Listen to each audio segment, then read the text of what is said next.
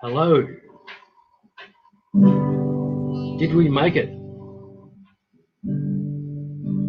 Have I finally got to where I was intending to be so many minutes ago?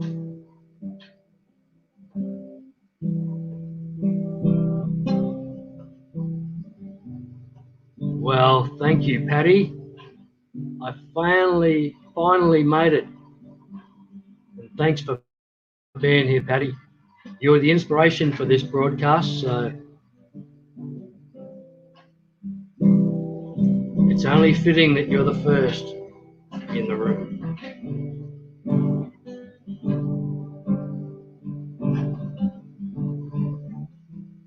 Yes, thanks for coming, man.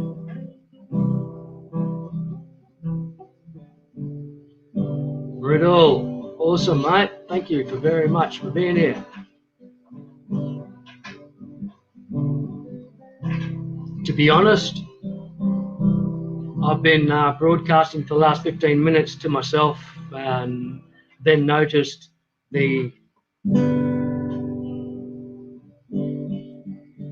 I think it's called Go Live button in the top right hand corner. The Go Right button in the top right hand corner.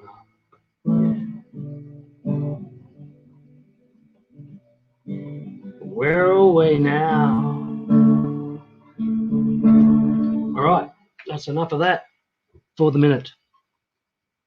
Hello everyone, thanks for coming. Marcos, indoor fishing, inside, thanks. Great to see you, man. Aquaballs, how are you, mate? Awesome to see you. Thank you for finding me. first StreamYard stream, so I don't have any idea what's going on here, but we'll see if I can keep it going, or if I can work it all out. I have no idea what's happening. Had a couple of wines and enjoying a nice mid-strength beer afterwards. Basically because I realised that the couple of red wines were affecting me more than they should at 3 o'clock in the afternoon. So yeah, so I'm on a mid-strength beer now, but had a great day in quite a few, not quite a few, but a couple of brilliant streams. It's such a shame for me that two of my favourite streams are on at the same time. That's Dr. Black 66 stream, which starts at about 11:15 my time AM, and Catfish Terry stream, which starts at 10 AM my time. So I'm yeah, they're both fantastic streams. I love them both. Awesome guys, awesome. Always very entertaining streams. But yeah, it's just my luck that they're both on at the same time, which is a bit disappointing, but oh well. My problems. First world problems. Yeah, good to see everyone here. Aquaballs. How are those whatever, sorry, are they short tail, pintail gobies? I'm a huge goby fan. Gobies are just the most awesome fish. And your fish are beautiful always, so how are you enjoying those new gobies?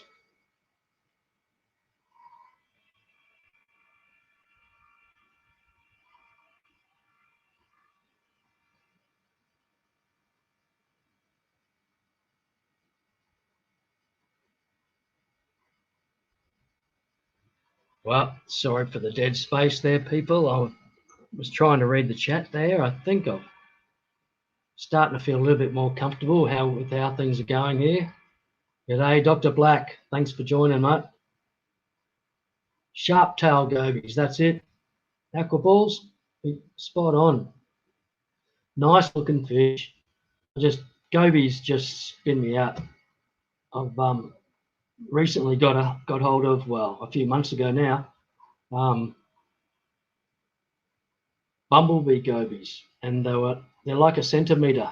They're tiny. They're just so cute, and like still attack bloodworms. You know, the bloodworms the same length as them, but I'll just hammer it and just slowly swallow it in. Such cool fish. Got little attitude though. They're fun to have. I've got them in a small tank, just themselves, but they just love it. They're going well. I love all the gobies. They're all amazing.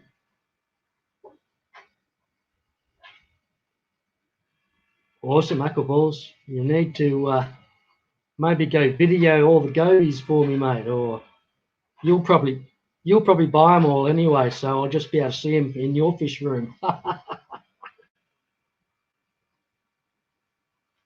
Oh yeah. Again, I hope we're all doing well. And I don't know. I'm gonna be real self-promoting, so forth, whatever. Not self-promoting, but just I'm going to be selfish, yes. And I'm going to play a song. Sorry for everyone, but yeah, I'm just in that sort of mood,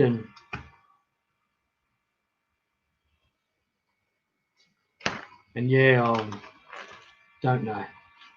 I'm going to try and play a song anyway, some sort. I don't know what song I'm going to play. I probably should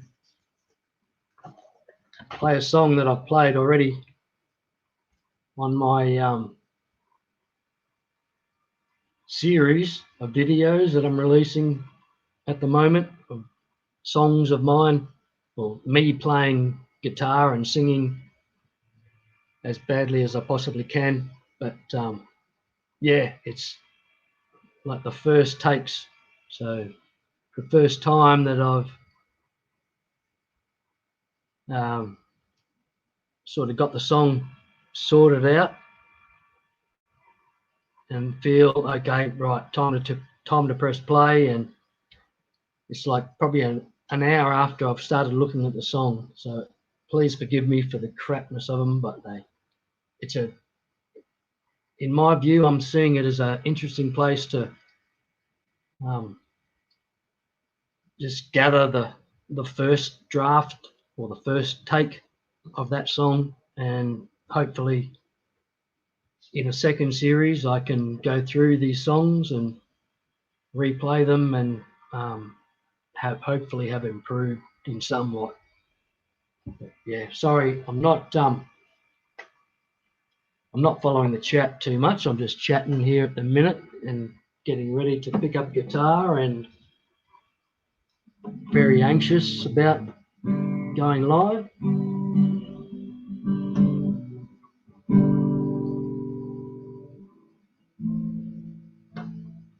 Yeah, okay. So we'll have a go. So had a few red wines.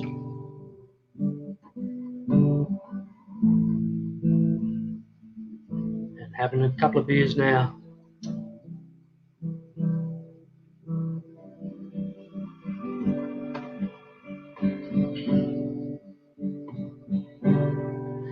Used to spend my nights at a bar room.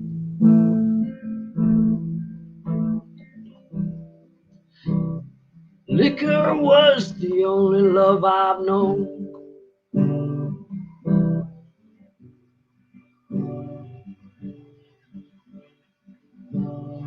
You rescued me, reaching for the bottom.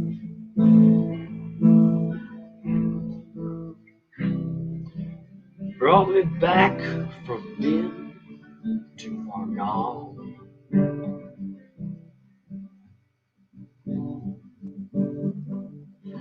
You're as smooth as Tennessee whiskey.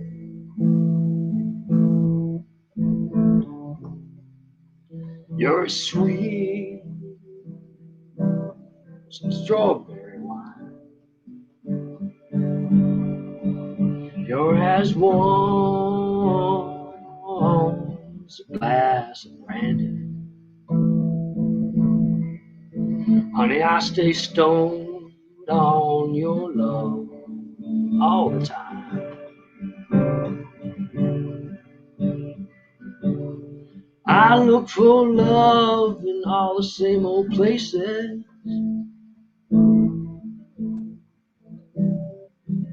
Found the bottom of the bottles always dry.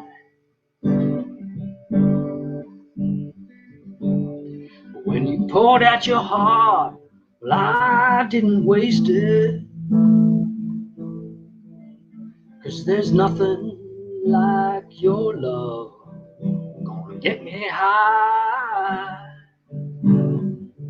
You're as smooth as Tennessee whiskey. You're as sweet as strawberry wine. You're as warm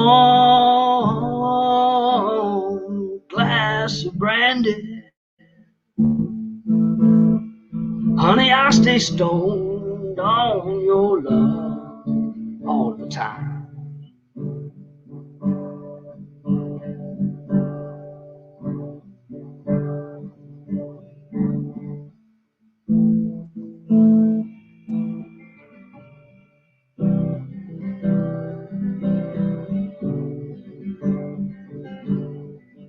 You're as smooth as Tennessee whiskey. Tennessee whiskey. Tennessee whiskey. You're as smooth as Tennessee whiskey. Tennessee whiskey.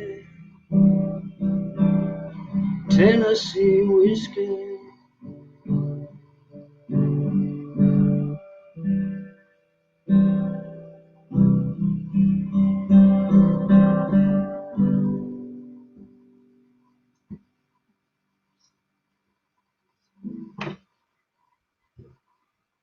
Okay.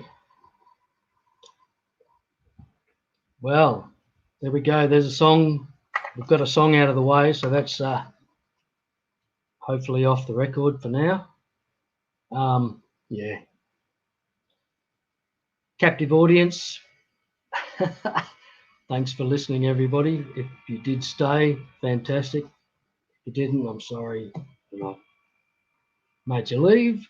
But yeah, let's have a look and see what I can do about getting anybody else into the chat here. There's a little blue person here. I'm going to hit that and see what happens. Do I need to load the link or something, do I? Let's see what I can do there.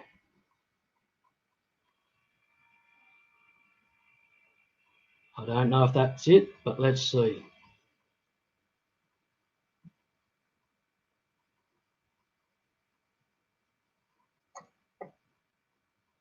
Now I need to find out where I'm going to see people show up and all that sort of stuff, I suppose. Sorry for my selfishness playing guitar and that. I'm just getting not even back into it. I have never been any good at guitar and that, but yeah, just picking it back up and trying to learn a couple of songs. Catfish Terry, if you don't know Catfish Terry, please, I highly recommend visiting his channel. It's awesome. He sort of inspired me with some of his guitar picking videos and so forth, but just to get involved and try and put something up there and for the way I see it, it's a good way to just to capture the progress of the songs as I learn them and so forth and get more used to them. And after time, we hopefully revisit them and see what happens. Hopefully, it's improved.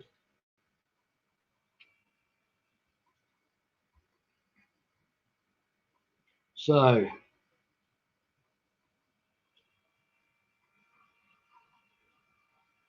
don't know if I've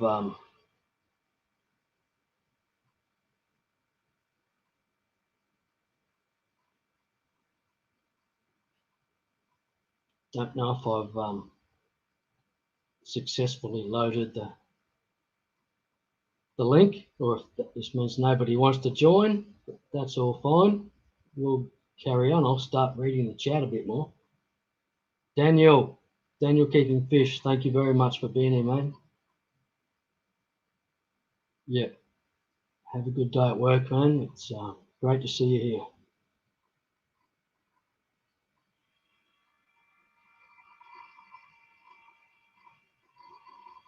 Yeah, thanks, Daniel. Cheers, man. Cool, mate. Good to see you.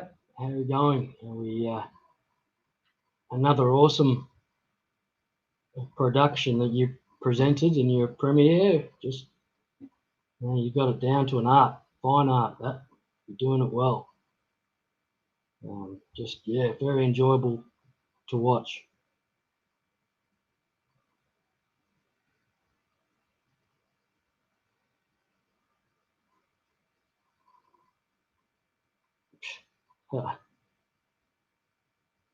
Yeah, exactly. Yes, it's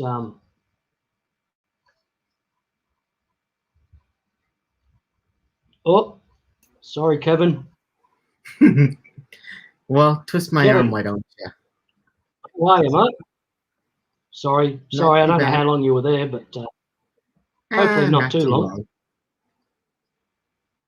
Hey, lunatic fringe. Awesome.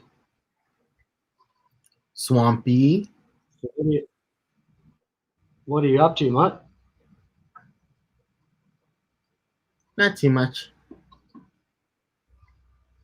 Yeah. I figured I'd come on for like an hour.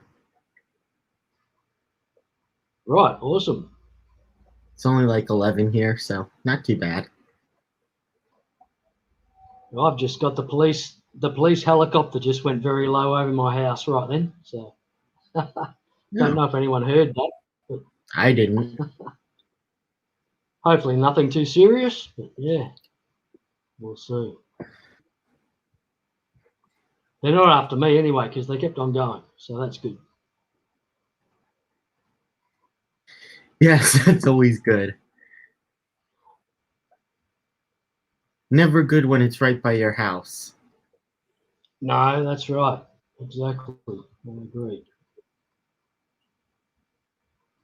So I saw you on a stream last night or yesterday, whatever, and you're saying you can't wait till things are getting back to normal so you can start traveling. Yeah, I've been And wanting to, but we just went to Tahoe, so I went snowboarding. I was on my butt most of the time, but you know. Hey, Dr. Black. yeah, cool. Awesome. Oh, that's great, mate. Which part? The snowboarding or the on my butt most of the time? Yeah, maybe not so much the on the butt part, but yeah, the snowboarding. Exactly, mate. Yeah, perfect. I Yeah. tore my ACL like 3 years ago.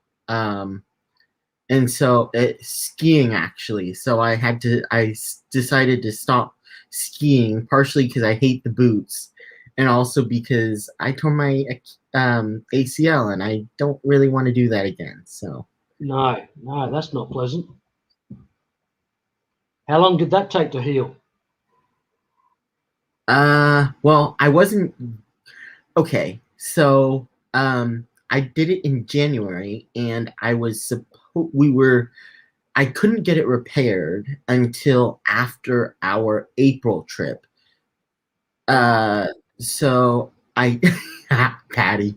So I don't think I ended up getting it repaired until like I want to say August, and it hurt like heck. I had to get it repaired, and then they wanted me to do all these exercises, and I was screaming bloody murder. It was painful when I got after, because they want you to, there's a machine, and it was really low, but I don't know what it was. It really hurt. So yeah, that was not fun. And then after that, I decided I like the boots way better, snowboarding, and I've been trying to learn snowboarding, but have only been able to go up a few times. So Right. every year I only go a few times, and then I'm like, I kind of forget it. So I'm like, oh, great. Now that must have been freaky. Trying to, put up with the pain and with the injury for that long. The body would have tried to heal that before the doctors even got there. So the issue was I had to wait for the swelling to go down, and I couldn't travel for like a month after getting the surgery.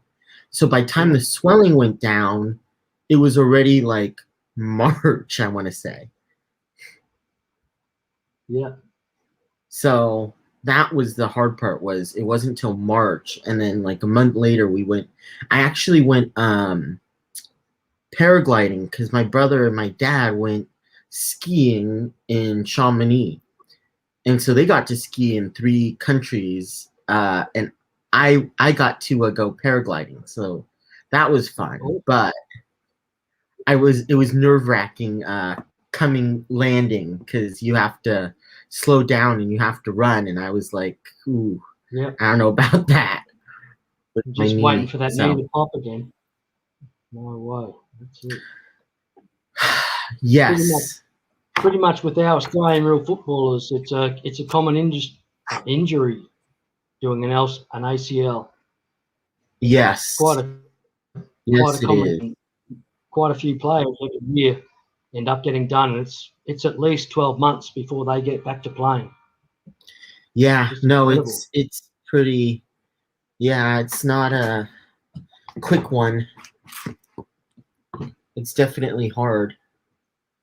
Yeah. Yeah, so how's all your fish? Huh? 3 p.m. Yeah? Well, so I got some shrimp in 3 of them, and then I've got some guppies in, I don't know, the bottom one right there. So the bottom one I've got guppies in from LRB, Lucas Brett's, and then I have orange, blue, red, and yellow Neo Caridina. So that was, and then I got I saw some oranges actually when I came home yesterday. So that I got some shrimplet. So that was awesome. Cool.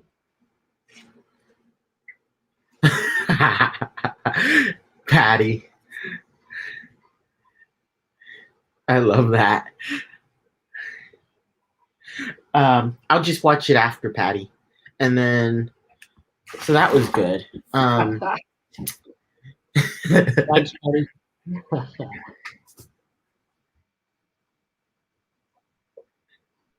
Yeah.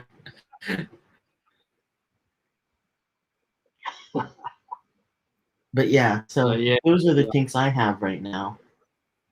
Right.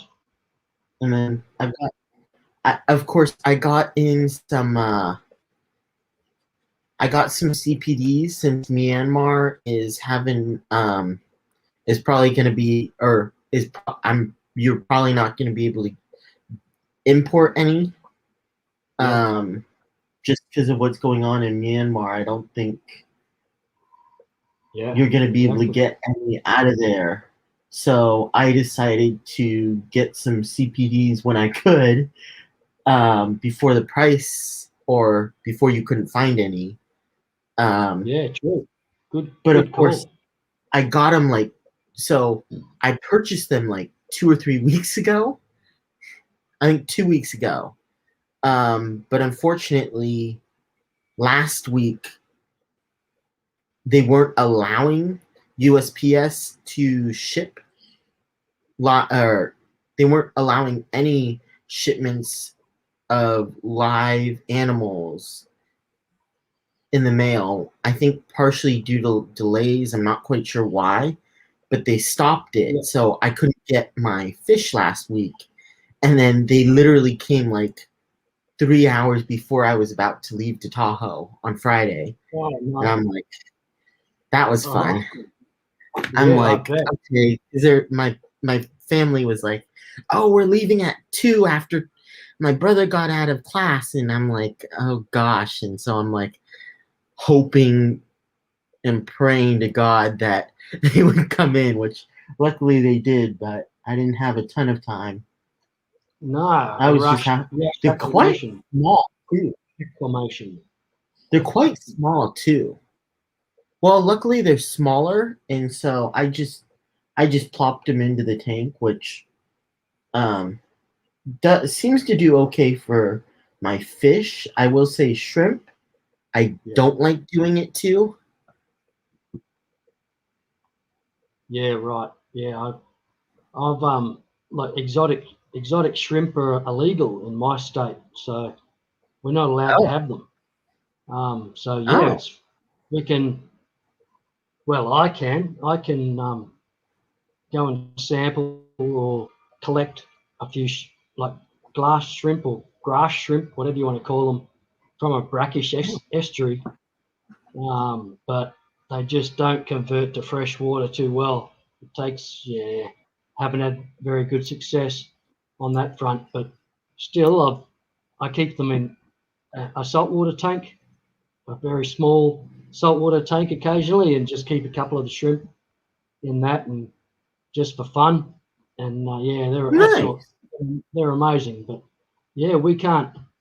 You can actually you can source the exotic shrimp, the cherry reds and the blues, and so forth. But I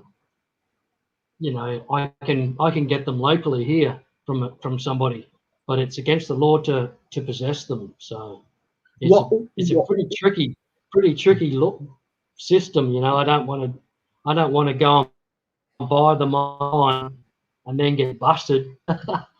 Especially since you have YouTube, what do they consider exotic shrimp?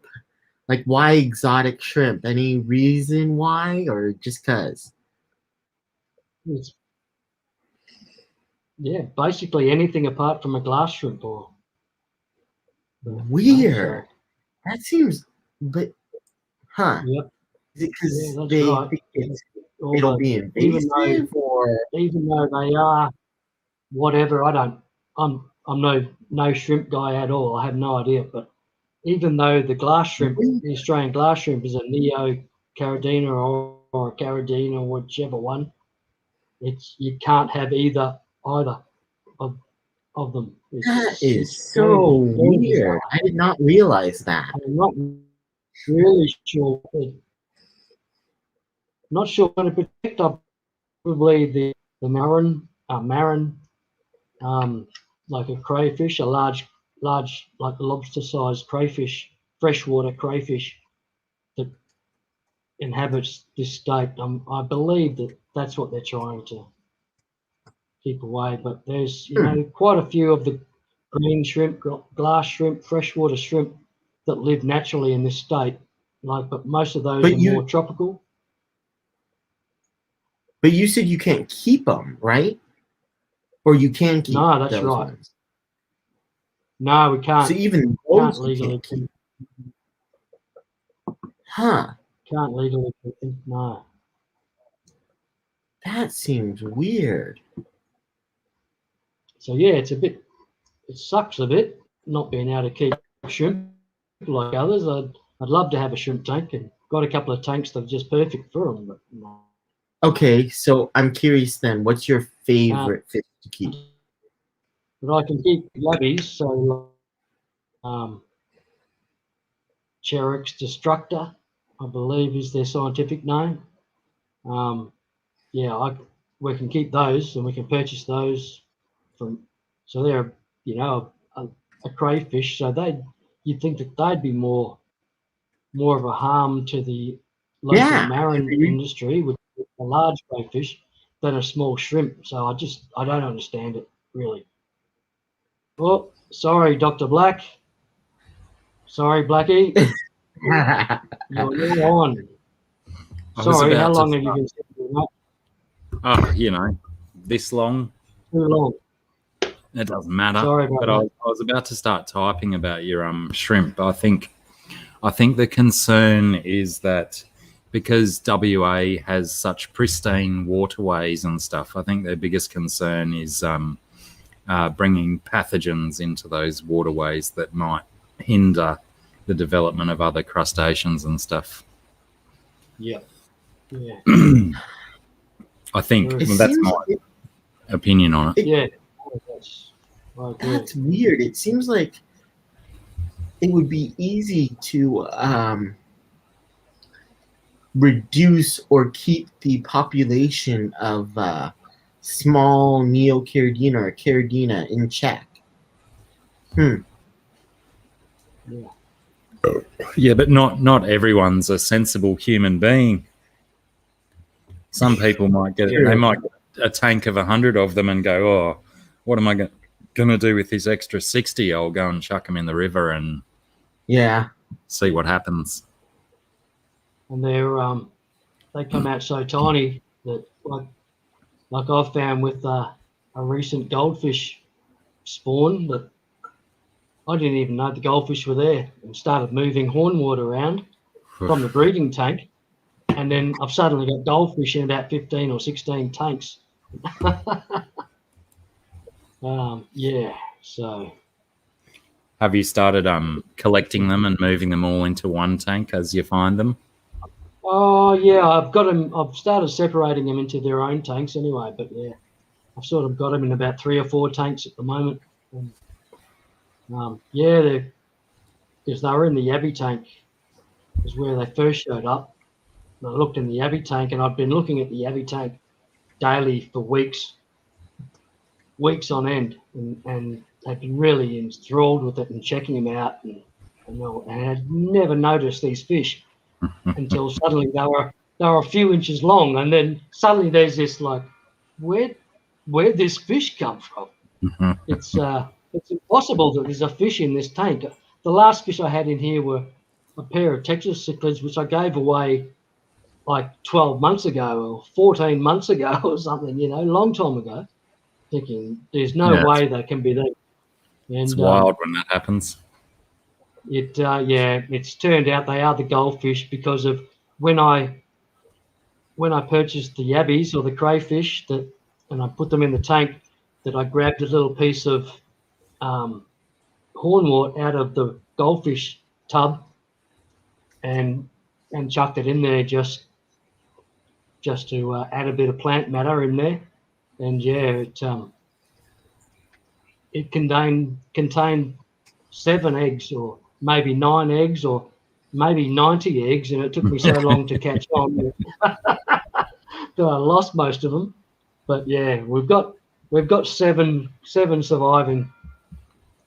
Which are now over a centimetre. So yeah, got a few in another tank as well, and yeah, it's awesome. The first time, like I've been keeping fish for over 40 years, and I've started keeping my first goldfish and my first guppies in the last couple of years.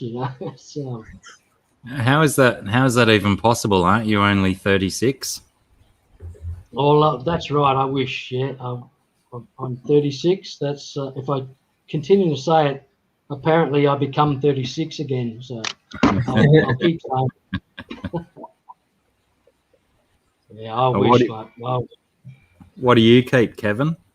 And good to meet you, by the way. Nice meeting you. So I have a community 55 with guppies, some blue dreams. I have 1 tetra. I have. Did you say 1 neon tetra? Yeah, unfortunately, the others passed. And I like it. just, I think it's a good specimen fish to have. Just the one.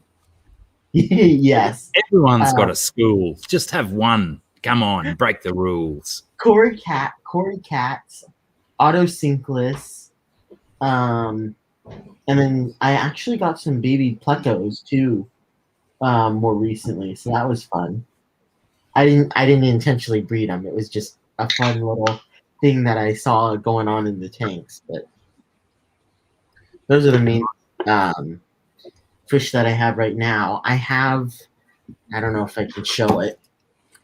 I have like 4 tanks right over there that I really want to set up. So I need to figure out what to do to get those up. But I want a rack to put those up because they're all in my bedroom. So I think that's the biggest problem with setting up a fish room is most of us aquarium keepers are slobs and we've got mess everywhere. So it's like, where do I find the space?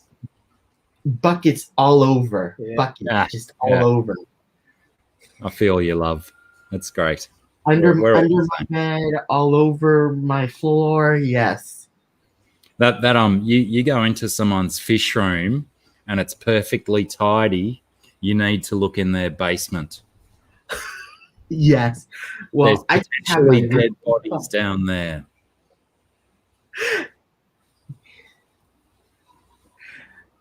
Yeah, true, Blackie. I've got my fish shed.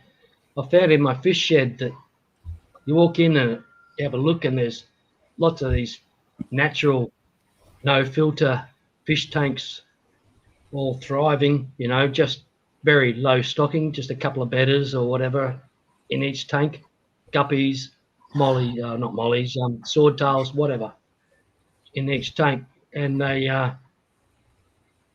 It's just difficult understanding how low care and everything that comes, a few plants, so forth, in these plastic containers, and these fish are just thriving. You know, it's yeah. I don't think I've put or I don't think I've done a water change on that tank for at least 4 or 5 months. Water what? Yeah, right. Any water changes, just because it's so lightly stocked right now. I don't have many plants. I don't have much in it either. There's strange words that Kevin's saying. I don't understand this water and the sounds that come after it. Water change? Don't understand. Water change. Yeah, exactly. Haven't done any water changes, which is, I mean, there aren't a ton, so. Yeah. Yeah, right. Sometimes it works, sometimes it doesn't. Exactly. I think most of the hobby's based on luck. Yeah, and how many dead bodies you've got in your basement. True. I find it definitely a lot harder to get by without water changing large adult American cichlid tanks than any of my guppies or better tanks, that's for sure. Yeah. Those are a little bit different. Yeah. Yeah, I just proved that before when I got off my stream and I started moving stuff around in my tank behind me and moved 2 pieces of wood, and all of a sudden the water is brown with filth and large pieces of stuff. Yeah, exactly. Yeah. Yeah, those big guys certainly need more water changing than the smaller ones that look after themselves, especially if they're surviving with plants. Because as we know, plants do most of the work for us. If they have plants in it, you can get away with not having to do quite as many, like LRB does. He just has natural, and he doesn't even. I don't think he has any air going into him either. It's just plants. Which, if you have enough plants, you don't have to worry about it. Yeah, they do. They certainly do a lot of our work for us if you've got good plants that are thriving. See, I don't like doing 5-gallon buckets, hauling them back and forth. So for these tanks, it's nice because I don't have to do a ton, right? Right now, just because there's not a ton of fish in them right now. So that's kind of nice. And then the shrimp tanks, I only do like every 2 weeks to a month. Yeah, I like a monthly turnaround for water changes. I don't think you got to do it every week. Yeah, Even no, I mean, said, it really depends on the nitrates, right? And the ammonia. But if you don't have too much of those, what's the point of doing a water change? Yeah. In my mind, it just stresses out the fish a little bit more too, when it's not necessary. Well, in my tanks, they're so low stocking, Exactly. it's so easy that I've got one big cichlid in every tank, so it's pretty low stocking, although they're messy, it's still low stocking, so because none of them will live with anybody else, so I've got no choice. But yeah, love the big American cichlids. Given up on African cichlids about 20 years ago, so I don't know, just sort of lost interest in the African cichlids for some reason. I'm not sure why. Yeah, I did too. Fell in love with the American cichlids, and I found Americans a lot more interesting than Africans, and there was, I'm talking late 90s, early 2000s. Everyone's Africans collections and tanks all looked the same. They all were going for this particular aesthetic, and it didn't appeal to me. Yeah, true. I feel like that's with a lot of things, but yeah. What's I don't know what Paddy's referring to, but Paddy loves Dr. Black's Aussie knobs. It means something very different down here, Paddy, and I can assure you there's only one. But what do you mean, Paddy? You have to explain.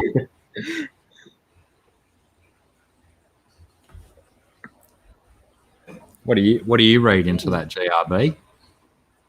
I don't know. I've just gone back seeing that. Thanks for bringing it up, because you've reminded me that there's a chat in front of me here that I should be following. So. You're just letting us do all the work then for you? You're just like sitting back and sleeping while we're doing all the work for you? Yeah, exactly. That's it. Yeah. Are you pulling a pan? Just sitting here chilling, watching the stream, going, "Oh, this is good. This is a pretty exciting stream, actually." And shit, I'm supposed to be running this somehow. Yeah, every 9 minutes you remember, oh, that's right, this is my stream. Oh well, where are you at, Kevin? So I live in the United States. I live in California, in the United States. Both of those I ascertained already just from listening to your voice. You can get closer if you like, unless you're uncomfortable about that. I live in the Bay Area, right near San Francisco. Righto. So I live actually like 10 minutes from Stanford. Oh, okay, had that in the crossword this morning. Is that more San Jose or not? What was the question, GRB? Is that more San Jose or not? So I live in Palo Alto, which is like 10 minutes away from Stanford. Yeah, right. So it's not too far. I had a friend that worked at 5 minutes, Stanford. She worked at Stanford and lived in San Jose. Is that possible? That's what I remember.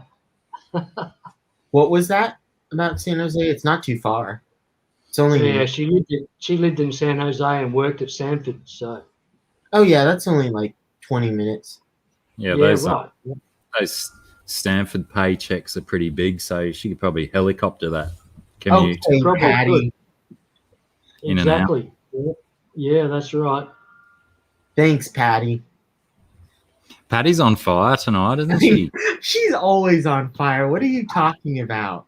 Yeah, Patty's It's trying to always sell so it much short. fun having Patty's an Patty. absolute champion. She's everywhere too. You can never escape from her. Patty is the Matrix. Exactly. So, Kevin, you were saying you wanted to go on holiday to Hawaii when you could, when it's That possible. will- What sort of price? What sort of prices are they charging for California, Hawaii? So it's not too expensive, but you have to like quarantine for 2 weeks. Yeah, right. Yeah, And At your so expense.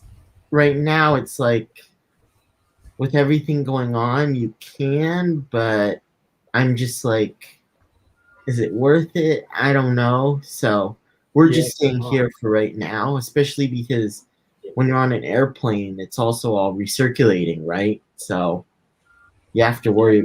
You have to kind of worry about that too. I don't know why That's my good. uncle, he travels all over right now, and I'm like, he's coming over here, and I'm like, just stay away. If you're traveling, stay away. So you're saying, mom- Ian, Yeah. take it easy, man. Your mom's at our house too, so I don't know why you're coming over. Yeah, put her at risk as well. I mean, she's what, 82, 83 now, and her leg is hurting, and so she's staying with us because we don't want her to fall and hurt herself.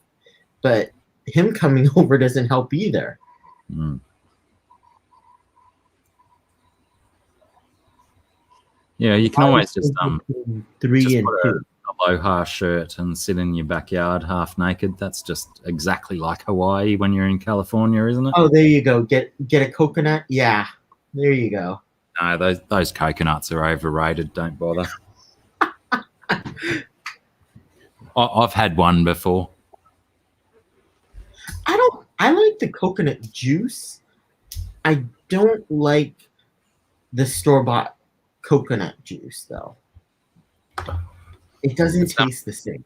Yeah, it's quite difficult for some humans to digest as well. Me being one of them. Oh, really? Yeah. I know they're very very absorbent. But I didn't know we couldn't digest it as easily. Oh no, not everyone. Just some. It's like one of those intolerance things. Some people can't eat too much wheat or soy. Some people can't eat too much coconut.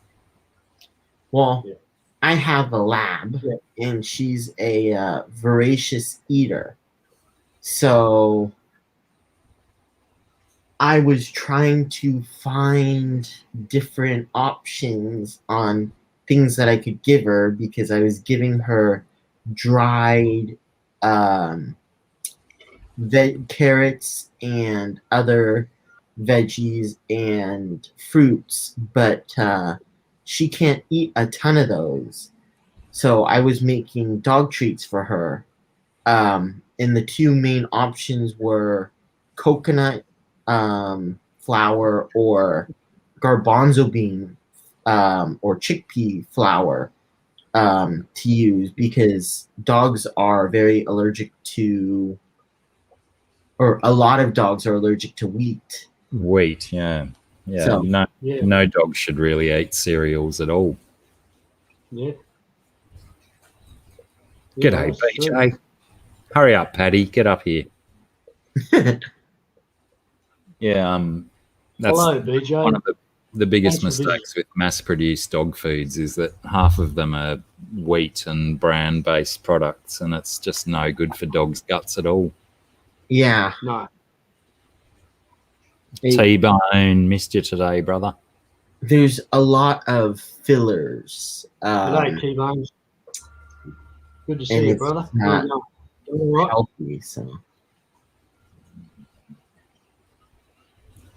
And you make your own dog treats, you said, from scratch? Yes. Yeah, I'd probably go with the chickpea flour, I reckon, out of the three that you suggested. It seems That was- like it would be the highest protein.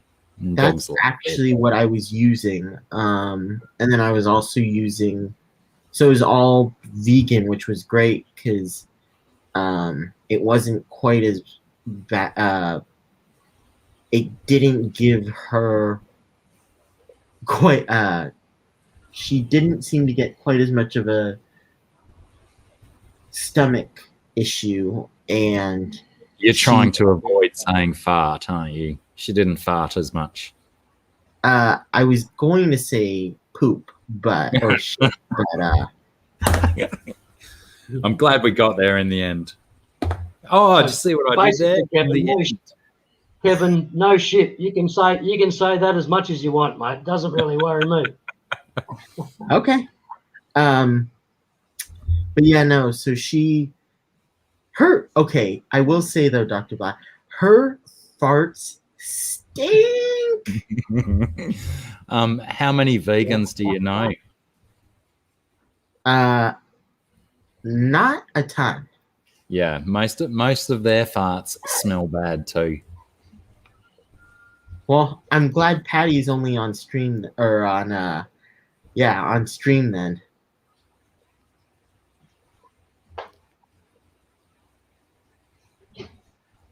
Yeah, no, I can't wait for later, like in 2 or 3 weeks, because I'm gonna be getting another dog, and I'm gonna be sneezing and blowing my nose way more than I already am.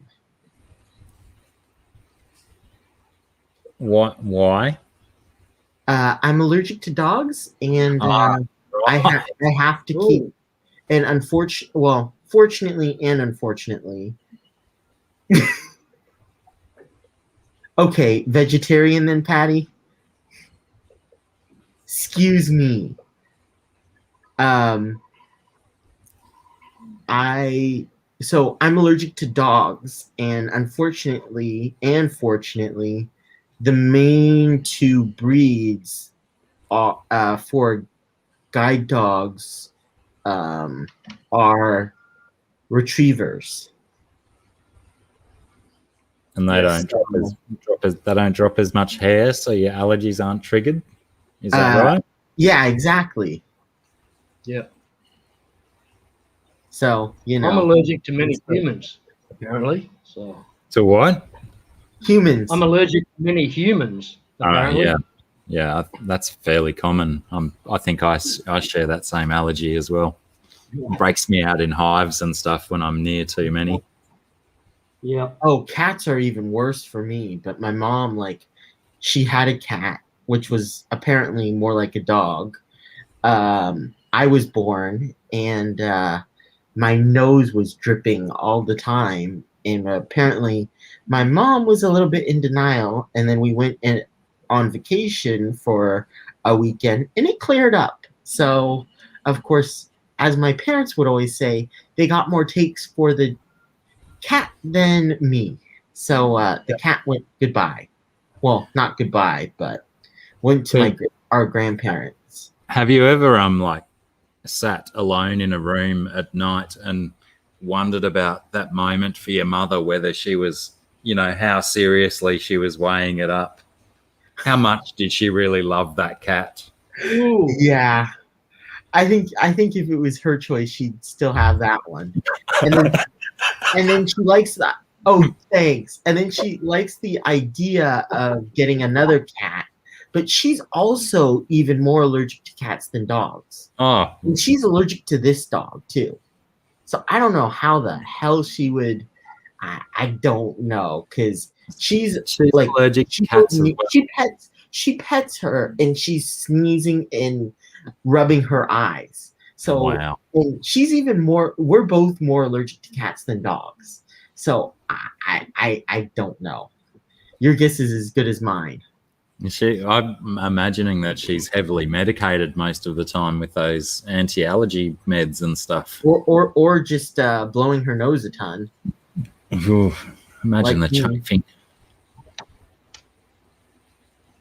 Yeah, well, T-Bone's just quickly got 4 4 shingleback lizards. So Oh, nice. they're all pretty much a little family. So, and yeah, it's pretty cute watching them interact with each other, being a family. That I'll just fall asleep with one of their Gumby arms over each other, and like they're hugging and together. They're quite an amazing lizard, really. Are they Highly siblings? recommend anybody getting a shingleback lizard. They are just the most amazing pet. Are they siblings, or did you just get them around the same time? Yeah, well, they're they are siblings. There's like the father and the mother, and a baby, and then a ring-in as well, who's from another family. So, but yeah, Nice. I've got a husband and wife, so to speak, with a baby. Used to have two babies from that family, but yeah, one of them got taken by a neighbour's dog, which was pretty heartbreaking, and just a nasty situation, just an accident that happened, which was, yeah, as I said, very heartbreaking. And How for big do they everyone get? concerned, the neighbours wanted to put their dog down because of it, and I'm thinking, For eating a lizard.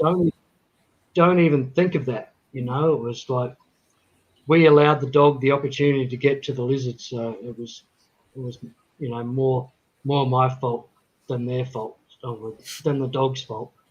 So You should the dog is still fantastic, and I love the dog to death. Yeah, send me their address and I'll send them a book on avoidance training for dogs. That's all they need to do. You don't need to kill the dog. You just need to train it to avoid stuff. Yeah. Works for snakes. It's just a shame. Like we've got like 3-foot fence or something like that between the neighbours, which is just not effective. Is it like what kind of dogs are they? Yeah, sorry, exactly. Blackie, I missed that. I was going to say, is it like a mesh fence that the lizards can get through, or is it like a ColourBond plate fence? It's basically whatever they used to call it. I can't remember, but the asbestos fencing, asbestos corrugated fencing. Yeah, gotcha. Yeah. Those type, and it's only 3 feet, so it just makes a perfect opportunity for the dog to just jump over. Yeah. And opportunities that we didn't realise was happening until that happened. So yeah, it's a shame, but we know about it now. So the lizards have basically now live full time in my kitchen, on the floor, running around. So you get one of those rabbit hutches that's like a wheelbarrow, so you could put them in a hutch and wheel it out the backyard. But I suppose if a dog can jump over a 3-foot fence, it can probably tear a rabbit hutch apart, can't it? What kind of dogs were they then? They've got a 6x2 fish tank,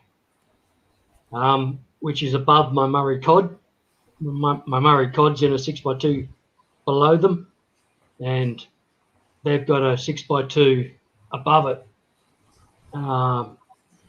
which they just love and everything. But as I said, since then I've had them living in my kitchen, like blocked off, barricaded off by empty 4X gold cartons, and they've just about scratched their way through the 4X gold cartons, and one spot one of them has anyway. It's amazing. But yeah, they're pretty happy just on the tiles, because it's been over 100 degrees here for an extended period of time in Western Australia. Very, very hot summer. On the cool of the tiles, they seem to be enjoying that more than getting a sun hit, which is like they live in the fish shed, but directly above them, the roof tile is a actual like a clear, or not clear, but a filtered sun tile for the whole roof above the fish tank. So they get natural filtered sunlight on top of them, and every day they just run out into the middle, grab some sunlight and just have a great old time and just keep running around all over the place. But if you know shingleback lizards, they don't move around too much anyway. They like to sleep. Yeah. One of their names is sleepy lizard. They like sleeping, and they'll just sleep in the most cutest, amazing positions. And like I have them crawling around my kitchen table here at the moment. A couple of them, the two that I had before, I put down. They're now cruising around. One of them just stole my pen. So they're just absolute characters. They're just hilarious. See you, Riddle. Good night. In the last few years, yeah, they got me through any of the COVID lockdowns. They entertained me well and truly. Yeah, they're intelligent All the way lizards. through They're that. It was little just dogs, awesome. isn't it? We had a great time. How big? Yeah, exactly. How big are they now? Well, I don't know. One's about probably 16 inches, something like that. Okay. 18 inches. I haven't measured, but I'm guessing. Another's, 16. Another's 12 to 14. And then there's the baby, the remaining baby, which is probably, I don't know, maybe 8 inches or something. And she's just adorable. She's just an absolute character. She just doesn't matter what you do. You can put her down and she'll just work out the cutest thing to do possible, like to go and hide under a leaf and just like have her head sticking out from under the leaf as if nobody can see her, but everybody can see her. Yeah, all sorts of different things. She's adorable. I love her. And she's affectionately known as Sweetheart. Thanks, Dr. Black. Of course, right after you said that, she just farted and she lays stinky. Hey. Well, I did find out today during my live stream that apparently I can control the weather. So apparently now I can control animal flatulence as well. That's great. May in the morning. Yeah, you really don't need that. You don't need anything more to torture us with. We already have to deal with you. We don't need more. There's a time and a place for flatulence, and I'd rather be in control of it instead of in receipt of it. Dr. Black, you need to add that to your resume. Yeah, that's what I say. Weather control, animal flatulence. Sign me up. Big bucks, 6 figures, thanks. That's right. It's got to be worth it.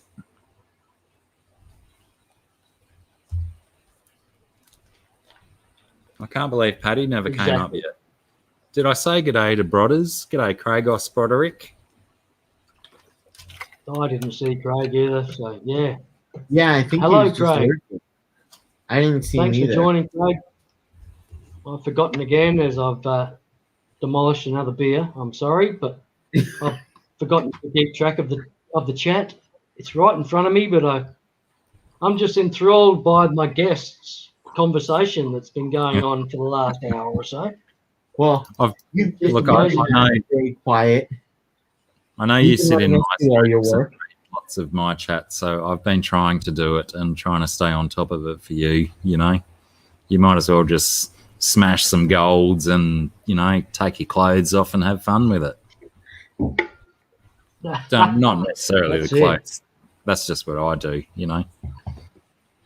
Well, yeah, I'll leave the clothes taking off. I'll leave that to S.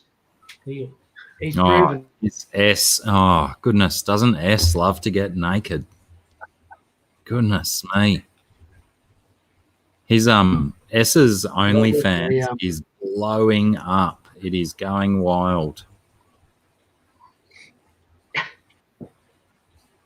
Yes. That was quite an amazing stream, Dr. Black. Which one? With Big Tank Hank, and you mentioned about S and the other 25 YouTube handles that you could make in the alphabet. And then suddenly all these people started, well, one person probably started becoming every letter in the alphabet until we got to Z. Well, X, I believe X didn't show up. X was boycotted because we all knew there was already an X. Or whatever. So I think it was around U or V that I suggested that there may be a difference between uppercase and lowercase as well. Exactly. Once we went through the capital letters, then all of a sudden the lowercase alphabet became a thing as well. That was the bit that blew my mind. Yeah, that was brilliant. Thought.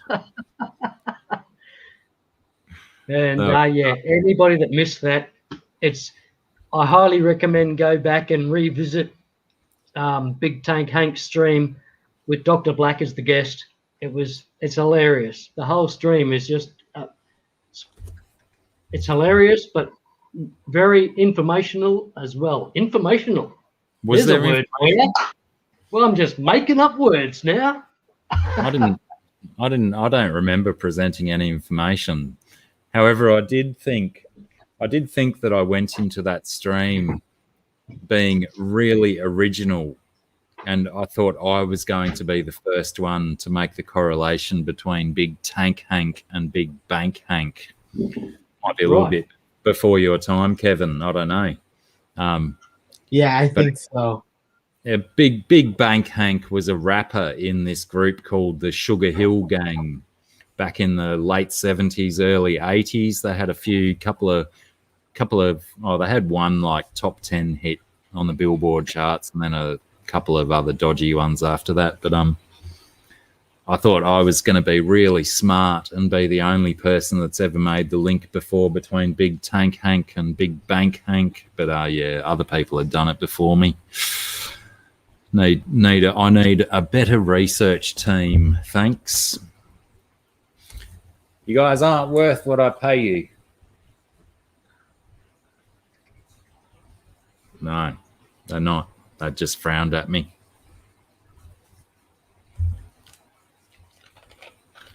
But yeah, it was a fun stream. It was all right. And no dislikes. That was the thing that amazed me. There's always at least 1 or 2 dislikes on my videos, but when I do Big Tank's stream, Big Tank Hank's stream, not a single dislike. I probably shouldn't have said that out loud, but now there'll be like 7 dislikes on it. Sorry, Hank. Better you than me. No, I think I just felt like 9 people just leave the chat to go and find that video and hit the thumbs down. Well, whoops, I'm sorry about that. I just returned from Wrestling Crocodiles and... Be careful. So I missed that, I'm sorry. I missed that. Yeah, sorry about that. That's all right. Just watch the replay. Just watch the replay, GRB. You'll catch it all again. I will. Because I am not telling that story again. Another Dr. Black timestamp that I need to remember. Oh, geez, here we go. Apart from the guitar episode. Oh, really? Yeah. I love that one. I had to go back and watch that one. And download it just and get some of it because that was so good. I can't believe someone hasn't screen captured or downloaded the video and done some stupid loopy video or something like 30 seconds of me throwing a guitar at the camera. Yep. No, it's damn it. By saying it out loud, I'm putting a suggestion out there, aren't I? It's definitely art. It's amazing, especially when HC Aqua, Jesse, comes back into the picture like 3 seconds after you leave, he comes straight back in and sits back down, puts his headphones on, and behaves like nothing's happened. 3 seconds like this, like directly after it happened. It was absolutely hilarious. And he just has no idea what happened. Yeah. Well, I didn't either until the next morning. Yeah, exactly. I'm on someone else's stream and they're going, "How's your guitar? How's your computer?" And I'm like, "What are you talking about?" And I'm like, I'm on someone else's live stream. I think I was on Aquamate's live stream the next day and watching YouTube in another tab to try and find out what everyone's talking about in the chat. Potentially, I mean, my ribs are hurting. Realistically, that probably should have been the day where, you know, I maybe thought a little bit deeper about not drinking so much while I'm on YouTube and stuff. But here I am. Once again. Oh, yeah. Okay. So does anybody mind if I, while Dr. Black gets drinks, maybe that seems I've got a captive audience, that I try another song? Do I do that or not? Yeah, I probably think a lot of votes for no. Always. I also have to go and prepare some dinner for my parents. So I'm going to do that. If you're going to play a song, that'll give me a perfect out for a little while. But I might stay on screen unless someone else comes up. Where's Paddy? Paddy, come on. Oh, hang on. I've got Bomber Steve here. He's probably been here for an hour and a half. Sorry, Bomber. No, you're right, mate. G'day, Steve. G'day, how's it going? All right, mate. Good to meet you. Yeah. I thought I'd better jump on and bring a bit of Victorian class to this panel. A bit of what? A bit of Victorian class. I'm not understanding the words. You know, Victoria, the main state in Australia. I understand the state, but when you put it with a verb like that or a noun, no, what is it? It's an adverb. I just don't understand how they work together. It just doesn't seem to ring a bell. Oh, okay, right. Oh, yeah. It's going to be like that, is it? Hey, Roundhouse. I've been told that apparently you're supposed to perpetuate myths when you're on YouTube. You're not allowed to point out facts. You've got to perpetuate the myth. Apparently, the more far-fetched and the least evidence you've got, the better it goes, apparently. And yeah, they don't believe that the absence of evidence is not the evidence of absence. That's exactly right. I think I did say I was walking away, and now I'm here saying so many more words than I've said in the last half hour. As always, no surprise there for anybody. So now I know GRB's in Western Australia. Where's Kevin and Dr. Black from? Kevin's in California. Oh, okay. Now, Kevin, you have to tell him where I am. Oh, geez. Yeah. I know you're in Australia. Oh, come on. I roused on you for that. You can't just tell me a country. You got to narrow it down. It's a big place. It's as big as America with less states. I'll give you a hint. I was just giving Victoria shit, so I'm obviously not from Victoria. Yeah. Yeah, I know that. God, I don't... I've got a sneaking suspicion you're north. Hey, Kevin, do you know, have you heard of Byron Bay? Do you know where Byron Bay is? No. Ah, damn, I can't even. I'm horrible with geography. With my vision, oh, God, I hated geography class. So it's okay, Kevin, you're not missing much. Well, he's clearly missed some vital information, like the states of Australia. Yeah, indeed. I'm from northeast New South Wales, just in the hills behind Byron Bay, Steve. Yes. And Kevin, write that down for future reference. Nice lizard, mate. Got it. What is the timestamp, GRB? 1 hour 14:35. Okay, there we go. Right. Is that What a, did you say, Steve? I just said GRB's got a nice little lizard there. Is that a Western blue tongue? Yeah, it's a shingleback. Basically, It is a shingleback. Bobtail. Bit hard to see on the camera. Yeah, Bobtail, shingleback.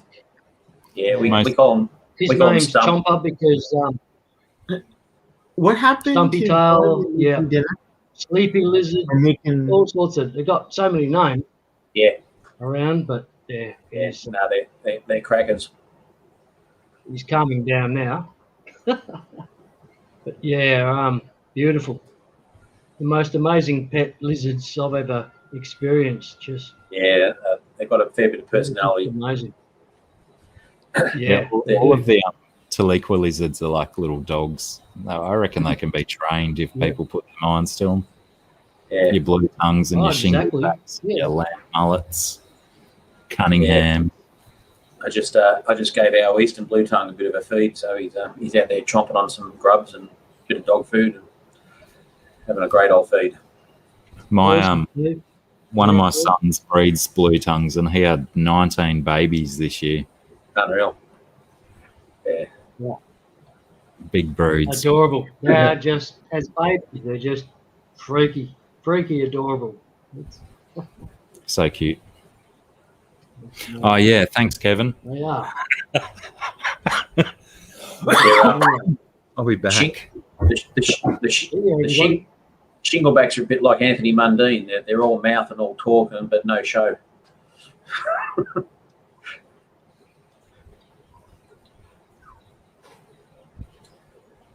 Whoop. Sorry, I'm not sure what happened there. Dr. Black just instantly disappeared, and Yeah, Oh, jumping because I reminded him. He said he everyone was else gonna was go. locked up. He was gonna go Sorry? make supper. He said he was gonna go make supper, and then somebody came in the stream, so he kind of got sidetracked as usual. And then I reminded him, and he left. Thank God. Paddy wants to know what's the closest lizard to the bobtail. Where's Paddy located?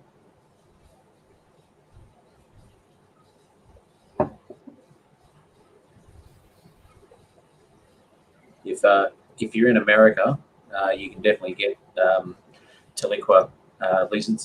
There's breeders over there. You can get shinglebacks and blue tongues over there, but Australia is the only place that have Taliqua genus of lizards. So there's only 2 in Australia, and that's the only place they come from. In New York, yeah. If you did a search for Australian lizards and breeders in America, I'm pretty sure you'd find someone over there that would have them. So the two species of blue tongue are the eastern or northern or western blue tongue, and then there's also the shingleback or bobtail or stumpy as we call them. Hello, we've lost the host. Here he comes. No, I'm here. I'm sorry. I was Click the I wrong just button. lost everything for a while there, but I was just sitting there watching, fascinated with what Bomber Steve was talking about there. So As I forgot usual, about adding myself back to the stream. But yeah, thanks for keeping it going.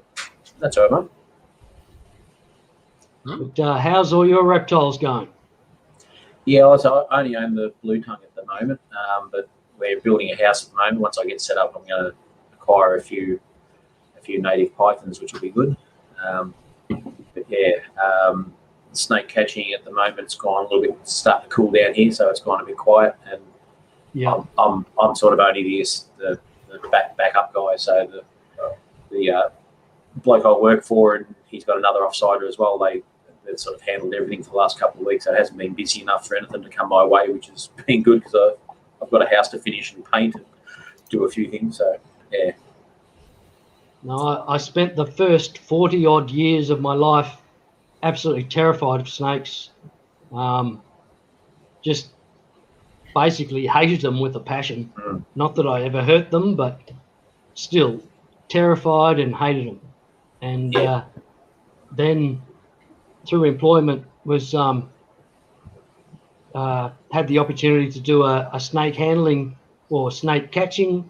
Yep. So I could be trained to catch snakes in our workplace and relocate them to another location, and just got the most amazing respect for snakes, and just realized how beautiful they are and all that. And I still think I'd really struggle to hold one, because I was catching like brown snakes, tiger snakes, poison, like venomous, whatever snakes. That's what I was catching. So none of the snakes were like very friendly at all. No. But it's just amazing how easy it was for me with a big black pillowcase, a triangle, a metal triangle, black pillowcase net. Yep. Just put it down anywhere near the snake, and the snake would go straight into it. And that happened hundreds of times. It was just amazing. Yeah, does happen. Well, from my experience, occasionally we mainly have. Well, we're 95% Eastern Brown over here, and they tend not to be quite so cooperative. They tend to go in the opposite direction. So you end up having to take a couple of steps and grab them by the tail and control them with the hook while you tail them, and then get them in the bag. So I've changed over to black bags this season, and I've discovered a problem that once I actually get them in there, the buggers don't want to come out. Yes. They really that's right. They really like it in there. Yeah. Couple of questions. Leo, brush it off. Yeah, I've got a channel. If you do a search for Bomber Steve, you'll see my icon's got a Eastern Brown in a defensive posture. So yeah, that's there. GRB, I just pasted it in private chat. I can't awesome. put a link. Yeah, cool. But Yep. And just put it in private chat. Lunatic Fringe, yes, the blue tongue lizard and the shingleback are the same genus. So it's a Telica genus, and then there's the two subspecies of that, which are the only two in the world that I believe. I think I've got that right. But yeah, they're both an amazing lizard, and get them in the backyard all the time. They're great. If you can get a Highland blue tongue from the Blue Mountains, they're sexy as. Yeah. Blotchy, I think they call them, blotchy blue tongue. Yes, yeah, I've seen the blotchies. Yeah, I've seen a Queensland northern blue tongue take a bit of a chunk out of a bloke's finger one day too. They seem to have a bit more of a bite on them. He probably deserved it, or he was soft. It's funny as it's the West. Anytime I'm feeling a bit Western down, I want to Australian. laugh. I watch this video, I just laugh my guts out every time. The Western Australian shingleback, the Western Australian goldfields shingleback is amazing. Like, it's bright orange colour around the edges, so to speak. Yeah, I've seen those. It's just bright orange, just matching the soil, the red soil of the Western Australian goldfields. Just amazing lizard. Yeah, I mean, these lizards date back to the dinosaurs, and they've had a long time to evolve to match their ecosystem and their natural environment. So, I mean, our eastern blue tongues around here, you put them into a eucalypt forest with their striping, and once they get in some underbrush and sit still, you just can't see them. They just blend in. Yeah. And, I get probably a third of the call-outs I get in the season is for misidentified blue tongues. So, people just see the tail disappearing and, it looks like a snake. So you turn up there and you get $100 for picking up a blue tongue. That's probably where most snake catchers' income comes from. Yeah, it's a third to a quarter is misidentified snakes. Yeah, all sorts of things. Ropes, plastic snakes. I mean, it's probably better like that, because you don't want, you'd rather people getting a professional to deal with it instead of, oh, it's probably Exactly. just lizard, so I'll pick up this Yeah. eastern brown snake. Yeah, well, that's right. Yeah. I think it's a blue tongue, but actually it turns out to be a tiger snake, and yeah, it's yeah. So yeah, we always encourage people to err on the side of caution. If you're not sure, get the professional. Oh, are you a snake handler, Steve? Yeah, I do a snake relocation over here in Central Victoria. Yeah, so I've bagged probably, I don't know, I think about 24 this season, which hasn't been too bad. Yeah, most of the eastern browns, and I've got 4 red belly blacks, which has been a bit of a thrill this season. They're my favourite. Oh, I always find it funny when people want a red belly black moved on because they're just so beautiful and so handy to have around. Just bloody leave it there, you goose. Yeah. And you've really got to do something wrong to get bitten by a red belly black. Like you've really got to get in its face and tick it off. Well, they're one of the most well, not necessarily exciting, but available snakes.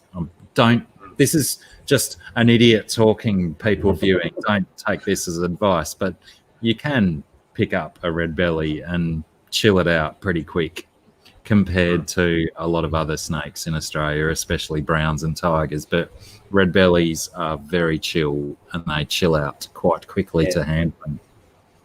Yeah, they do. Like the last one I picked up was actually in the middle of town here in Bendigo, and I chased after him. I picked him up by the tail and tried to get his head in the bag, and he just wouldn't do it. So I had to lift the bag up, and he just kept on flicking up. All he was trying to do was get away from me. Like, there he is. Yeah, and not a mouth opened ever. Yeah, he was just wanted to move. Yeah. Pardon me. So that's a nice underbelly pattern, Glenn. Yeah, they're beautiful lizards. They really are. Shit. Sorry, dinner. They're outstanding. Just this guy's probably the least attractive out of all my lizards. Before. Yours have can you show me the tail again there, GRB? Tail? Yeah, the tail. Yeah, it's a funny tail. The tail. Oh, sorry, I've got to line up with the camera. I'll come back a bit. Go up. And he wants to. Sorry, he's getting a bit squirmy, but you see the tail. It's not a. The tail is sort of starting to match the head a bit. Yeah. At this size, but because none of them have a matching tail to the head, like you do see in some of them. Yeah. But their tails are a lot thicker since I've had them. But their tails were a lot. When I first got them, the tails were a lot thinner, like a short skink, like another skink. Yeah. Tail. It was a very short and skinny, not so skinny, but still skinny tail. But their tails thickened up since I've had them, and I'm always a bit concerned about it. But they just seem to love human interaction. It's just amazing.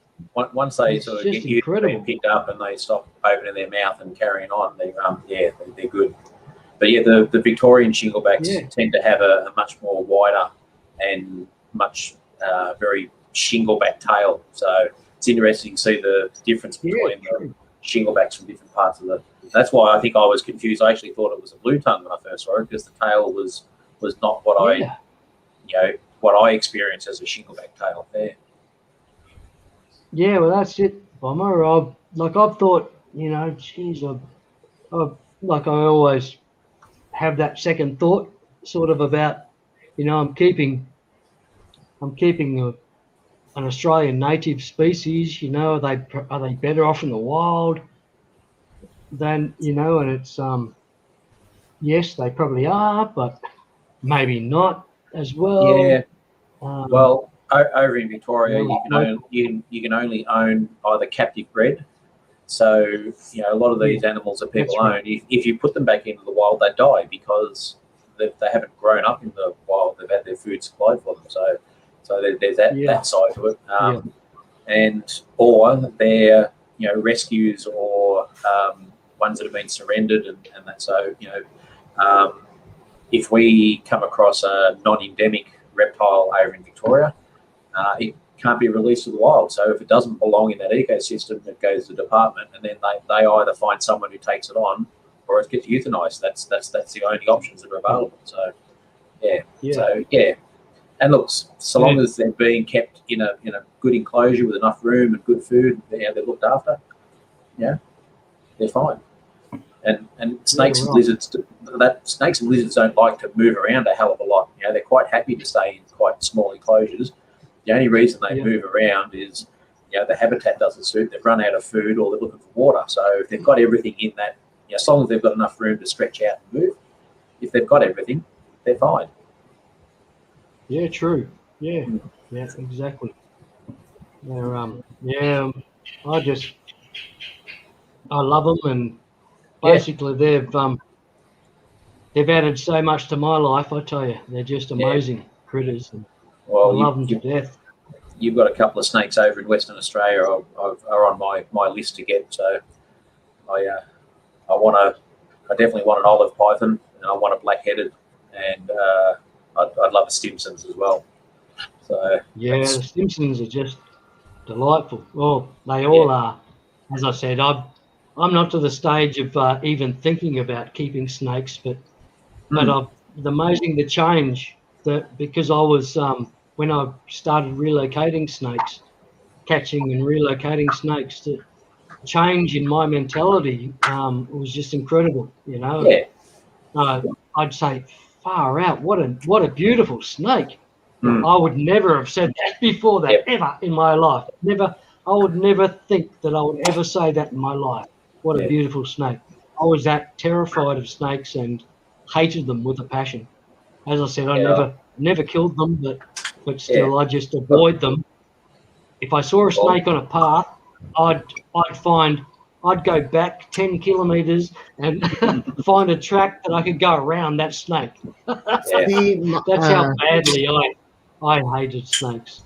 Yeah. I know my mom hates snakes. I don't know how the heck. I think it was John Larson had got his son what was it? 6 foot 6. Yeah, I think it was like 6 inches or something, or maybe 6 feet. I forget. Snake, and he kept it in his closet. I don't know how the heck he did that for 5 years. I don't either. I don't remember understand that. Streams, I think he said how that somebody could keep a snake in their closet there. I think he had it for like 5 years too, and I want to say it was like 6 feet. Wow, yeah. And then of course the mother, after like 5 years, went in there, and I'm like, and you're still alive? How are you still alive?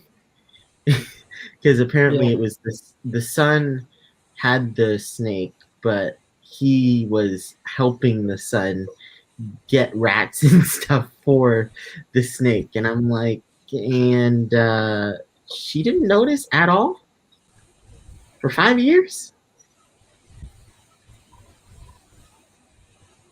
Huh.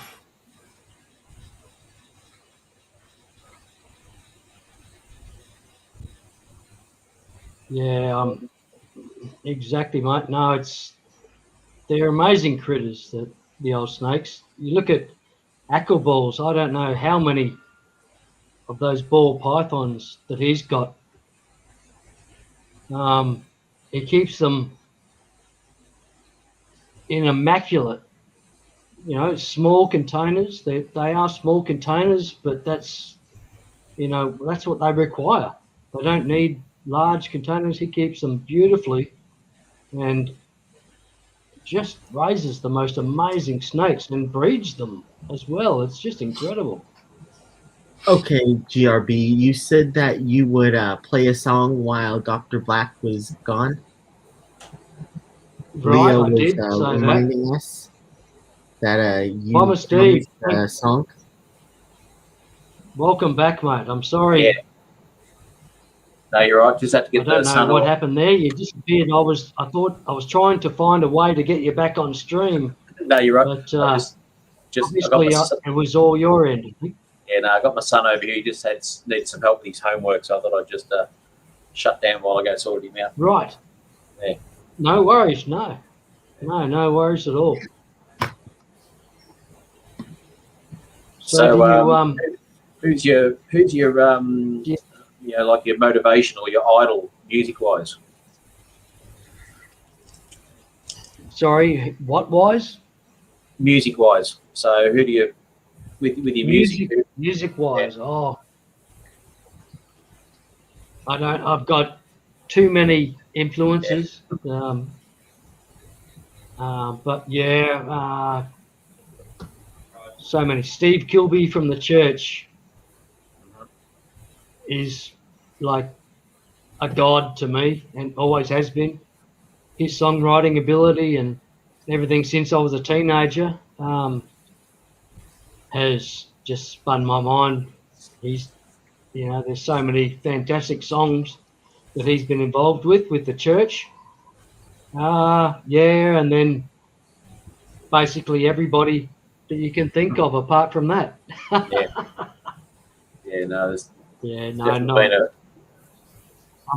a big Lynyrd Skynyrd fan. Have been. I was lucky enough to spend about 4 years or so in America in the 1970s, early 80s. And like Lynyrd Skynyrd, Neil Young, Bruce Springsteen, all these guys were just amazing influences, and so many country artists, because I was right into country music at that stage. John Denver. I'm a huge John Denver fan, which is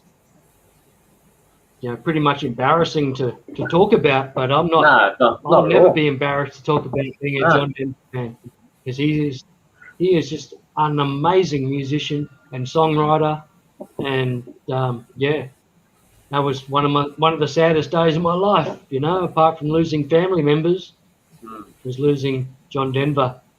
There's a few there's a few current stars and one-hit wonders going around in the last 20 years that would love to have a career as long and as prosperous as what John Denver's was. Yeah, exactly. Yeah, I'm sorry, I'm just complete after being, I'd say, one of the most addicted musically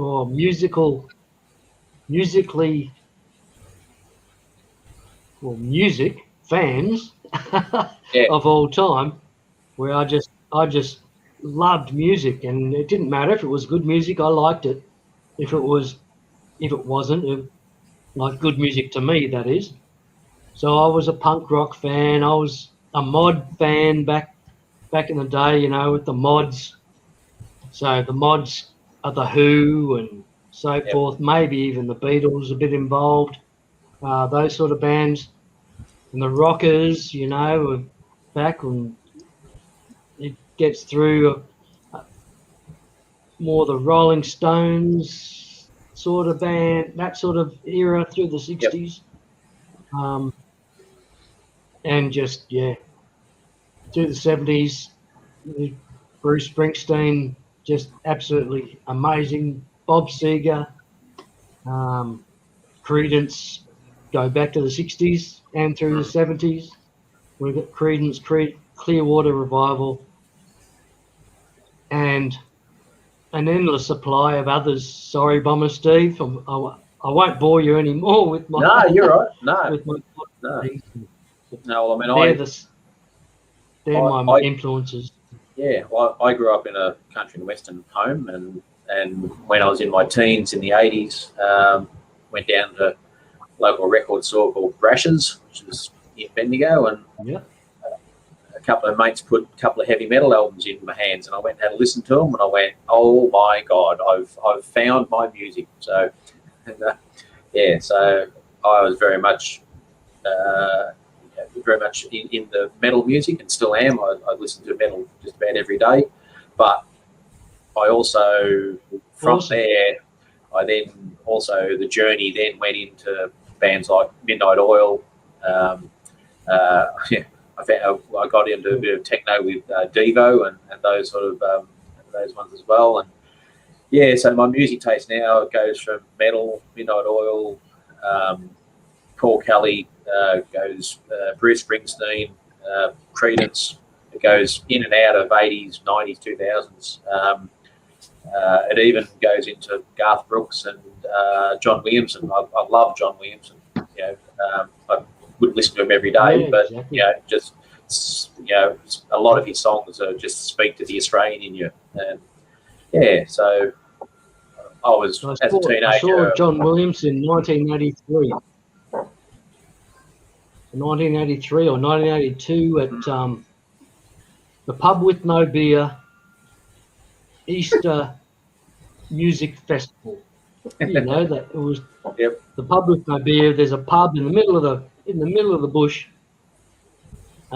which had plenty of beer, but I was like maybe 16 at the time, something like that. And he was John Williamson, with the old Emu song, name it, the whole lot.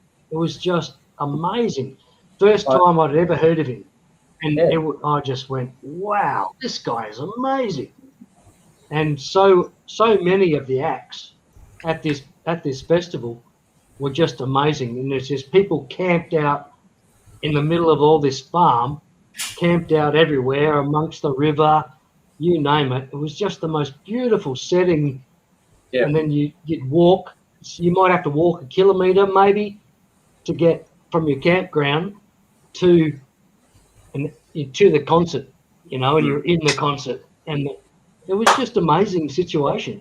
And this is in 1982, 1983, when I just returned from America. So he's amazing. Sometime in the 90s, I saw John Williamson at the Capitol Theatre in Bendigo. It was a fantastic concert. Had a great time. Awesome. Like his version of Eric Vogel's Shelter is just absolutely brilliant. Galleries of Pink Galahs. Must have a flag of our own. That just speaks to the Republican in me as far as what I believe about our flag and where we should be heading. But the three concerts, I've seen Hoodoo Gurus live at Ballarat. They were sensational. Dire Straits at Olympic Park was amazing. But the two concerts that really stand out, I saw Iron Maiden in Melbourne a couple of years ago, and I saw Black Sabbath in the same year with Ozzy. And wow, all other concerts. That's pretty awesome. Sorry, the third one I saw Midnight Oil at Hanging Rock, and those three concerts just were that was the essence of who I am and who I was as a teenager, and it was just amazing. When Ozzy came out on stage, I think I actually shed a tear. It was just like a religious experience for me. It was like, here is a guy, and here are these guys that I idolised growing up, and look, we all have tough times in our life, and sometimes music is something that you fall back on to get you through the tough times. And I know that was definitely with me. And exactly. So you talk about being upset when John Denver died. When Ozzy dies, I'll guarantee you I will be a blubbering mess for at least a week. I'm just, that guy is just amazing. The fact that he's still upright with all the chemicals is just mind blowing. Yeah, exactly. He's a champ. He's a champion. Yeah. Bomber Steve, with the heavy metal, I was sort of the anti-heavy metal. Yep. At the time, when I was growing up as a teenager through the late 80s, when I returned from America, and I was more into the mods and the psychedelic music that was going, and the other group of my friends, so we're all good friends, were the heavy metal, the headbangers, the heavy metal fans. That's us. And I was a heavy metal fan. I was a heavy metal fan too, because I've always been a guitar fan. Yep. I just love guitar. So where else but heavy metal can you won't experience guitar things like you'll experience listening to heavy metal. It's just incredible. And I must say my sort of limit got to like Thin Lizzy. Yeah. That was Great where band. I got Thin Lizzy, just absolutely loved them. Just the most amazing guitarist. Lynyrd Skynyrd, same sort of level, like that, where it may not be heavy metal, but it's close. And my goodness, there's some just amazing guitar work being done. It's just I just love those two bands. I definitely put Thin Lizzy into the metal band. In fact, they hold a very special place in metal because they actually sit in a place that bridges metal and blues. And if you look at a lot of Thin Lizzy's early stuff, you get that very strong blues roots in a lot of their songs, and they transition into heavy rock. And by the time you get to their last album before Phil Lynott passed away, which was their last decent album, which basically was called Thunder and Lightning.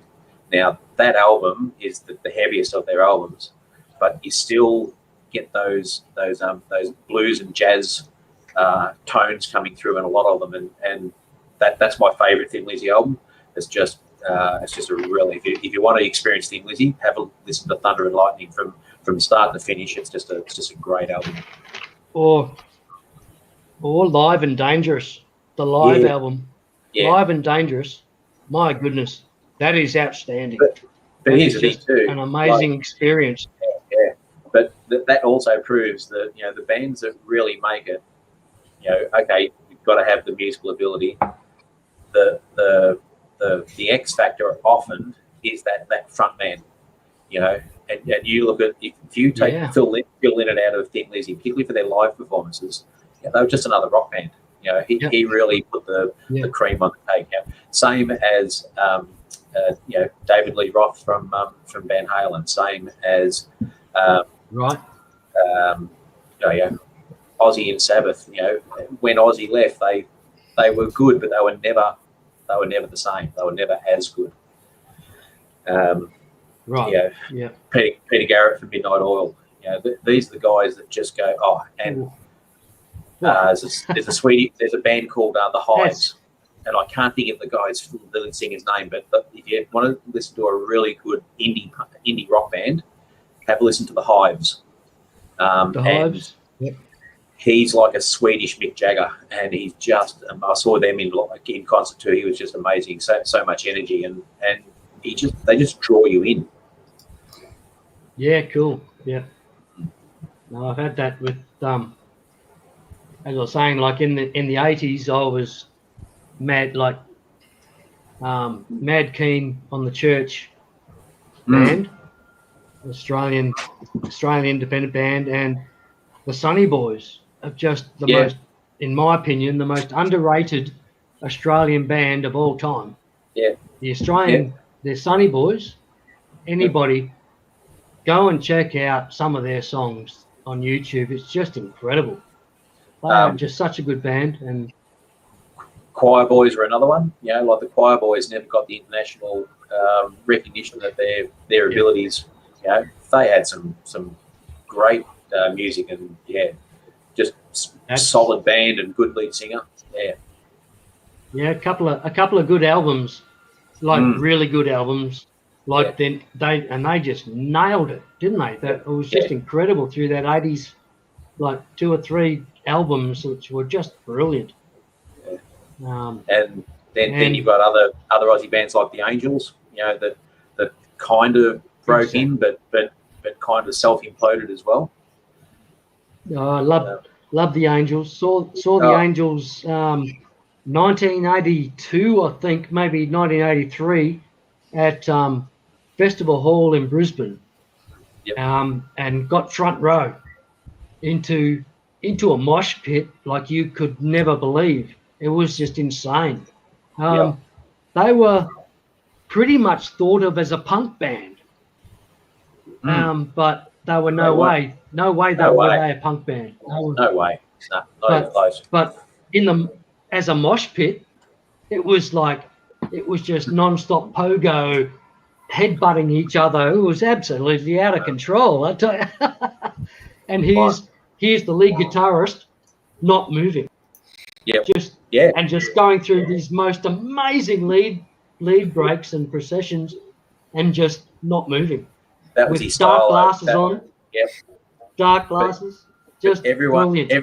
Everyone has to have a signature, like a signature move or a signature style. That was him. That's what he did. He just stood and delivered. He was that's as soon as you saw him playing, before you could have it on mute. As soon as you saw him, you go, that's the Angels, because he was the only bloke that did that.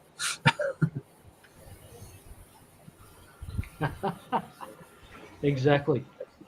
Talking about mosh pits, I went with my son to the Metallica concert a couple of years ago, or 4 or 5 years ago, and we're up in the top section, and I'm looking down. The Metallica set their stage up in the middle of Rod Laver Arena, so they had the crowd all the way around them, and the mosh pit was basically 360 degrees around this stage, and I'm sitting up on the top there as a 40-something-year-old looking down, going, "That looks like a lot of fun, but I am way too old to be down in that." It was absolutely insane. They were going off their nuts. But, no one left in an ambulance. That's all good. Now Leo Brush It Off has posted "Great Southern Land" by Icehouse. Now I really like that song, and that's about as far as I go with Icehouse. I'm sorry, I know it's very un-Australian. I just don't like Icehouse. I just can't take them. I don't know what it is,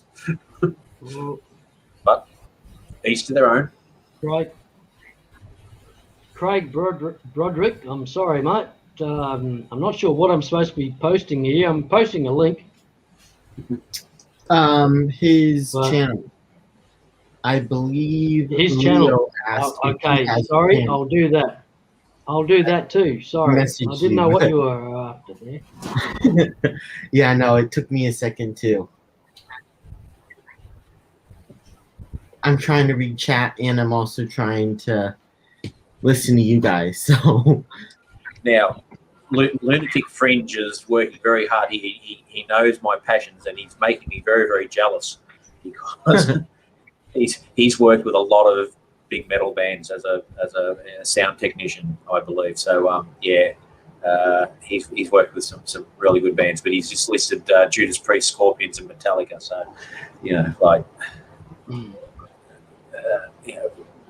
if someone says if someone said to me, "You got to go live on that island over there, you can only take 3 albums with you," I'd take a Priest, a Sabbath, and an Iron Maiden album. So and that would get me through for the rest of my life. I wouldn't be, I'd probably get a bit bored with it, but I could cope with that.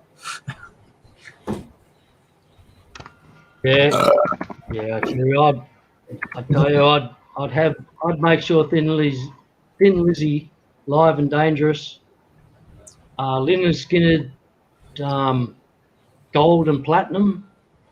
Yep. Were involved. Those two. The Church, I don't know. I'm going to need some sort of a greatest hits, but it's probably it may even be their first album. I don't know, but and the Sonny Boys as well. It's probably going to have to be a greatest hits type album. And John Denver, An Evening with John Denver, which is a live album everybody should listen to. An Evening with John Denver. He's with an orchestra. Yeah. And his band, and it is just outstanding. I mean, outstanding. Then there's the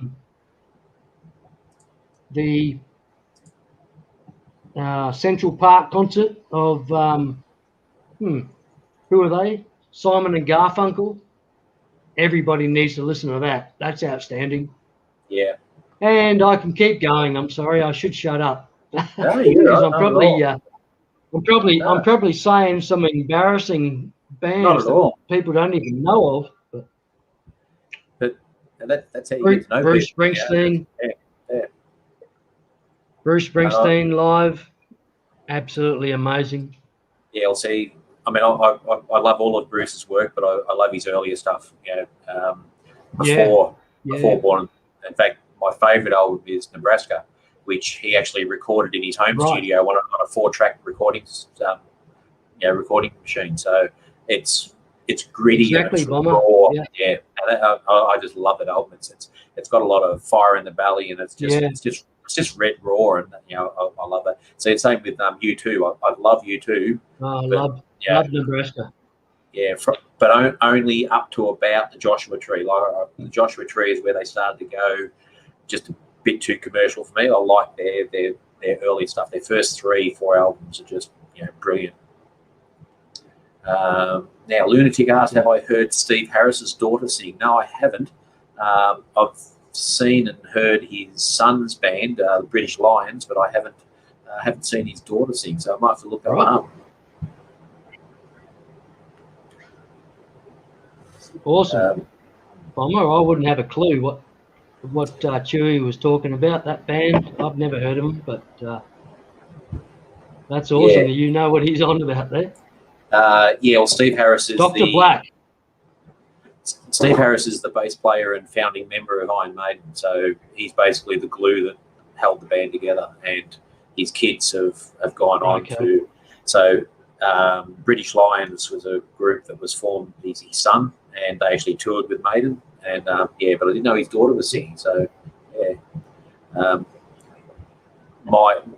last couple of years I've sort of got into Scandinavian metal or symphonic metal, so and a lot of those have female lead singers, and a lot of them are classically trained, so some really good bands there to listen to, Nightwish and Battle Beast and Metal Wings and Within Temptation, and there's some really good bands there with Semblant. It's a really, if anyone wants to see a really good Brazilian metal band, have a look at Semblant. Really, really good.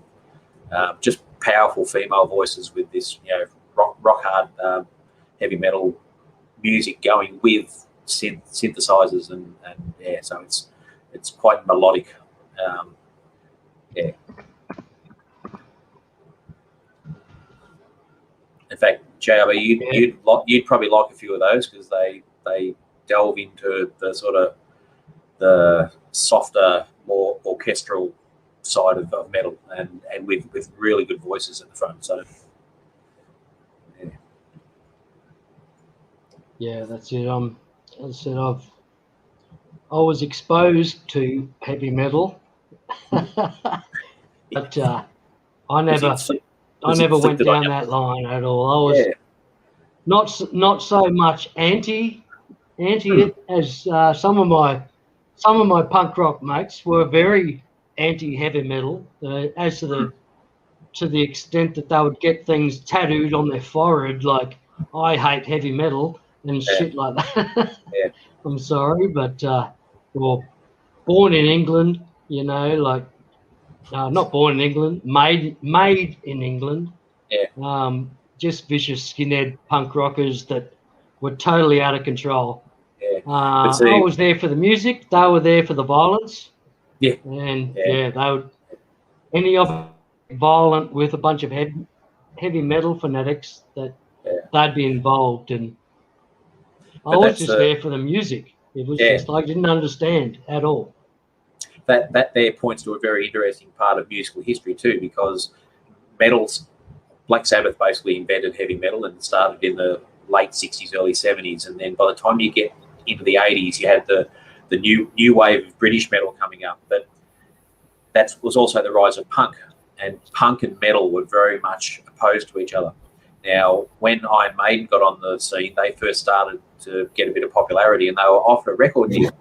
But the first deal that came to them, the record producer said, well, look, we'll produce this record for you, but you've got to shave your heads and play punk music.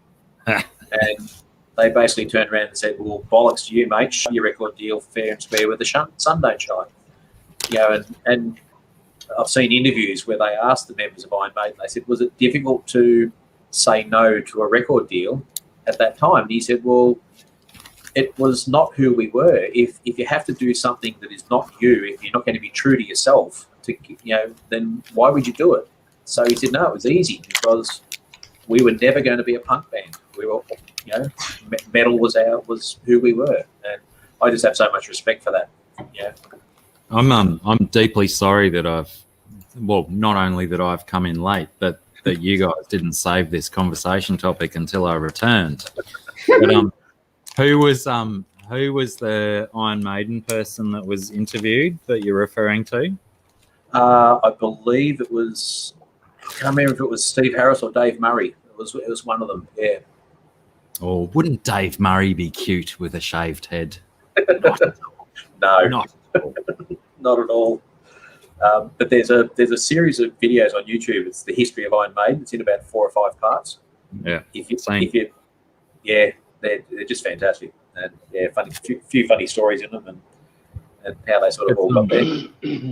It's kind of a little ironic, really, because Paul Di'Anno, the original singer for Iron Maiden, or probably not the original by definition, but he was really based out of the punk scene. And I hope you're getting good audio. I've got troubles with echoes and so forth here at the moment. Sorry. On me. Not on mine. No, I'm all good. Is everyone okay? Yeah. Mate. Perfecto. I don't hear any echo. I think it's fine. Have another gold, bro. Yeah. If you guys are all okay, we're fine. But it's messing with your GRB. Probably my internet, because good old Telstra has notified me that they're doing a bit of work in the area for the next 18 days or something, and yeah, they don't want to rush it, do they? Oh God, no. Okay. Make sure they just go right. Yeah. Everybody else in here is saying audio's good, so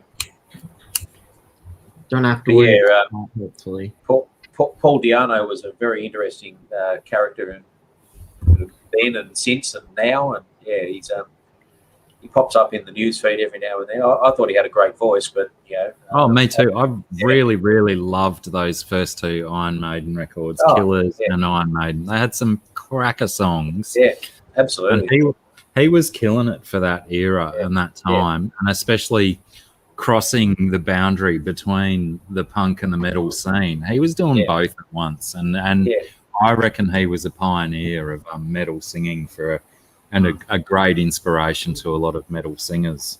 Well, Maiden wouldn't be where they are now without Paul Di'Anno. Like he got it going. Yeah. He was the one that got those first early concerts, that dragged all those people in, and that became lifelong Maiden fans, And then when he left / was asked to leave, whatever the story was, well, the people didn't mind because they'd fallen in love with the band. Yeah. And then to get a personality like Bruce Dickinson in front was just always amazing. Onwards and upwards. Yeah. Oh, but then to get a person like Blaze Bayley, oh my God. Yeah, I can't come at those albums. They just don't do it for me. No. I had back in early to mid 90s, I had the Wolfsbane CD, his original band, and it was so freaking terrible. I hated it. And then I just couldn't believe that this guy's voice was going to be the next Iron Maiden voice. It's like, this dude's terrible. He's nothing like Bruce. No. Oh, have you seen this dude called is it Gabriel Mendez? He does the best Bruce Dickinson ever. Okay. He's a South American dude, and he's got his own band, but his band does Iron Maiden songs, and he does things like what if Bruce sang Megadeth, because he's that good a Bruce Mimic. Unreal. It's absolutely phenomenal. I'll have to try and find a link. I don't think I'm actually The, I'm not the a one, mod. I'll look him up and I'll tell you his proper name. the one that blew me away was the guy they got into Journey to replace Steve Perry. Oh, doesn't he get a lot of trash? Mate, he sounds just like him. Like, Yeah, but people don't want to accept him. he was brilliant. I mean, yeah, I love Steve Perry. He's got one of the most amazing voices I've ever heard. Yeah, Journey's one of my favourite bands. You know? So, Right. which as a metal fanatic, when you tell other metal guys you love Journey, they sort of, it's like saying you like John Denver. they deride you over it. But I reckon they were a great band. I'm a metal guy who likes John Denver. I'm just I do too. I'm not 100% confident in his ability to build a model aeroplane, though. Yes. We've lost a few in aeroplanes, haven't we? With or various. I mean, maybe not enough. Maybe we could lose a few more. Yeah, I could name a few of the current ones who could. Rafael Mendez. Right. Okay, I'll have to look him up. Definitely do. If you're an Iron Maiden fan and a metal fan, you'll really love some of the If Bruce Sang videos, and even some of their Iron Maiden covers. Just absolutely blow them. I'm getting goosebumps just talking about it. That's how serious I am. Raphael with a Phael, Mendez with an S, not a Z. Yeah. Right. And it's if you close your eyes, it's bloody No, Bruce. nothing. Man. Yeah. Right.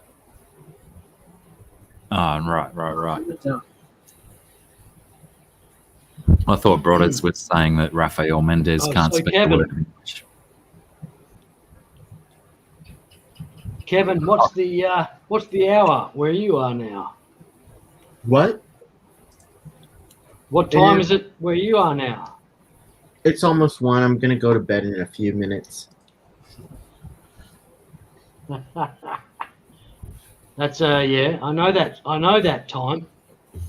Yeah, well, you're Exactly. talking to like 3 Australians here, Kevin. So a few minutes generally means about 94 minutes.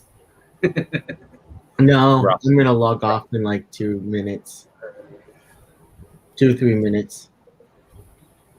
Yeah, it's like when you ask an Aussie how far away is it? It's a couple of minutes down the road. 20 minutes. I thought 20 minutes was the standard Australian answer. Yeah, there you go.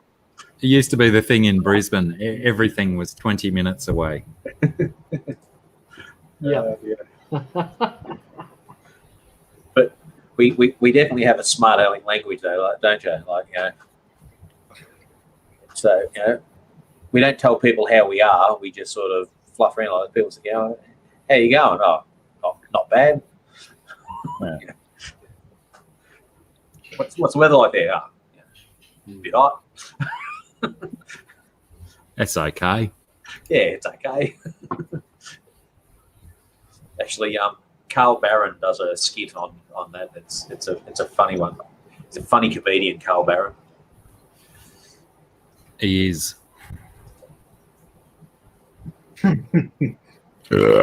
Pardon me. Yeah, Brodders, absolutely. Everything's 20 minutes away, but around the corner is 30 minutes away. GRB, I was talking about frontmen before, and I was trying to remember. I was talking about frontmen in bands the other day on a stream, and I was trying to remember who I mentioned, and I've just remembered Dee Snider from Twisted Sister. Like Twisted Sister got a lot of crap for being, makeup band, glam band. They were rock hard professionals, and Dee Snider was one of the most amazing frontmen you'd ever come across in your life. He just went nuts on the stage. You'd sort of have to you'd have to give him a bit of a slash in his name and say he's a frontman / businessman, because he knew exactly what he was up to. Oh, absolutely, yeah, clever boy. Yeah. But, there's actually a concert in their very early days over in England, and they came out on the stage, and Motorhead were playing the same concert, and they ended up with stuff chucked at them, pretty revolting stuff. People were booing and whatever, and Motorhead came out and played with them and basically calmed the crowd down, and that was where Twisted Sister actually got accepted in England. They fought through that and actually got accepted, which was really cool. Because Lemmy said they were okay. Yeah, basically. Yeah. Lemmy's word was gospel. Hey, well, Lemmy supposedly killed someone, so if Lemmy said it was okay, as far as I'm concerned, it's okay. Yeah. Everyone sat down and just smiled and nodded. Yeah, indeed. So what time is it over in WA there at the moment? GRB, is it about 6? Or are you 5? Or I get mixed up with all the daylight savings times. All right. Night, everyone. See you, Right, Kevin. Good to meet you, man. Okay. Thanks for having Go on, me. Kevin. Cheers, mate. Sorry, I'm having a bit of audio issues, I must say, here. I'm not hearing much of it at all. But, No worries. not that Night, matters. everyone. I can still hear, so. Stay safe mate. over there, Kevin. Thanks, Kevin. Thanks for coming up, mate. Look Have a after great yourself day, and guys. do whatever you have to stay Good. safe, buddy. Have a great day, everyone. Yeah. Thanks, Kevin. You too, mate. See ya. Bye. Actually, mate, I'm going to pull the pin there myself. I've got this kid to get organised for bed and a few other things to do. So I might. We just started talking metal, Steve. We'll have to do it on another one. Welcome, Marcos. We'll have to start metal talk earlier next time. I'll set a StreamYard up. We'll just caption it metal. We'll just get it people under gas bags. So is that name your channel, Dr. Black? It is, yes. Yeah. All right. I'll sub your channel and keep you informed, buddy. Nice one. Yeah. Great. Awesome. Great to see you again, GRB. Thanks for inviting me in. Oh, Thanks, Bomber Steve. Awesome, mate. See you, mate. You're a champion. Thank you Nice so hearing you much. talk. No worries, buddy. Catch you soon. See you, man. Okay. Hey, what's See going you on, fellas? later. Marcos. Marco, Dr. Black. indoor fishing indoors. How How are you, Something mate? like that. Pretty much, yeah. Something like that. ¿Qué pasa? No somos. Not too much. I was here gluing some plants to some rocks. The light's Oh. about to go off, and I kind of wanted to show off my tank to the right of me real quick before the lights do go out. I got a handful of fry. I'm a little proud of. I got to be honest with you guys. We'll see how long they make it. Hopefully they'll make it to maturity and produce some more fry. Whose babies have you got? Well, they belong to. Well, they're not my. Pseudomondo gratuite. I mean, what fish? What fish? Gratuite decay from Dan's Fish Room. I got these suckers back in August, but I didn't really start trying to breed them until maybe this past month. I finally got a tank set up for them. I had seen a fry at one point in a tank, so I knew they're capable. But now they're actually doing something. Watch, let me show you guys. I've shown this once or twice already, but I don't think I've really burned the image in the people's head just yet enough. Un momento. You know, it is real easy to Good old forget. orange bucket. Yeah, for reals. It's really easy to forget you on camera half the time. Mike. So check this out. Here is the fry. Let's start with them. See if you can see them. There was one or a couple of them. So what I was doing was I had the parents separated with the foam. In the beginning, they were on this side with just the Java moss. Then I switched them over once the foam went in. And today I switched the Java moss out. And I have an airlift back there. Hopefully that'll catch some. What is that? Another little shy. They don't feel like it. I think they're a little cranky. That tank looks awesome. Thanks. Marcos, that just Very nice. totally natural. It's like an entrance to a lake or a river bed or something. You like know that. what? It's beautiful. Thank you, thank you. What I had in mind was like a marshy area, because I guess these fish they breed where they breed. It's like swampy, so I want to get everything kind of with that in mind. Okay, they come. Is that in the bottom of the tank to the right? Is that Rotala rotundiflora? Over here, yeah.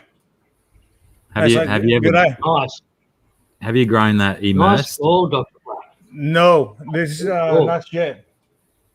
It's one of the only plants I've had success with GRB, so I should know it by now. Could write a book on this sucker. It grows really well when it gets up above the surface of the water and has these beautiful pink flowers on it. It's really nice. My bathtub pond out the back of my place has it's just full of it. But oh, that's cool. Awesome. I think when it grows immersed, it might become perennial because all of mine at the moment is just brown and dead up at the surface, whereas a month ago it was just this forest of green and pink. So if you immerse it, you got to submerge it before it gets too late. Maybe? I think so. Or alternatively, just you wait until the immersed bits start going brown and then just trim them off. You know, it could also have to do with the day hours, because I know some plants they'll like the day hours signal that, but I guess we'll see. I have this little guy, this little bit on this I don't know if you can see it.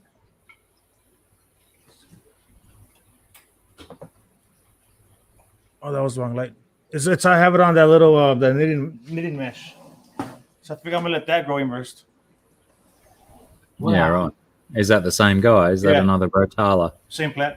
I only have like so many of the same plants in this here in this room. Yeah. Like, I would imagine that you'll experience the immersed growth once that stuff breaks the surface then, and you'll get some pretty little pink flowers to enjoy. I'm looking forward to it. Flowers.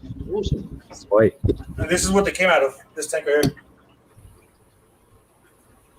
So what I did was I used a little meter basket to make a chalice. That's a pretty choice idea. Yeah, and then there goes some time on lid. That's amazing. Nice. Awesome, Marcos. That's amazing, mate. Yeah, once that Rotala gets going, it gets going. Oh shit! I'm gonna give you guys the view. Yeah. So what I've been working on today was getting this water stuff back together, because I had this 40 gallons actually pretty new. So when I put this 40 gallon in, I had to move around the water works. And I got it going again. The way it's kind of neat. The way I got it is with the float valve. So this I can fill it without overfilling it. You know, assuming the thing doesn't fail. So we'll see how that works in the long run. Okay, but it's a pretty deep substrate, this sucker. Marcos, those lids look like they're working perfectly, mate. Yeah, I just gotta get a little better with the. They're cool. Just serving their purpose. So with this one, I got to get it right. See, I goofed up. I forgot to measure this part. So when I cut it, I just cut it straight across. So it didn't exactly work out. So I'll probably use that for a smaller tank, and then cut a whole new piece for that one. Got a new one, yeah. No, they look. The plants are thriving through it. You know, so they really are good. That what is it? It's like greenhouse walling. What do you call that stuff? I'm not sure. I think you would use it like on the roofs of greenhouses, or the actual greenhouse is made out of it. So it's I think it's polyvinyl carbonate, or is that just PVC? It's something. Yeah. Yep. Polycarbonate. Polycarbonate. Okay. Yeah. So it's working, and then it turns out they're made to let the UV lights in. So that works out. Not that there's UV lights in this room. Yep. Really solid advice. If you're using, this is to everyone on the planet who's listening, when you use that polycarbonate double-walled greenhouse stuff for fish tank lids, if you're using it in outdoor fish tanks, use a little bit of silicon and run a bead down the end and force some silicon into the gaps, because ants really enjoy making nests in the little tunnels in between the two layers. Yeah, I can imagine that. Okay. Yeah, I kind of advice. wish that I took my own advice and did that. Yeah, I know the feeling. Yeah, so the plants I got now, where the hell they go? Oh yeah, these guys. They're supposed to be like a dwarf version of a sword, an Amazon sword. I don't know. She was saying, I forgot what the hell they're called, but they're because I have the science name, and I got to really get into it to pronounce it, and I don't know it that well. So I'm about to plant those suckers actually. Hey, so we all have the same type of music, same taste of music. I'm a Black Sabbath fan myself. Then I got a little into the Misfits and Danzig. I don't know if it has a Danzig skull.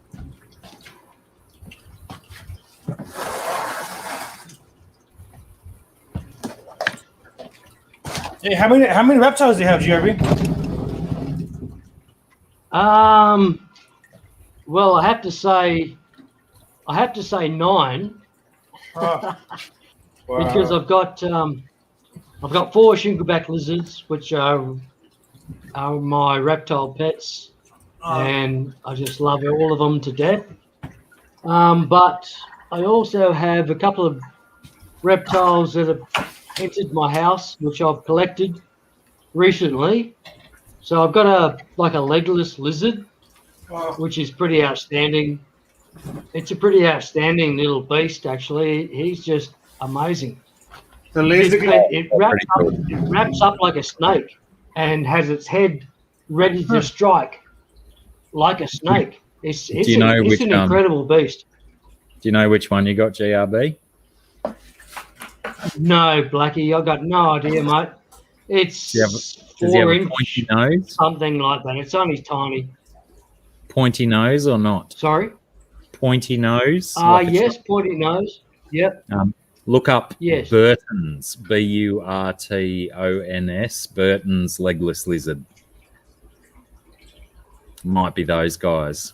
They're very cool. Right. Very, very cute. Yeah. It's just an amazing. I've captured it because it came into my house and I found it in the house, and so I've captured it, got it in a container, and sharing it with my lady friends' kids at the moment, and it will be released. But it's an amazing critter. As I said, it wraps up like a snake, and looks like it's going to strike. Has its head out like it's going to strike like a snake. Did you say they've all been released? So you let the kids all go? Yeah, I'll let the kids all go. Yeah, let them kids go. They can go. I'll keep the reptiles and lose the kids any day, mate. I wish. Less lip. Yeah. No, it's a. Well, it's always educational though with kids these days, and probably always. But these kids these days, my goodness, like 7 and 9, absolutely incredible. They're a different breed, aren't they? They are just amazing. They're so educational to me. I don't know how they survive. I had one of my sons turn up before my reptile keeping son. He turned up while I was in doing dinner for the elders. And I said, if I'd have known you were coming, I would have told you to bring some creatures. And he was like, he got all excited and he was like, I would have bought a lizard and a snake. And he was all keen, but he was also in a rush to go to his girlfriend's house. So maybe next time. He's got like 4 snakes and 20 lizards. Maybe I try and make it a little permanent thing after Aquamate's premiere, after your stream, that I take an hour or two, and he's more than welcome to join with his reptiles. Sweet. Hey, but how long do you think I could put the crazy glue in the fish tank after I use it? They say when I can't smell it no more, or about a good 15 minutes? 15 minutes might even be too long. For real? That stuff's supposed to, I mean, they say to, Yeah. hold Like I it said- together for 2 minutes or something, but it goes off pretty quick. Okay, cool. We shall see. Whatever Like, whatever I they don't know, tell but you. I'd still try and leave it 24 hours Oh, so because I'm conservative. just a wimp GRB. like that. I was If going they to say say 2 minutes, I'll say 24 hours. pick a number in between somewhere. I'm gonna go with if I can't smell it. Whatever they say on the bottle, halve it. That's what I always say. It's like speed limit signs. You know, where they give you the speed that I don't know if they do it in the States, but here we have speed signs that are suggested speeds for corners. You know, it might say, "Oh, travel 55 kilometers an hour around this corner." I always say double it and add 10. So that sign is suggested. It's not a law. No, it's not a law. It's a suggested safe speed. Interesting. Now So we have it's laws. I mean, we have speed limit signs for like the general road area, Oh. but they also have signs at like harsh corners to say, I "Oh, got you probably should only drive 45 around this corner." Yeah. And that's where I say double it and add 10. I'll see that like around speed bumps. There'll be like a speed sign coming up around a speed bump. Those kind of things. Yeah, well, Dr. Black, I survived a hideous auto accident coming through. Is it called Suffolk Park, south of Yeah. Byron Bay? Yeah. Coming through Suffolk Park, I believe. I was in the passenger seat, well and truly passed out, well and truly full of bourbon. And You were in the back. The problem was that the driver was also full of bourbon and passed out. And yeah, there was supposed to be no intention to drive this vehicle, and it was I believe a 1600. Yeah, it was a 1600 Toyota Celica, like 1982 or something like that. And this is about 1986, maybe something like that. And he launched the car into a rock wall. We hit the rock wall about 20 feet off the ground. Shit. On my side of the car, apparently, and just continued on down the road for 100 or so meters, whatever, just and ended up in the middle of the road at Suffolk Park. Yeah. I woke up eventually, still not really sober, I must say. I was still quite drunk, but in the passenger seat, upside down, with my seatbelt on, with, "Oh, well, the last train out of Sydney's almost gone," blaring in my ears. Yeah, they don't build car stereos like they used to, do they? I tried to find my way out, and I couldn't work out, how do I get this seatbelt undone? I'm upside down, somehow stuck in the seatbelt. How do I get the seatbelt undone?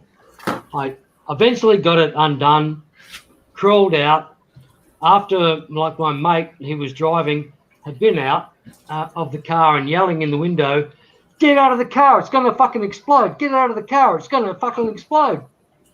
And which maybe alerted me a bit. I was a little bit unnerved by that comment. And yeah, I'm just trying to get a little bit more urgent. How do I get out of this car? And he ran for help. I found my way out of the car.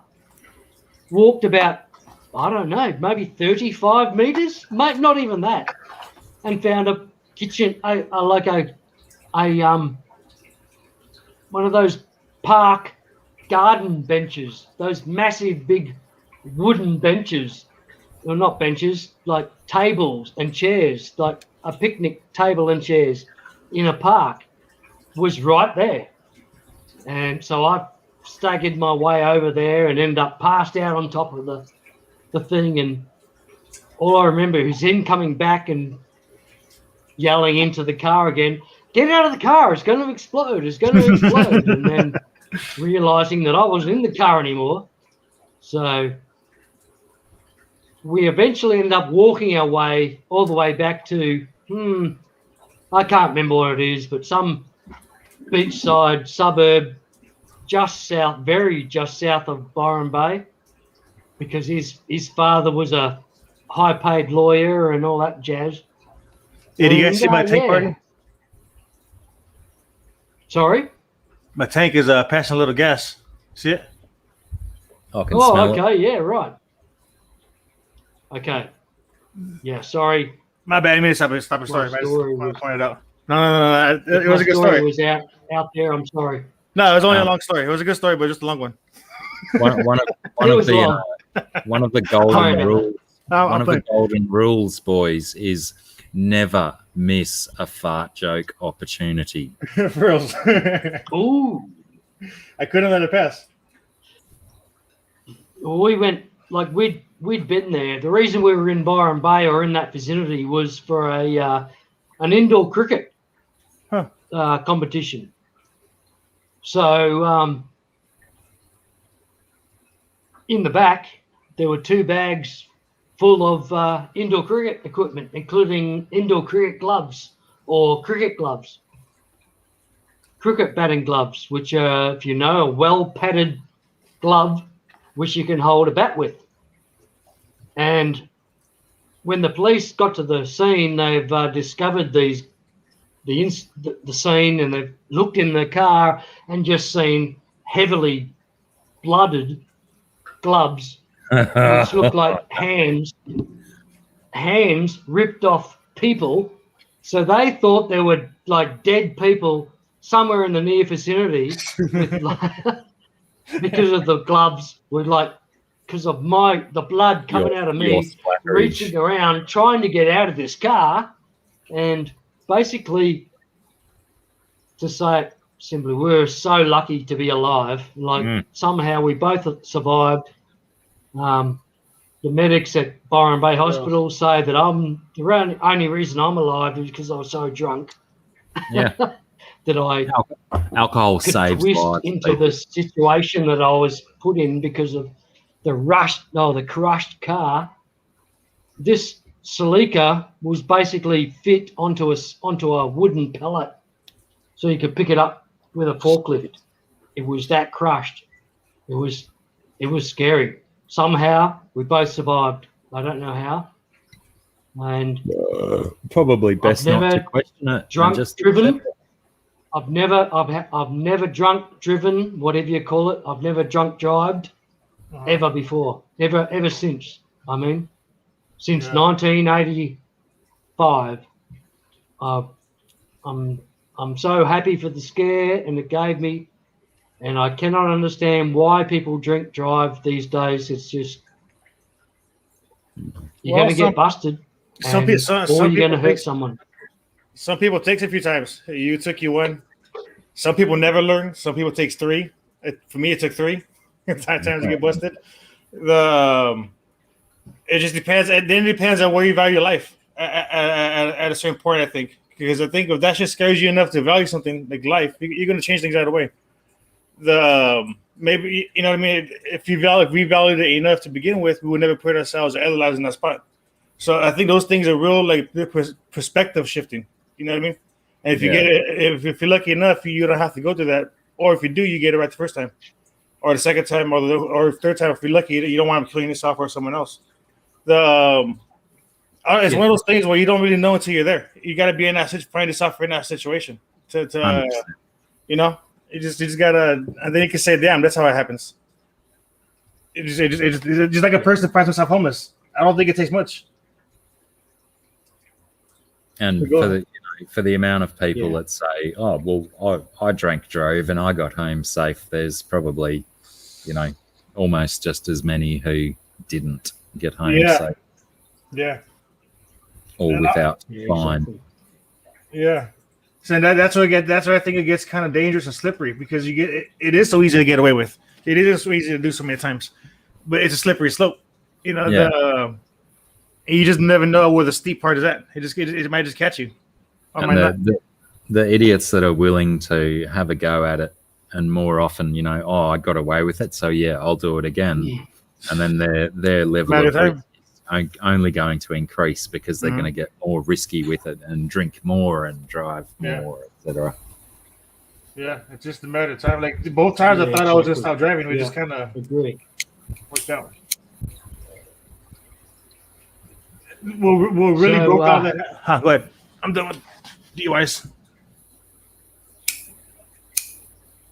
Marcos, what's the substrate you have in that tank? Okay, the one we're looking at is going to be it's a couple layers. It's the first layer of going to be the first layer is going to be lava rock. So you got lava rock down here at the bottom, and then right on top of that is going to be some soil. So the soil consists of compost, topsoil, and worm castings. Yep. So and then on top of Awesome. that, you're going to have sand, a cement sand, and just a little bit of black sand and gravel for decoration. That's so cool, Marcos. That's amazing. Thanks. I figured. Oh, go ahead. I've only ever. Sorry, go on, mate. No, you're right. Oh well, I was gonna say I figured the lava rock will go a long ways because whatever bacteria I need should be able to cultivate in there. In case I never put plants in the tank. Yep. No, Wait, that's right.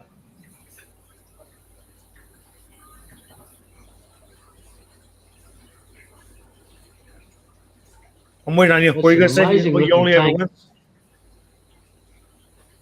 It's an awesome looking tank Oh, thanks. with the fish all congregating at the top and in the middle of the water column, Yeah. and the plants taking up the bottom of the tank. It's just amazing. Yeah.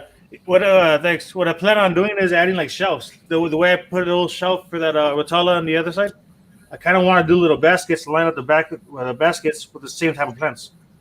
Kind of give a little more depth. You know what I mean?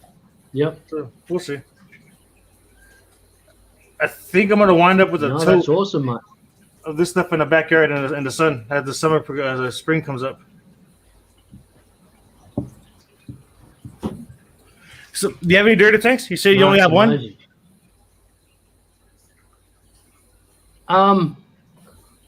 No, well, I call it a dirted tank. Uh-huh. It's my crayfish tank is like 30 years old, same substrate, basically Oh, shit. just a sand substrate, but quite deep, a That's deep good. sand substrate. Yeah. And it's just amazing, that tank. You can put anything in it and it wouldn't die. It's just the most amazingly natural build up of everything happening in that tank is just made it so stable. Yeah. This really has been a evening for spontaneous combustion. For real.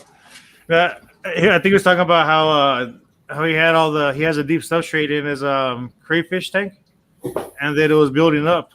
So it sounds like it's making its own dirt in the bottom, basically. In other words, I think we really need closure on that story, don't we? we can kind of do it. I'm starting to mix stuff up. Okay. I'm starting to end the story on my own. Yeah, sorry. No, I you're got good. kicked out there, Marcos. I don't know what happened there. Oh, well, same again.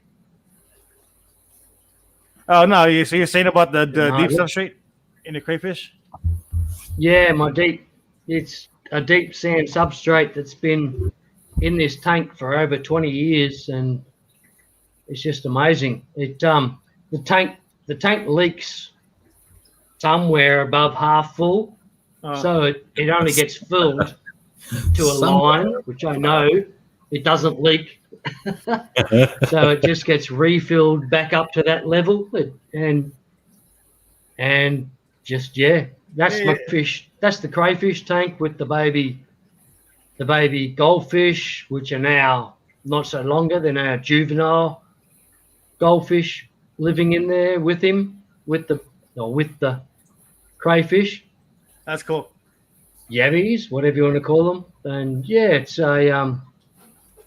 it's been an amazing tank. It's had all sorts of critters. It had a Texas pair which bred last summer, and before I gave them to someone else, and they were awesome fish. I wish I'd kept them, but they weren't suited to a 3-foot tank that filled half full.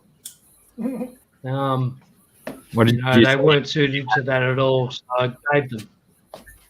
You say you had the Texas for 3 years? You said you had the Texas for 3 years? Is that what you said?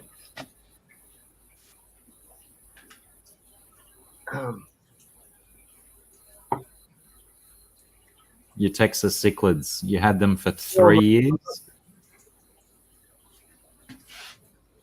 Oh, we're losing GRB again. GRB might spontaneously combust this time. Yeah, no, I was saying, asking if you'd had your Texas cichlids for 3 years, because generally 3 years is a pretty good run with Texas. You know, once you've had them for 3 years, it's like, righto, I've done Texas cichlids now. So yeah. That's cool. Yeah. Now, Texas cichlids, beautiful, stunning cichlids. I haven't had a great deal of success with them for some unknown reason. I don't know, but as I said, I had a pair and they bred, and I gave it all away because I just didn't have the space for them to grow, and so I had other things going on. So, but yeah, still love the fish. Their Texas cichlids are beautiful, and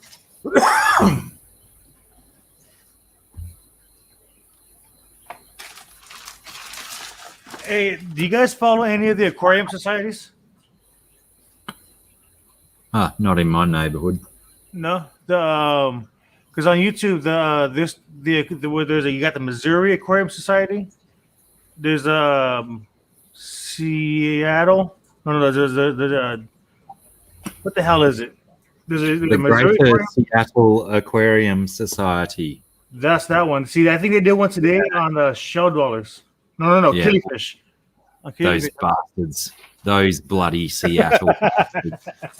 They live streamed at my time today. Oh. What the hell? Oh. I can't believe I supported them. How dare such an impressive American fish community stream over my The good doctor. Australian stream. Don't they know we done? We got a good doctor. Man. That's go why. on. What was I saying? I don't know. Yeah. So you got them. There's the Missouri, Sacramento, and there's a Bay Area, which is, I think, under Sacramento. Yeah. And Seattle. Yeah. So Seattle, Sacramento, and Missouri. So they all kind of have some pretty neat speakers. Now, Seattle one, I think today was like the first one, because if you go on there, there's no content. But I think today they had a killifish. The other day, I think it was one of them. They had a guy talking about shell dwellers, and he went the whole shitload of them. There's one shell dweller that I remember where they're saying there's not too many shells in its area, so you find the both of them like doubled up in a shell, as if someone's about to take the house. Like he was explaining the characteristics, shit like that. And the Missouri one's pretty cool too. The Missouri Aquarium Society. Someone was saying today about the Seattle one that they only leave the live streams up for 2 days. Oh, that's why there's zero content. Yeah, well, maybe, yeah. Because I don't know if it was on here earlier or at the end of my stream. Someone was saying that if you're interested in killifish, go check out the Seattle stream because it'll only be up for 2 days. Oh, that's crazy. So maybe they do that with all of their live streams. Maybe so. Then I wonder if they make them available to the actual members. But that's just Yeah, good point. That's wise. crazy. Oh, Chewy, those bloody modern guitar kids are ridiculous. There's got to be a turnaround soon, Chewy, from all of this technical stuff back to a bit of heart and soul into a guitar solo. There's got to be a new middle ground. Oh, and yeah, I did read your question before. Sorry, Chewy, as well. I've not heard of this Aspen Miller kid as well.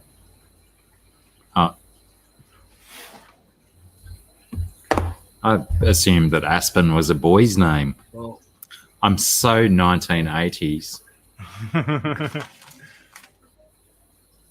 well, I'd like to say thanks, Chewy, Lunatic Fringe, and BJ Palmer for being so active in the chat.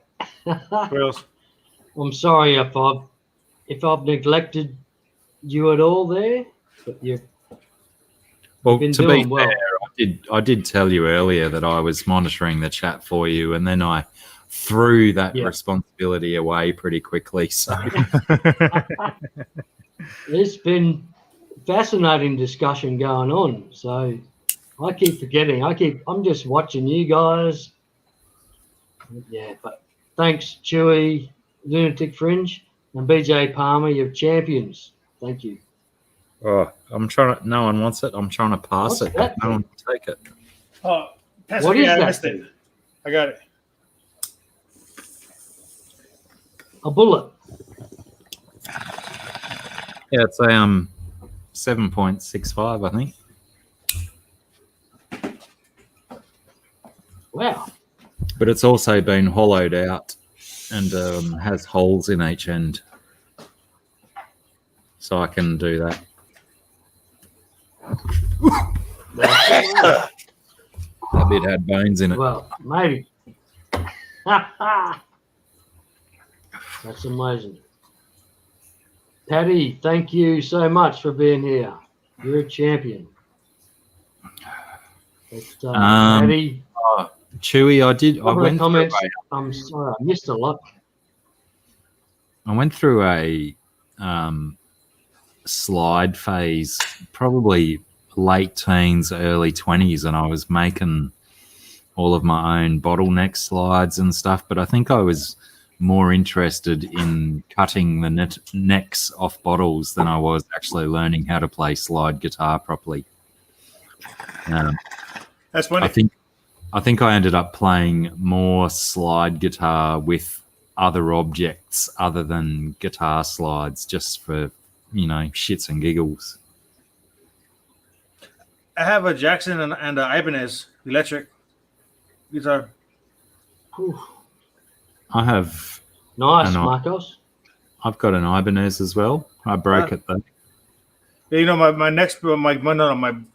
bridge is broken on that thing. It has a Floyd Rose, so I got to get another one. Where is the bridge itself broken? Because that's what I did to my. Yeah, cracked right in half. I broke my old Ibanez doing all the old, remember the old whammy bar tricks that they all used to do in the 80s and 90s, and those dive bombs and shit. Pick your guitar up by the whammy bar, and the whole weight of the guitar was supported on that location where the Floyd Rose was mounted to the body of the guitar. I've done two. That's mine broke at. Like right where the bolts go. Like in that little thing. How do you fix that? I've got two guitars broken like that now, and one of them is my 7-string. Well, you could take it to a welder or replace the bridge. I know the bridge was a couple $100 like 8 years ago. Not 8 years ago, about 4 or 5 years ago. That's the problem, isn't it? Getting repairs done generally costs money and stuff. Yeah. Bloody money. It's the end stuff that gets me. Do you reckon like what's your thoughts on epoxy?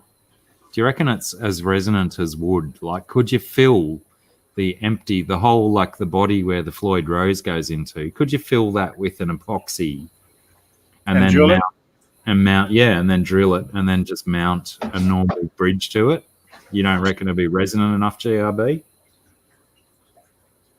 I wouldn't know that at No. all, Blackie. Sorry. That's The one way to that's, find out. that's the cheapest option I can come up with because I've got 2 guitars that I can't afford Yeah, to. I wouldn't properly. know that. Does the Byron Bay music shop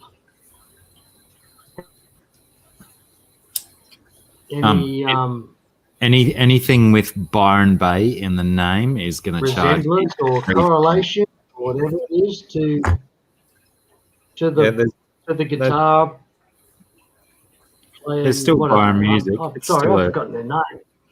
Byron Music is the music shop in Byron Bay. Rip-offs, bastards, fascists, potential Satanists.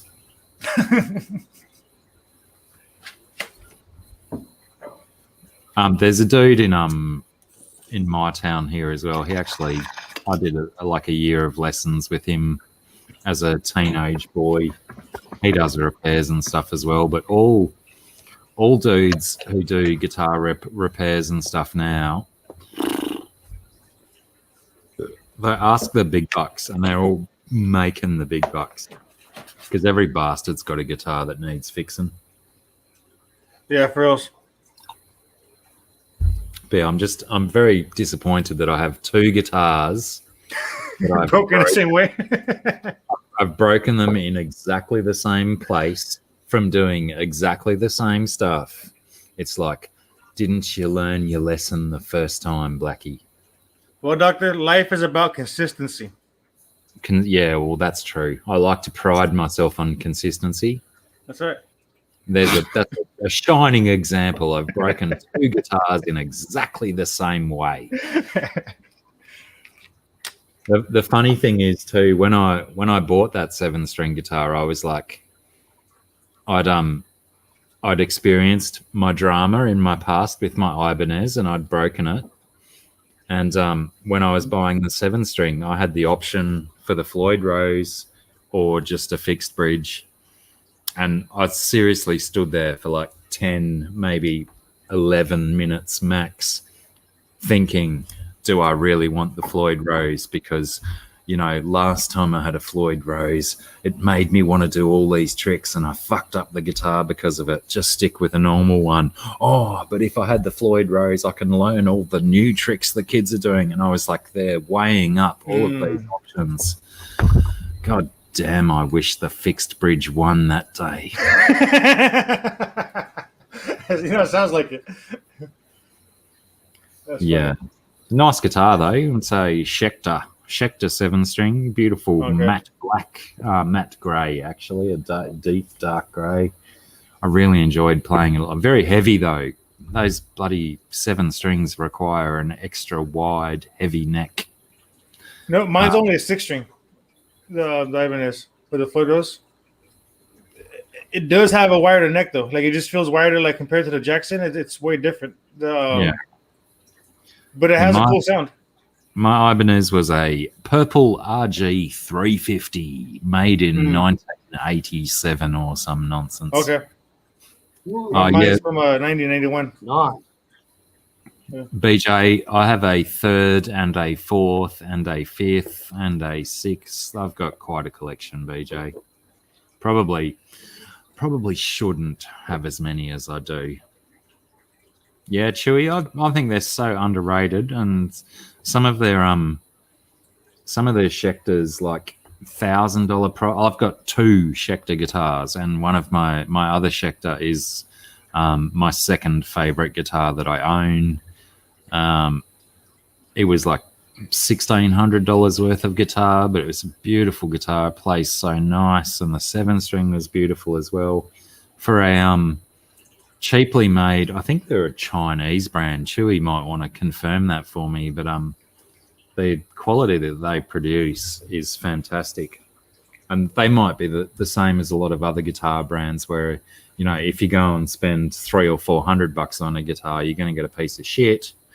But as soon as you jump up over that $500 or $600 mark, you're into, where they're actually spending time making good instruments. I have one of each.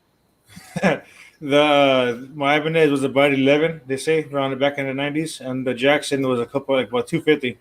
I figured I just wanted to get one to play, while I never mind the bridge and put that on ice for now. Yeah, but that when did you get your Jackson? Like in the 90s as well? No, the Jackson's new. So the Jackson's probably more what you're referring to. Yeah, right. Yeah, but your American dollar is a hell of a lot different than the budget that I'm talking. Okay, in And that Jackson, case, I don't think you can buy a Jackson that's not a good guitar. you know what? Between that, okay, I had played this one and I had played Epiphone when I was picking it up. This was sounding and felt way better than the Epiphone. So I'm figuring, well, Epiphone is supposed to be the cheaper version of something else. This is supposed to be a better version of what it is. So I might as well go with. I just thought of that right now, actually. So Is the Jackson a Les Paul style as well? Yeah, actually, I think it is. Nice. We're getting in some guitar stuff. It's like, I don't right know, on, it's got a little guitar chip. stuff. Thanks, guys. Right. Nice. Let's see here. Oh, it's even in tune. Oh, no, one string's out. Oh, nice. Mm-hmm. It has I think it's rosewood and maple, the neck. That's maple. Or it's both. Yeah. Fingerboards, rosewood, yeah. Yeah, that's what I meant, yeah. And if I want to say the body, Nice. I forget, because Ibanez is mahogany, and I want to say this one, I forgot what it was, but it has some weight to it, though.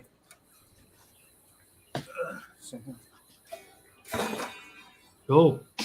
Nice guitar. Any Oh, guitar's nice guitar. Reals. I had a Fender stolen, which is like a Fender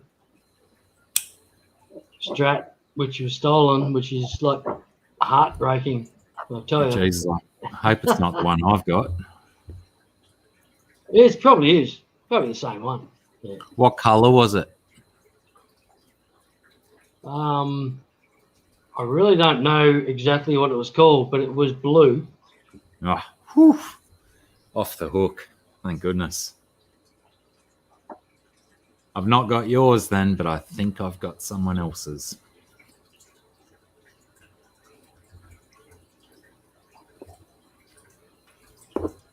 No, did I say? I didn't mean to say that out loud. I've got my Fender. That's a beautiful guitar. It's my favorite guitar in my collection.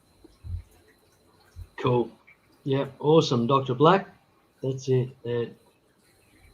I'm stuck with my acoustic Yamaha, which I've had for 40 years now, and it's got loose backing. The back of it's just about to fall off, I think. Peeling away. That's what I play all my music on now. And it's sad. It's a sad situation. I can remember back to 1990, and I was doing work experience in a music shop in Lismore, and I, not much to do as a work experience kid in a music shop in a slow town. So I spent most of my time with a 4-track recorder and instruments in the guitar tryout room, just recording stuff. And I used this Yamaha APX-10 acoustic electric guitar, and it was up until then, it was just the finest guitar that I'd ever played. It was absolutely beautiful, and I just was dropping all of this nonsense onto this 4-track recorder just for the opportunity to play this guitar. It was beautiful. Got a lot of time for Yamaha guitars. I think they do good work. Yeah, I love it. I love it. It was that was my first guitar that I bought with my own money in 1984, and acoustic guitar. Got no idea what the style is or whatever. It's a 6-string acoustic guitar, 1984, with a nice, beautiful dove on the head. It's just beautiful. Love it. I said it's one It's won many awards, like more like what are those things called? Talent Quest. Your guitar. Talent Quest. Your Talent guitar. Quest. My guitar has. My It guitar won. has in the hands of another operator. Ah, right. That's where I was going. My mate George, back in the 1980s, and he's like 1980s, so that's a few years ago, but I can't even remember his last name, nothing like that. He was an absolute brilliant guitarist, and he used to take that guitar on, and we'd go down to the Gold Coast, enter a talent competition, knowing that we're going to win as a group. That's cool. And just send George up on stage with my guitar, and he just throw him away, blow him away, and win every time. He's an absolute champion guitarist. As I said, I don't know the last name. I cannot remember it anymore, but that's memories wild. all the same. And this and my happens as we get guitar older. is the guitar. He'd come off and say, "This guitar's got a nice sound," and I said, "Oh well, yeah." Until I play it. Yeah, it's kind of annoying sometimes, isn't it, when someone comes along and picks up one of your guitars and does it better than you? Oh, yeah. Yeah. Every time. There's nothing. It's a delicate balance between going, oh, shit, he's better than me, or, oh, I'm really happy to hear my instrument sounding so lovely. Yeah, exactly. He was a lot. I could not compete. I gave up straight away, and just no competition there. But as I said, he just made my guitar sound beautiful, and he agreed that he just loved playing it. It was just, and it's a simple Yamaha guitar, which is now probably 50 years old or something. You know, it's like I've had it for 40, so it's probably been sitting on the shop shelf for a few years. So yeah, That's mine. Mine's years old. 30. Wow, you made me think about how old my acoustic is. 91, I got it. Yeah. And it's like a $300 guitar, probably not even. $250 to $300, and it's still going. It's got beautiful sound. It's just nuts. Awesome. So, I mean, I put a what do you call it? A Fishman pickup in the bridge so it could be electric. And yeah, it's been Nice. so long, and it's so nice to play. It actually did 2 years with no high E string and always tuned to drop D. It was a 5-string guitar only drop D tuning. That was pretty much what I played for 2 years, just doing drop D riffs without the high E to confuse me. Right. Is that a slide? Is that a slide tuning or not? No, you just drop your low E string down a tone from E. Okay. And then you've got these wicked open chords that you can do. Lots of heavy metal bands did it, like Helmet, Silverchair. Silverchair loved the drop D tuning, just because it's all It's all bottom 3 strings bar chord. Easy. It's easy for metal. Sepultura. I never got it. Like I gave it a shot for like a week. I just couldn't grasp the concept of it. I don't think I heard enough music that played drop D and actually realized it to really know what I was aiming for. It just sounded heavier. Is that the idea? Yeah, it's brutal sound. And then when you got adventurous, when you thought you'd heard it all doing drop D, then you went to open C tuning, and that opened up heavy metal. Hey, you guys want to hear a couple riffs? What's that? You guys want to hear a couple riffs? Yeah, go on. Bloody oath. Yeah. All right, go, Marcos, for sure. All right. I got like one good one that I save it for every time I meet somebody new. Gotta wash my hands. Chewy's over it. Chewy loves his drop D too. What about Awesome. Open C, Chewy? I have not enough talent, Dr. Black, to know what a drop D is. So I have no idea. It's tuning your low E string. Instead of it being an E, you tune it down a step to a D. So your bottom string is now a D. So if you open strum your lowest three strings, you've got a chunky D chord, and you don't even have to have your fingers on there. And then you can just do this one up the neck, go jig, jig, jig, jig, jig, jig, etc. Okay, so to clarify, when you're saying lower E, you're saying the thickest string on the guitar. Make that one, tune that one to a D. I know I sound dumb right now, but I just want to make it clear for the crowd. And then if you're like me, you get your wire cutters and you cut your high E string off and chuck it away. Whoa. Get that issue. We don't need no stinking E strings. Let me just set this real quick. I have I think I wrote 3 songs that I still sort of have recorded somewhere in the 5-string drop D. But yeah, I didn't stick with it for very long. There was too many other nice songs that needed that high E string. Yeah. Yeah.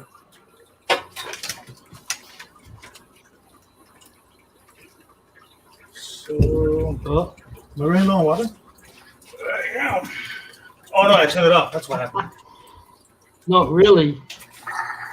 Marcos, not really not really what I was expecting, I must say. That's cool. Hold on. I got you now. Let me get that guitar together. Yeah. You're right, mate. Take care. No, it's The all heck good. is that? Is that like a water change rig or something? Well, if Marcos is going to play a guitar, I'm going to be forced to take advantage of the captive audience and try myself. No, sorry. What's happening? I think your audio might have gone a bit dodgy there, GRB. Right. Were could you on- possibly. You're saying you're about to play a song? Maybe. If Marcos isn't. I thought Marcos was going to play a song. I'm sure he offered to play us some riffs. That's what I thought I heard. That's what I thought too. Yeah. But now I'm totally intrigued by whatever that is, the device on top of the surface. What of are his we wheel. looking at? What is it? It's like an alien civilization has built a city upon his duckweed. It's very bright. Hit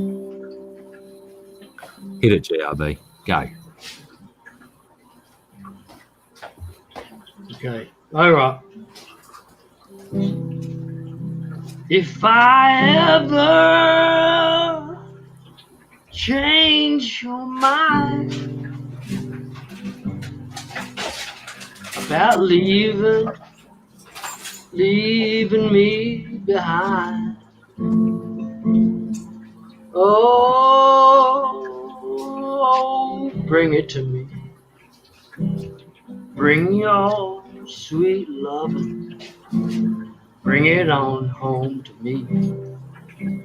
Yeah. Yeah.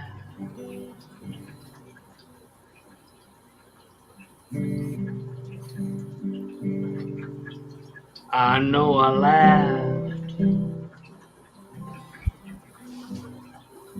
when you left.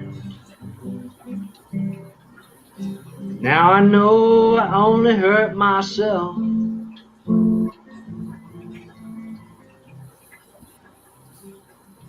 Oh, bring it to me. Bring your sweet love. Bring it on home to me. Yeah. Oh, yeah.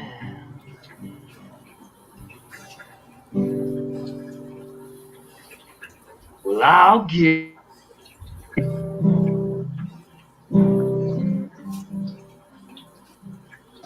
and money too. That ain't all. That ain't all I do for you.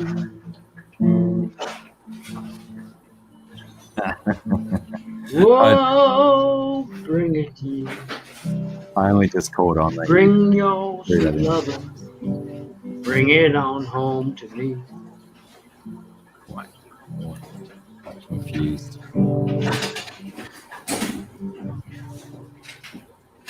Well, you know I'll always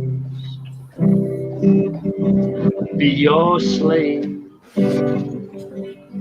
till I'm buried in the grave. Oh, honey, bring it to me. Bring your sweet lovin'.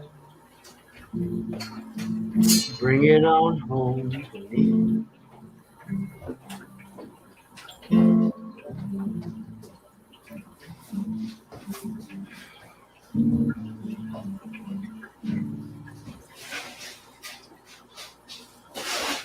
Sound good? Well, I tried to treat you right, but you stayed out all night. Whoa, but I forgive you. Bring it, sweet lovin'. Bring us home to me. Yeah, yeah, yeah.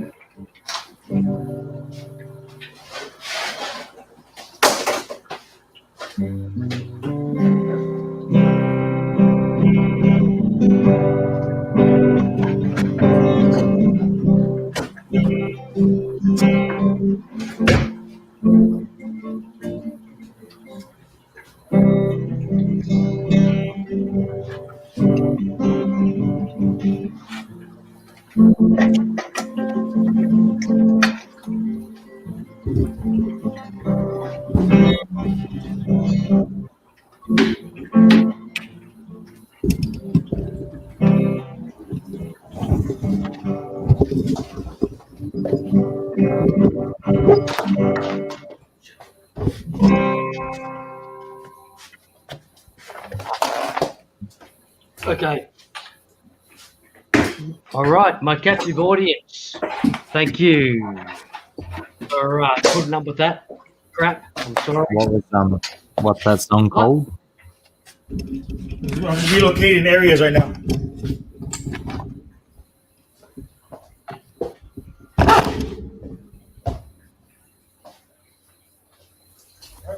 But thanks everyone for being here.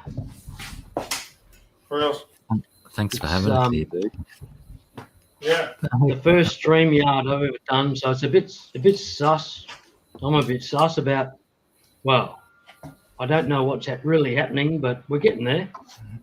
Well, you know what, GRB, it's only proper because I think you were there for my first live stream also.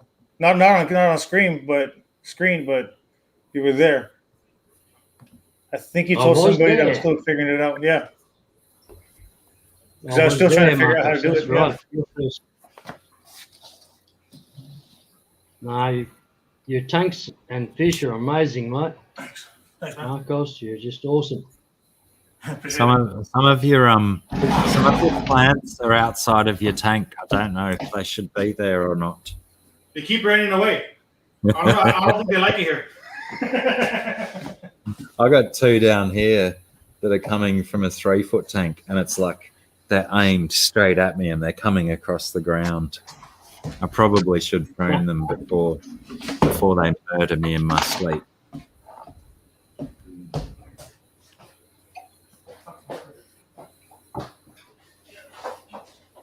Oh, I was that's getting pretty ready nice. to play by the other tank, but they had no cords available because all of them turned off with the timer. So I had to relocate again.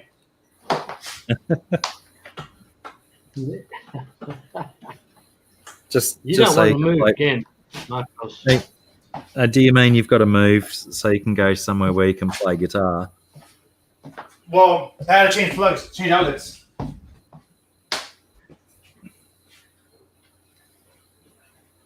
It's a sad day when a bloke can't play his guitar in his underpants on his front porch.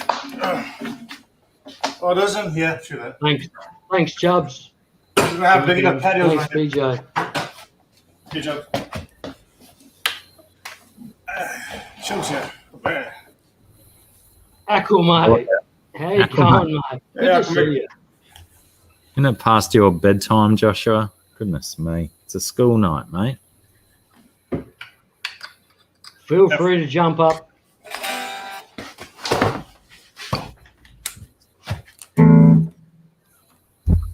Okay, let me get my Aqua, headphones mate. together. Feel free to jump up if you wish, mate. Yeah. And anybody. Feel free. There's a good chance that I probably won't even notice that you're there for a minute or two, maybe an hour. But we'll get there, and I'll push up on screen.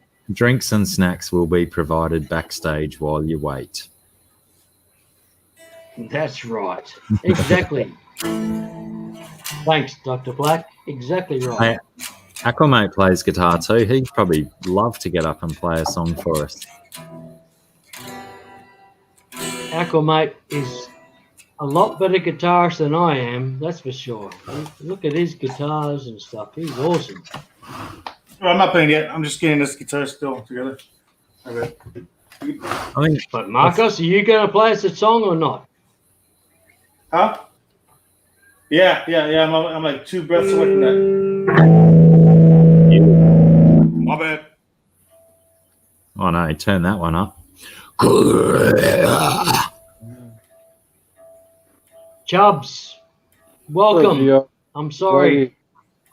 How long have you been waiting, mate? I'm sorry. Well, not long at all.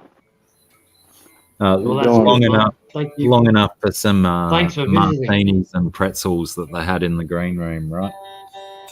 Oh, Chubbs, this is my first like live StreamYard with other people on board, so I don't know what I'm doing. yeah. We seem to Yeah, be you're getting doing through pretty much for like 3 hours and 20 minutes. So Oh, Hey, touch-ups. yeah. I thank everybody for being here. Eh? Thank you all. Yep. Had to come on the first one just to say hello, if anything.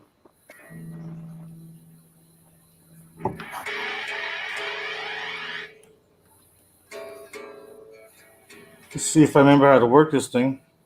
Famous last words. What's that? The amp.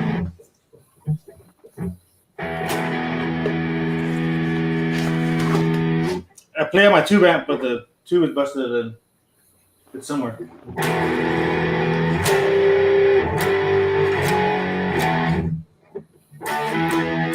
Ooh, nice. Uh-oh.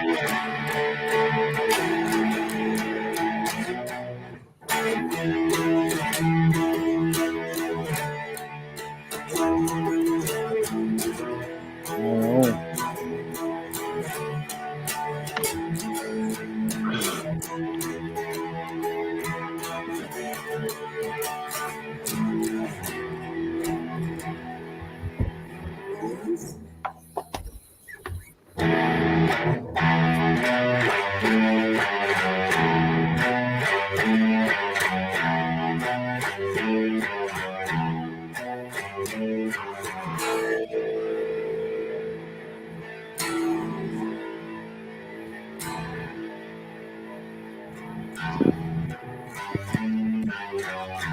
Yeah, okay, mate. Yeah. 10 hours last week. It was. I was going to suggest that as well, but I've been a little bit confused when you're saying your first StreamYard. Like, hang on, there was 10 hours last week that might qualify as 1, 2, and 3. Uno momento. You want to talk amongst yourselves real quick? That's definitely Marcos making some noise. That's awesome, Marcus. That was amazing. Beautiful work, mate.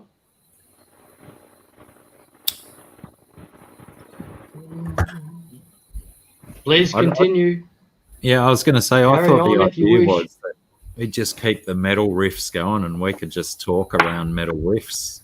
That's a choice idea for a podcast. Marcos, yeah, I don't know. if you can keep going and just continue playing, man, we'll talk around it. I might even try and sing a song.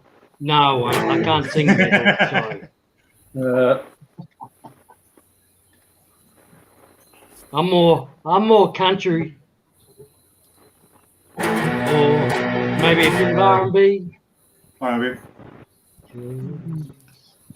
I never got too much of the country. The most country I really got into would be Hank Williams, like the original one. And that was about it.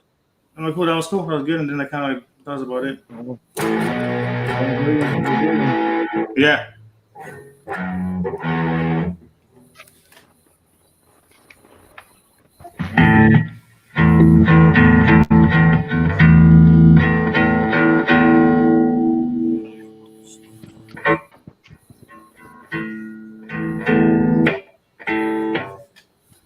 Oh, which version? So what? Leo in the chat asking for the 4 Horsemen, and I was saying which version. Ooh.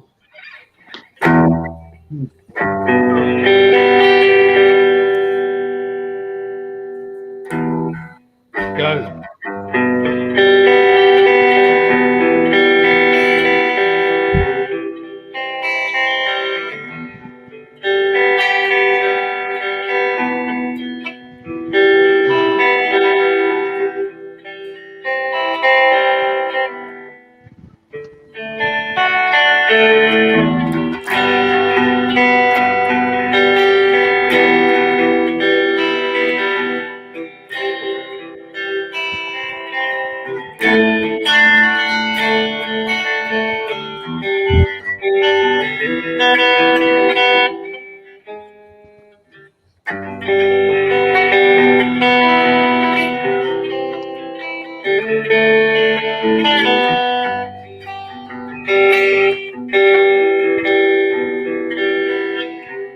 I'm just goofing around, having a little fun.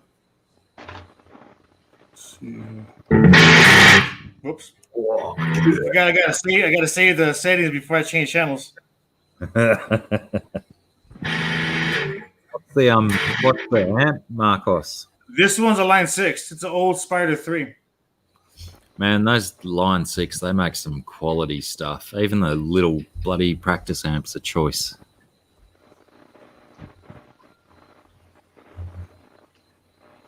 Yeah.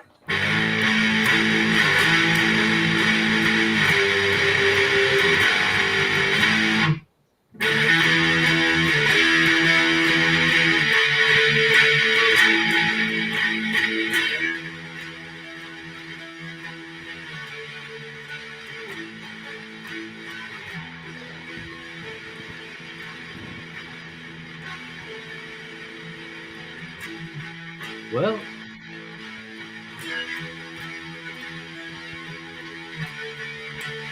How you been there, GRB?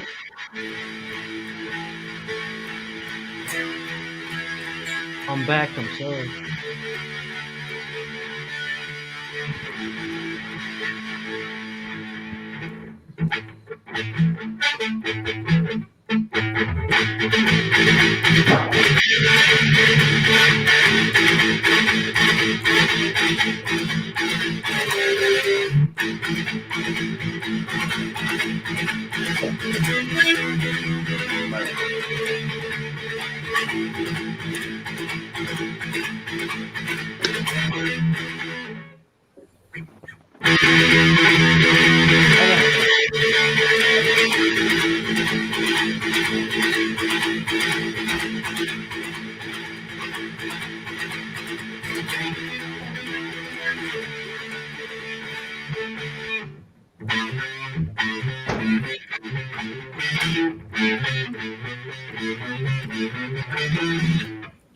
I literally haven't played in about a few weeks. So I'm just kind of actually forgot I was on camera right now.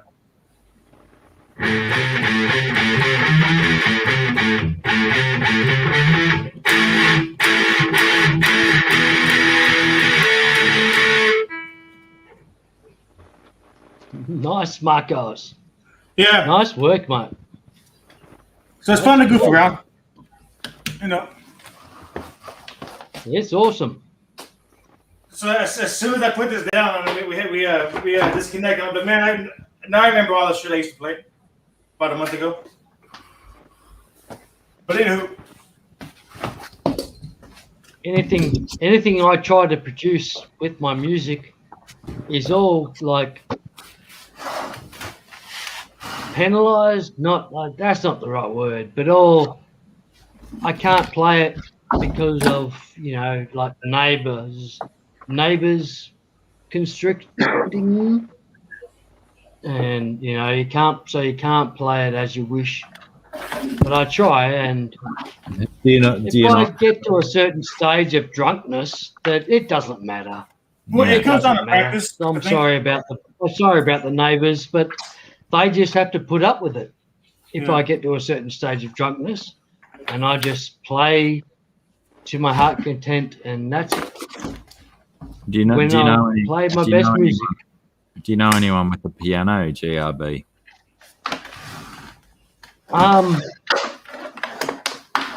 Like family members over Queensland, yes. But locally, like my lady has a one of those acoustic, electric, piano keyboards. Yeah, no, that's no just good. Amazing. I was just going to say, and just spun out. I was just going to say that piano wire is a really useful tool for dealing with nosy neighbours. Yeah. I didn't hear all of that. I'm sorry. Probably a good thing. Wow. You've been listening to Dr. Black's Murder Tips here on GRB's live stream. Thank you, Dr. Black. No, it's been awesome, mate. Thank you so much for participating and just like being part of the stream. It's just amazing. Where else, Mike? Chubbs. Where else? What's up, buddy? Chubbs, how are you going, mate? I'm sorry. I hope I'm doing good. You haven't felt like I'm neglecting you out there either. So. Oh, no, not at all. No, I'm just testing some water. There's some fish looking kind of funny. Everything's going good, pretty much. That's good. Apart from the funny-looking fish. Did you say Funny looking fish. Say that again? Go again, Chubbs. What did you say? Yeah, exactly what you said. Apart from the funny looking fish. Yeah, right. What are they doing? What do they look like? They just look like they're not happy. Have you tried telling them jokes? Yeah, they don't seem to have a sense of humor. Bastards. No. I'm out of ideas then. what are they doing? Chubbs, I reckon you just Sorry,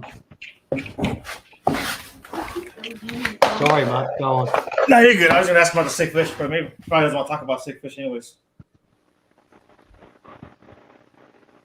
Say, like, what are they doing? Are they like not moving or just not eating or what? Oh, his mic's on. He's muted. Oh, yeah. Yeah, if I had more battery, I'd show you the huntsman spider that I caught in my bedroom a while ago. Damn. Oh, nice. Dr. Black has a very nice huntsman spider video that everybody should check out. And It's an awesome video. Only a little one, that one. Yeah, right.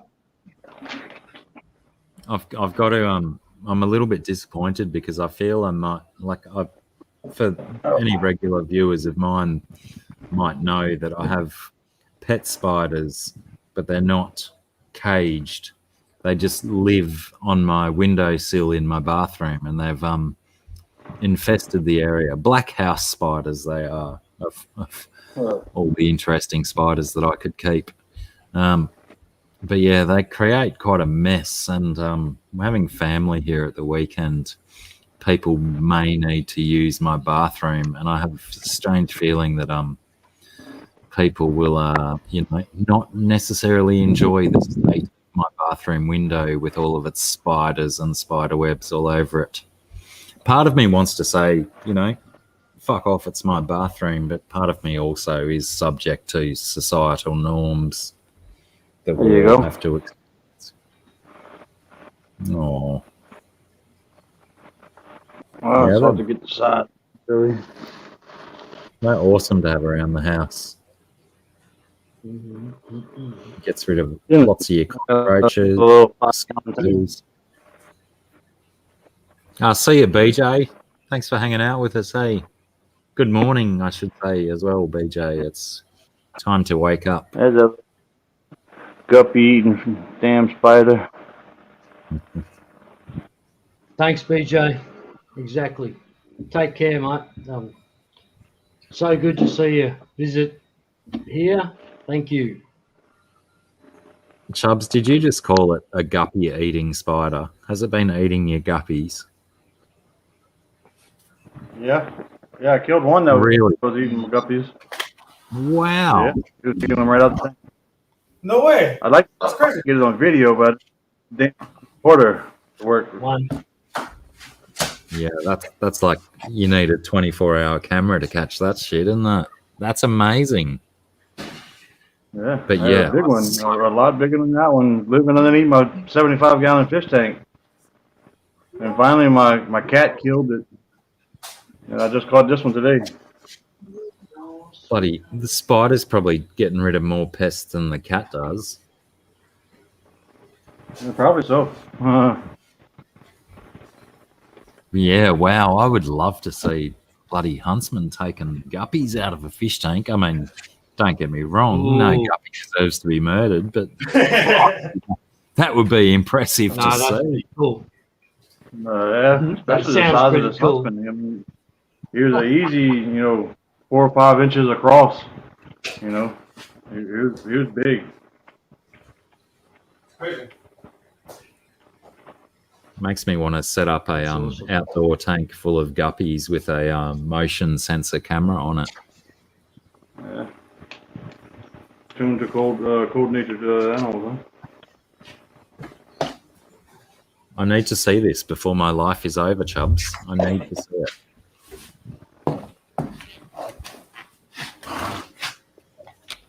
Yeah, it could be pretty awesome.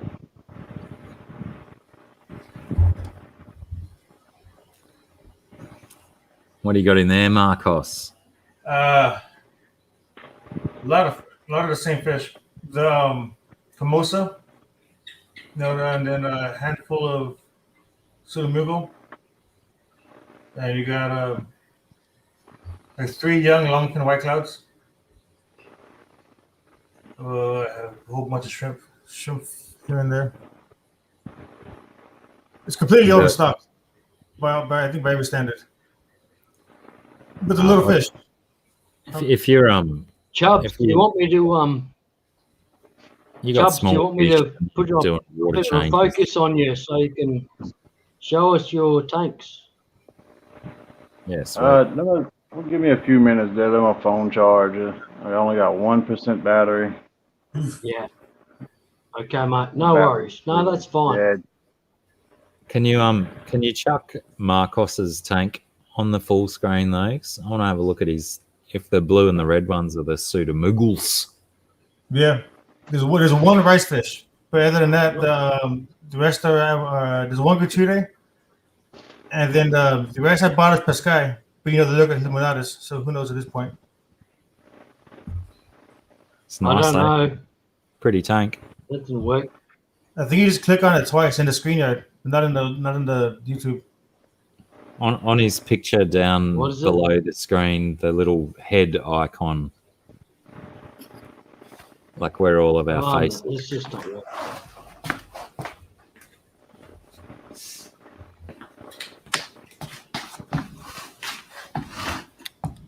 I think what's really keeping this tank going is that Pothos. Otherwise, I'd have a hard time.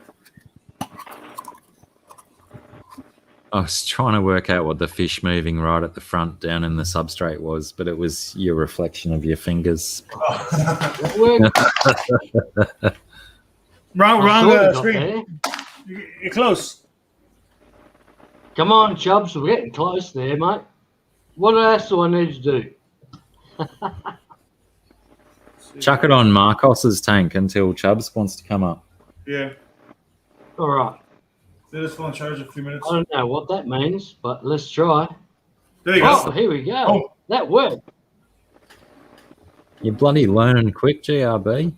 For real. Look at Marcos's tank. That's awesome. Marcos, that's an awesome. Beautiful. Let me turn the screen around. Yeah, so like there's one gratuite right there towards the middle. And that one I believe is anyone? Hang on. What have you done, GRB? Bring Marcos back. Have I killed everything? No, not quite. We're still rocking and rolling. We are learning. As far as I can see, Marcos is on the screen, but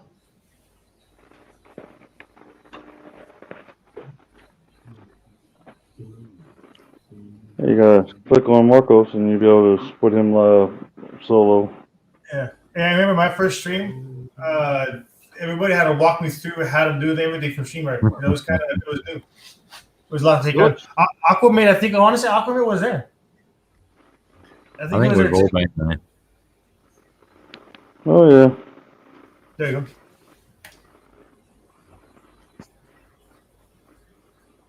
So there's a handful of pigment cores here and there. Today I just traded. Yesterday I traded 20 of those rice fish for a handful of plants from the shop. Nope. Back to me, huh? Oh, okay. Let's see if this will work. oh, there we go, Chubbs. It's working. Thank you, mate. Yeah, that's icon. And the electric blue Jack My Dipsy. God. That is amazing.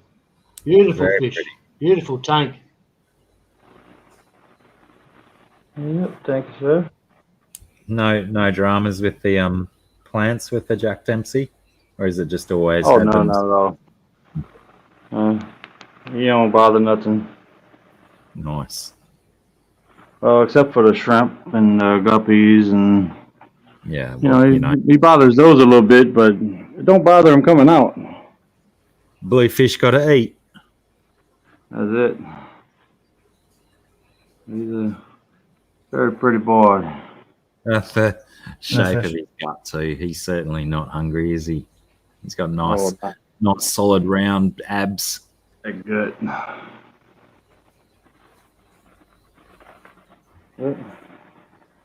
Let's see.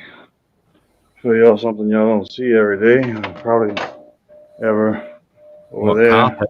No, I've seen carpet before. About a largemouth. A largemouth bass. Certainly Nice, don't get Chubbs. down here. You ever seen any illegals on named him? BRB? What's that?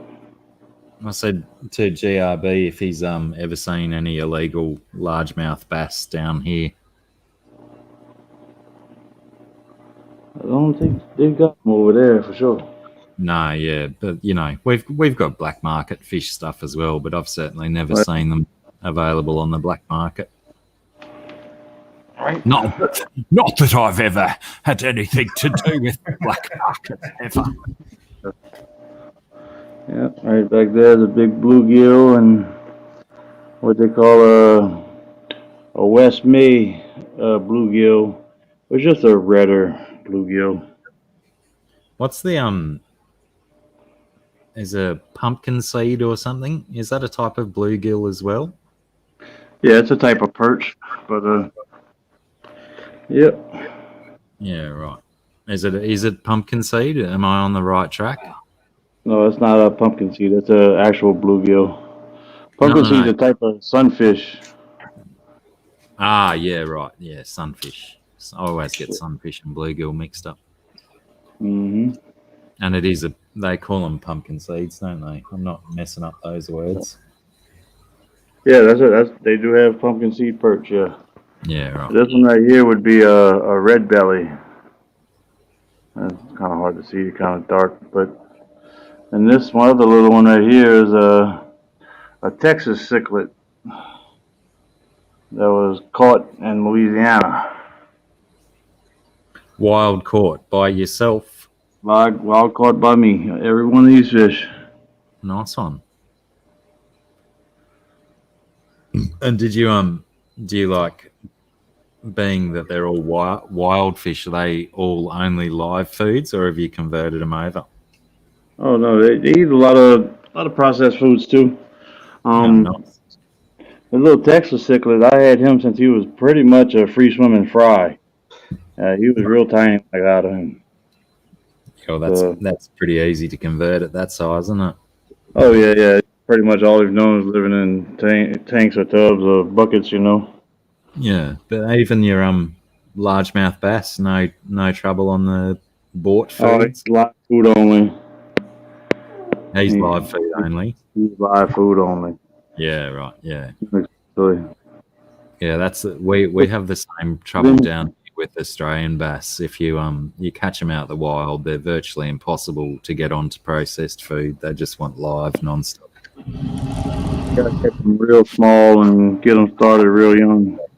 Absolutely. Other than that, they just want to eat everything. You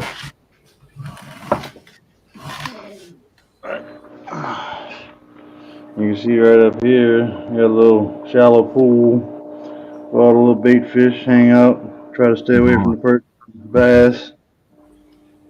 And are you trying to grow those babies out, or are they there specifically as food? Yeah, just so they could eat. Neat.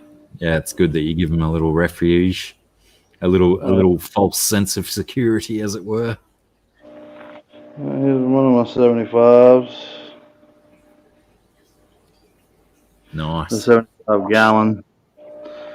You see crystal red Caradina shrimp in there.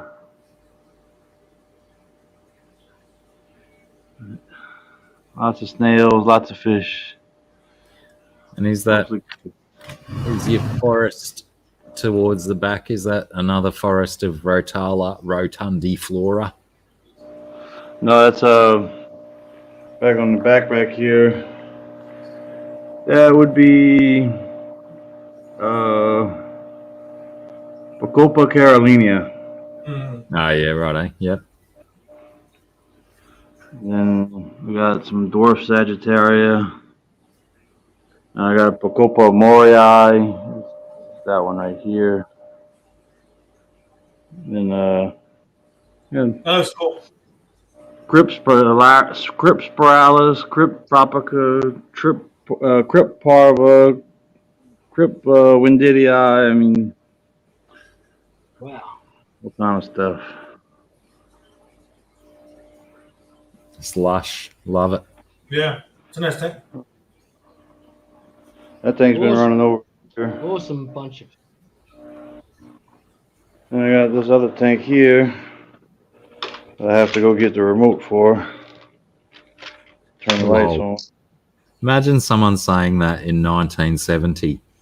Hey, Oh, happy hang girl. on. I can't show you my fish until I get my remote for the tank. For real. They look at you like you're loony. For sure. Give me 1 second. Grab the phone. Ooh.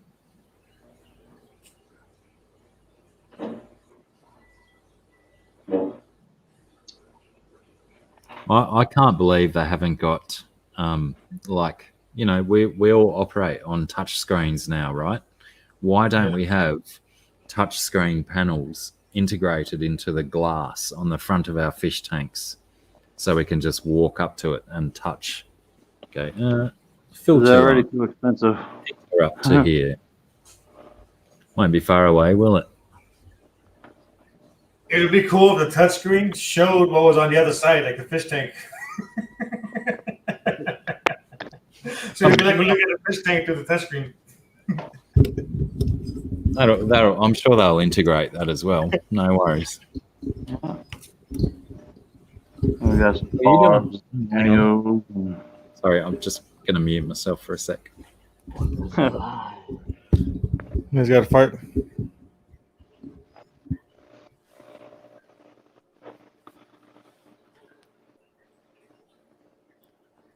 Hey, what kind of light do you use, Chubbs?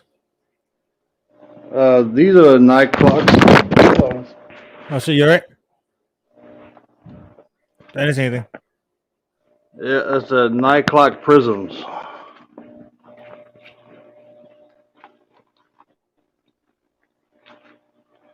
And then this other tank over here, that's a Planet 3.0 from Fluval.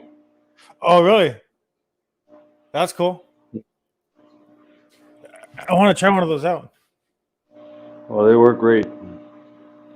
I really like it. Been having this one over a year. Really no problems with it at all. And the last 6 months been running just about 10 hours a day. Okay. I really wanted for a light for the dimming feature for the sunrise sunset. That's the only thing. That's the main thing I want. I like that one because how you could program a different. I guess everything else. But what I really want I guess they call it a ramp up and ramp down, and I found different options out there, but nothing where I can't where I don't have to splice into things and make it work for more tanks. You know what I mean? Yep. But yeah, the Planet 3.0, you could use multiple 3.0s and have them all doing different things at the same time. That's cool.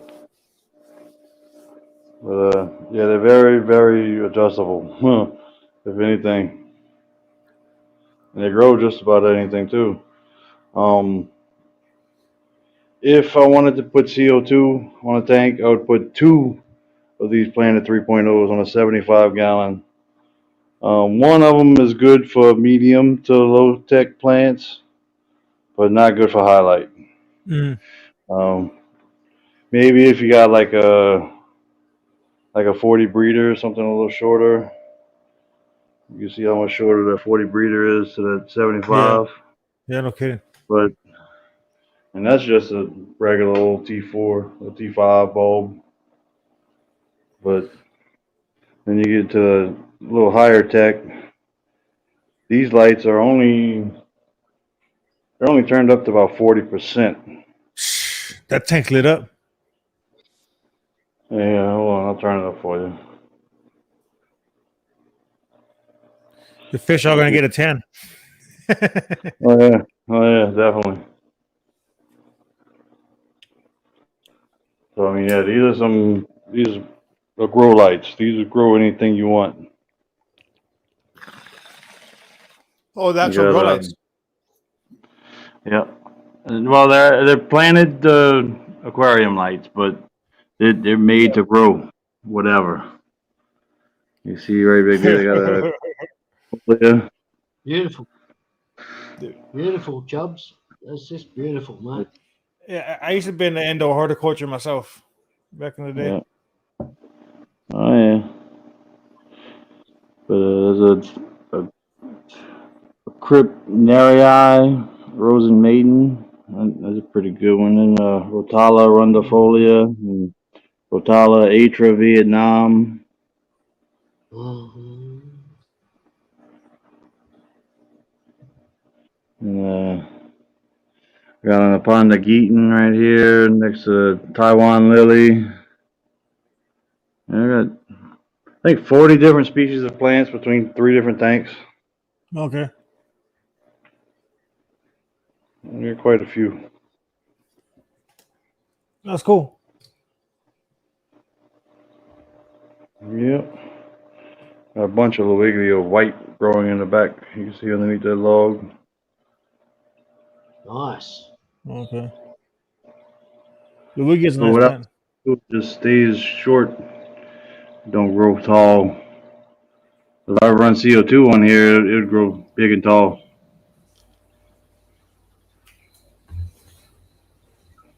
I got some little Japanese trapdoor snails. Those are pretty cool. Big filament barbs. So if you ever start like a new tank, you have no problem getting specimens from one tank or another to fill it to stock that sucker up with plants on. Yeah. Oh, You're I ready to still go. I got 4 or 5 tubs outside full of plants that I know it Wow. all. So, matter of fact, today I saw 100 stems of Loelia, about 6 inches long, and about 20 plantlets of the Taiwan lily. That's cool. Pardon me. Good. Congratulations. I give that a 4.5. That was a good burp, Dr. Black. Congratulations. I like that. You too, Jobs. Congrats. Yeah, I did it definitely mix a lot. But today I tested my tap water, and it was 1 part per million ammonia coming out the tap. Wow. That was a lot. Well, your plants, you should eat it up. Or 1 part per million? That's a lot. Oh, That's it's a lot. perfect amount for a healthy gut. All right, here you see another native. It's a golden top minnow.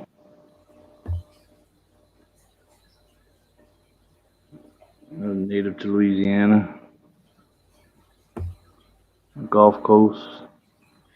Hey, Chubbs, I got a question. If you could put one, because that tank right there looks like it'd be perfect for like a community spawning. Like if you were to set up a new tank with that right there, what would you have like a colony breed in a tank? Say for egg Colony scatters. breed. No. But all 3 of these species are colony breeding in here. Oh, that's cool. They are breeding. So are the giant Danios, and so are the golden top minnows. But Wow. one or the other will go behind the other one and eat the eggs. Hmm.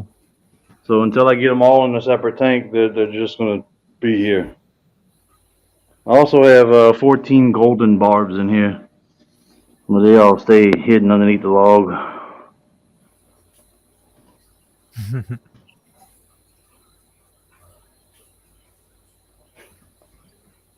Yeah.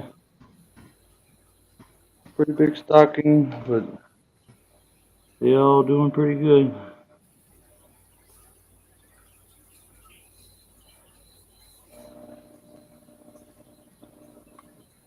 Yeah, working on getting some more tanks set up, separate everything so I can start breeding everything.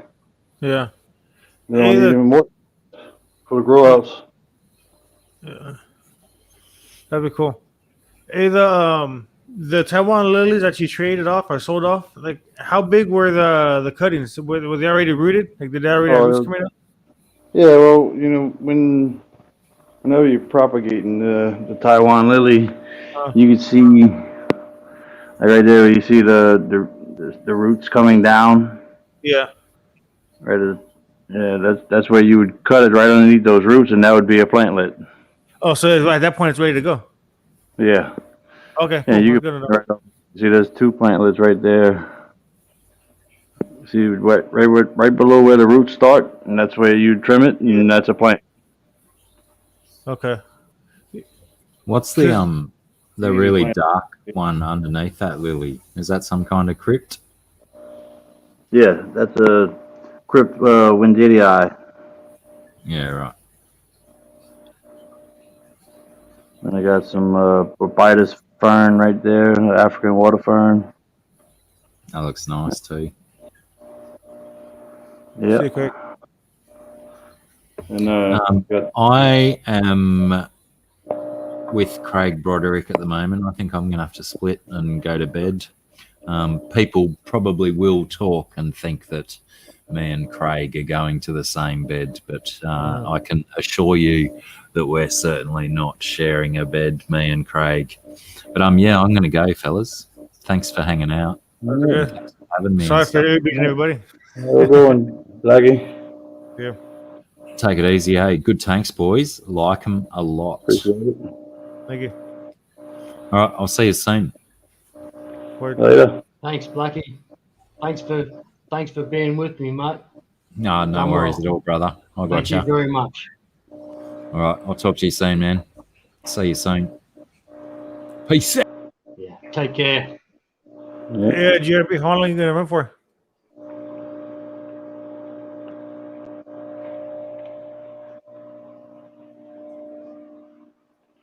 Yep. Hey, Chubbs, you're still there. Oh yeah. I don't know how to make it all Chubbs here for the Oh, minute. you click on my I'm sorry. picture. If you click on my picture, it says a solo in the middle. You click on the solo, Oh, that's the word. and it'll go solo. There's another little tank I just set up. So it's 20, Nice. 20 gallon long. Just got it for my guppies. Let's see. Gotta focus.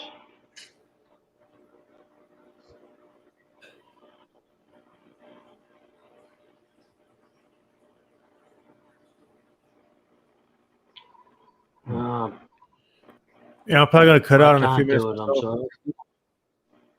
Yeah.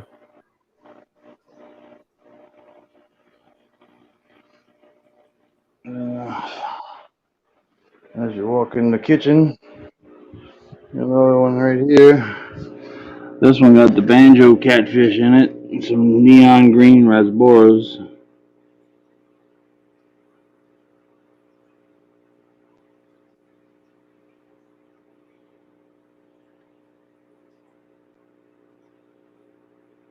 Those are cool. I think you clicked on the wrong one, dead GRB. Wrong button. We all do it. The main thing is not trying to figure out what buttons to press. You got to figure out what buttons not to press.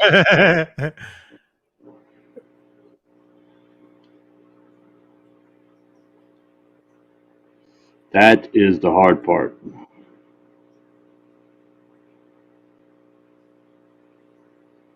You ever that GRB? You back with us?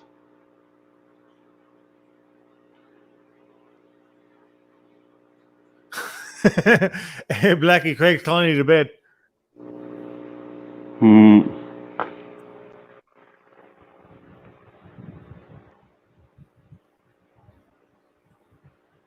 I am waiting for the 4-hour mark for myself to cut out. Oh, GRB, I can't hear you.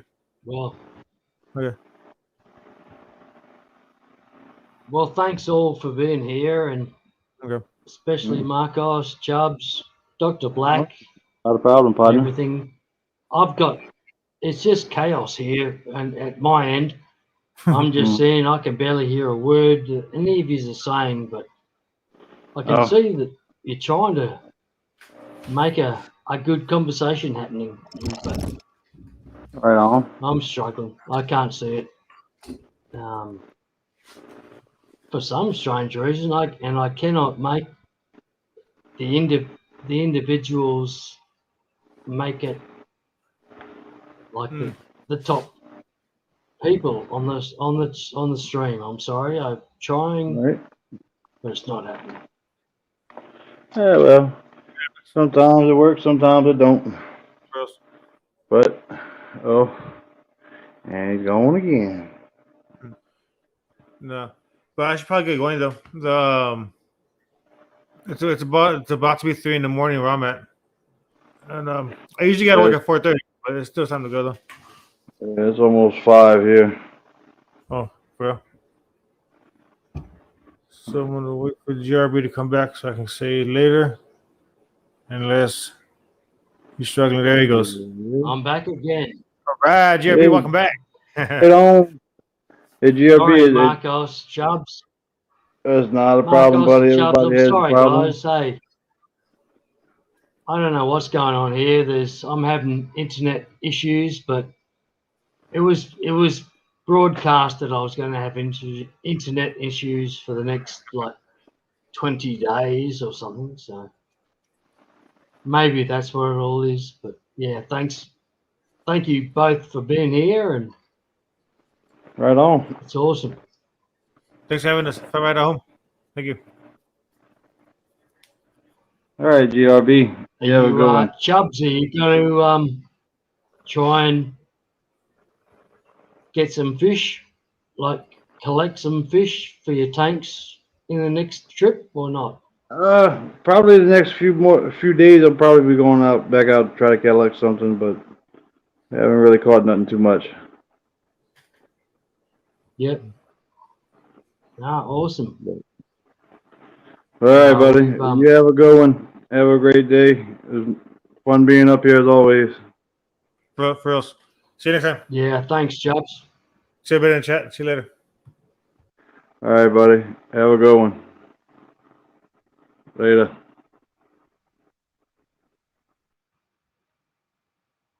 Cheers. Thanks, Marcos. Thanks, Chubbs. Awesome.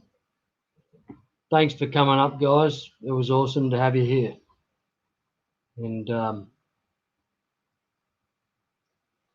well, all I can say is that I'm going to have to leave it on a some sort of a musical note, and we'll have to see how we go. I've had too many red wines.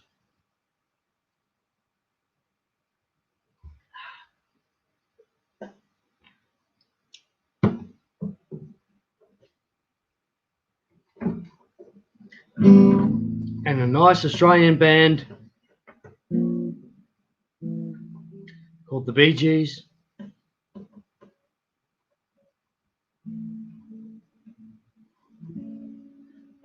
Well, there's a light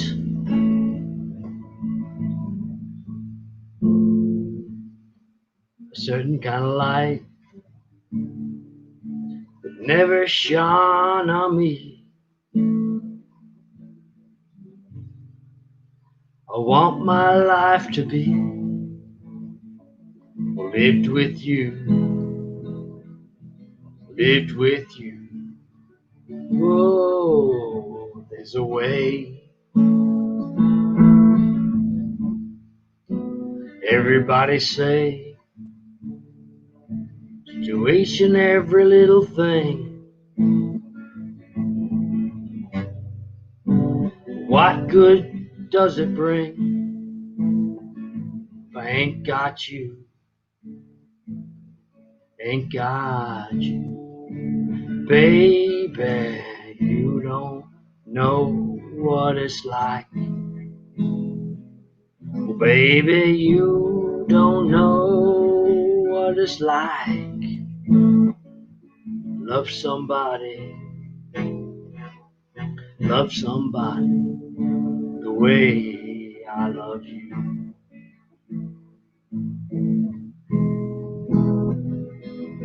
In my brain,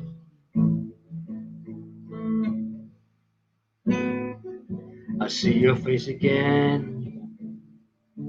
I know you're my frame of mind. You ain't gotta be so blind, and I'm blind. so blind. I'm a man.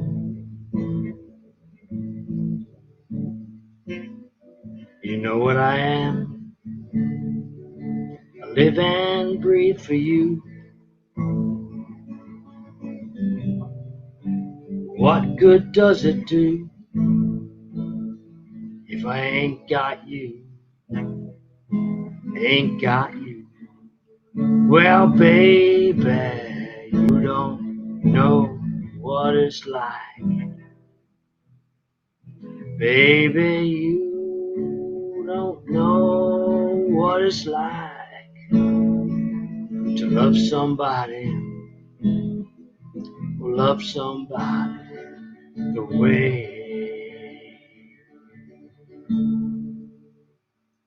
I love you. Whoa,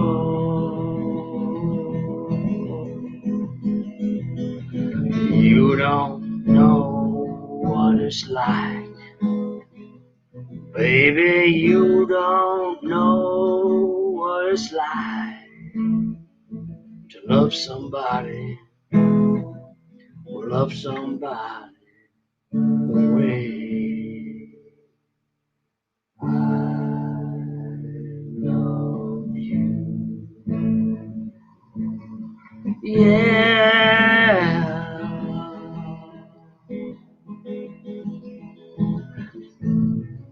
Know what it's like.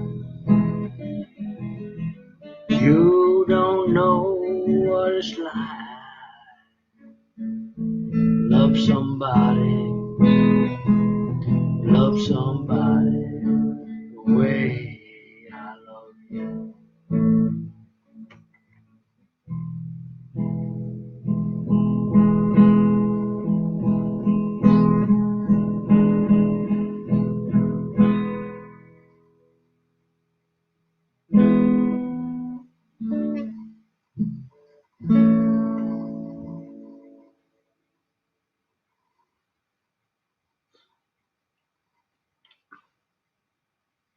So, whoever's still here, I'm sorry for that.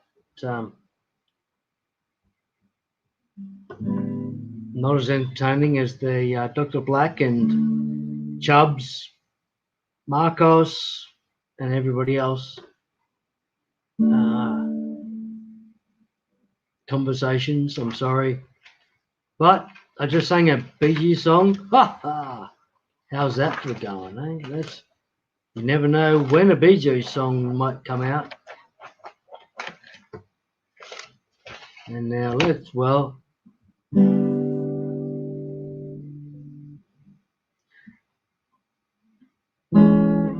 don't think I should do that song. I think I might change it from that song. I'm sorry. Was going to be a Neil Young song, and there might be another Neil Young song now. I don't know. Maybe. But we'll have to wait and see. I think that might be a Neil Young song, and we'll see how we go.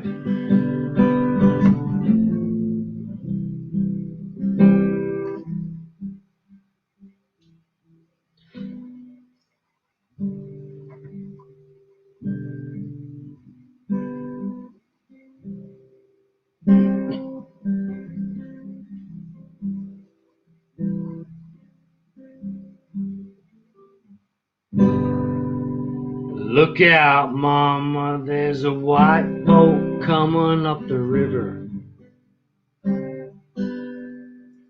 with a big red beacon and a flag and a man on the rail. I think you better call John. Don't look like he's here to deliver the mail. And it's less than a mile away. Hope they didn't come to stay. Got numbers on the side and a gun, and making big waves.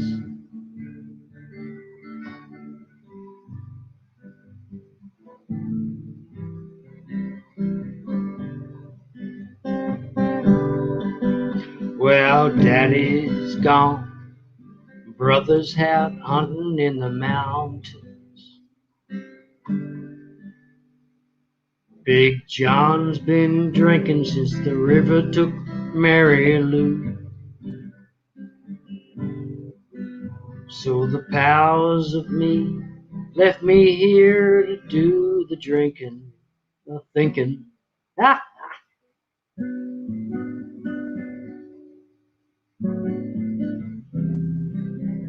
And I'm just turned 22.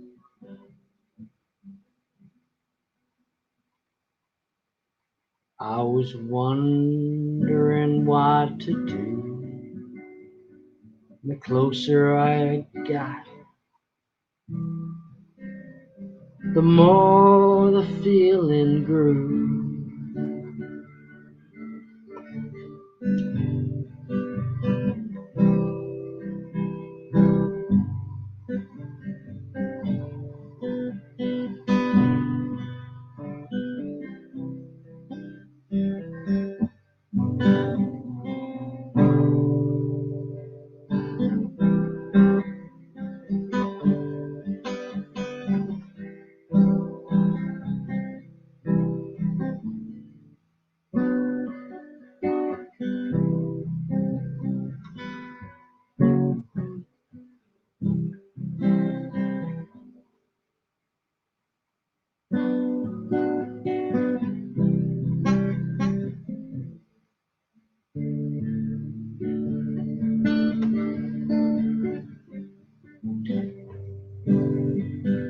Daddy's rifle in my hand felt reassuring. He said that red means run, son. Numbers add up to nothing. When the first shot hit the dock, I heard it coming.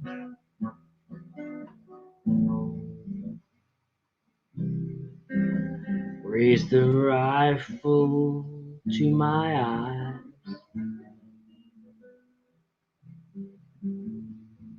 Never stopped to wonder why.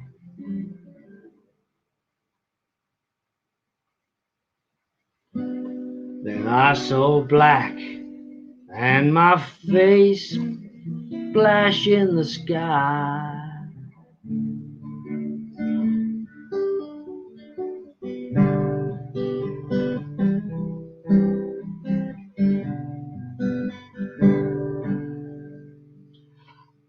Shelter me from the powder and the finger. Cover me with the thought that pulled the trigger. Just think of me as one you'd never figure.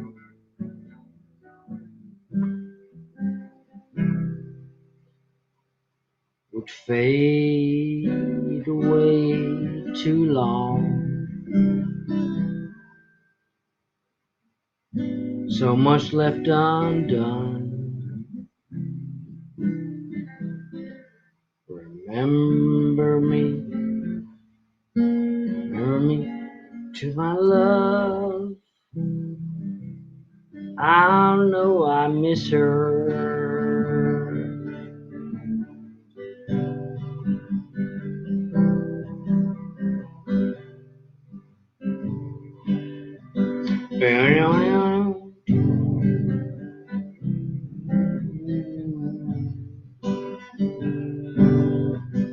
Well,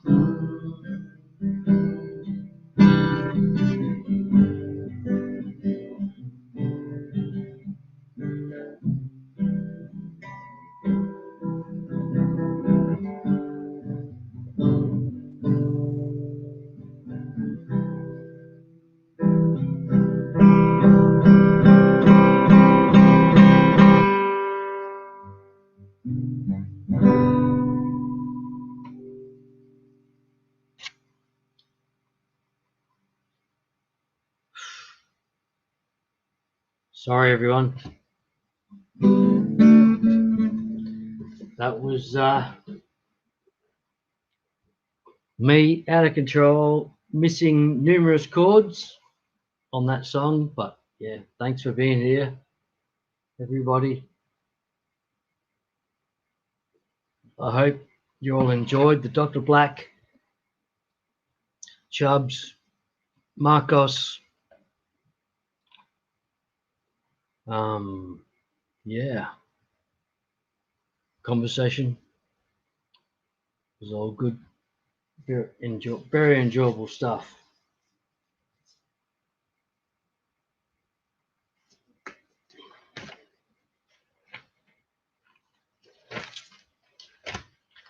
I don't know what song, if I can play another song or whatever. I'll try and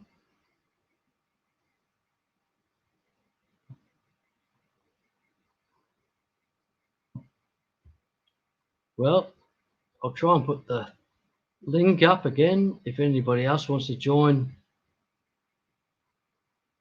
you're more than welcome.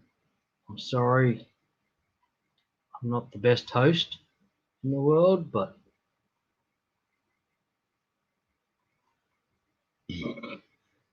still.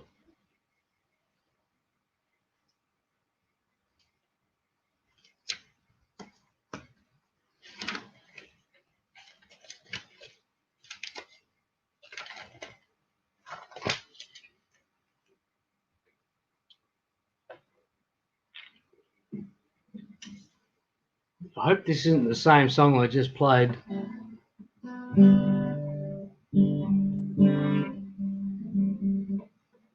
But here's another song. My guitar's probably a bit out of tune by now, but I'm sorry. We'll deal with it. And we're sending love to everybody that needs it.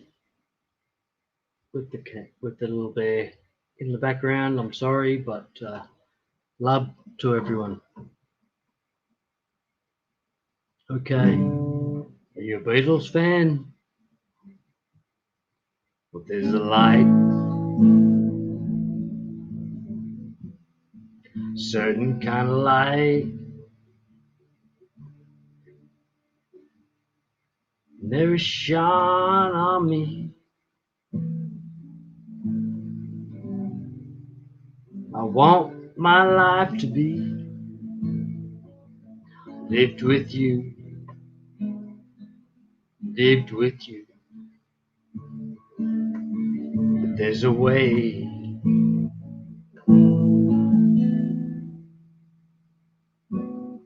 Everybody say to each and every little thing. What good does that bring?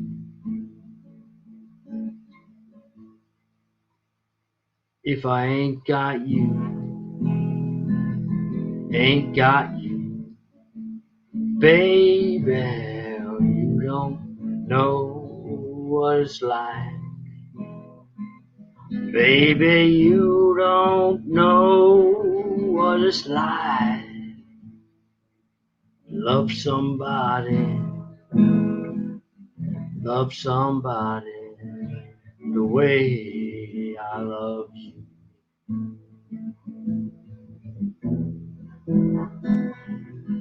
In my brain,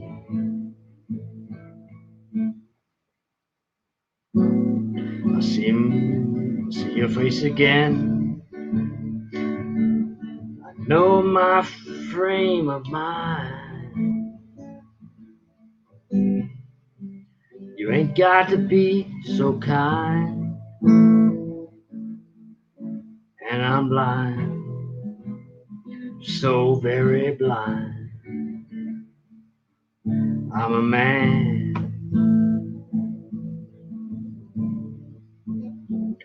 Can't you see what I am? Live and breathe for you. What good does it do if I ain't got you? Ain't got you. Well, baby,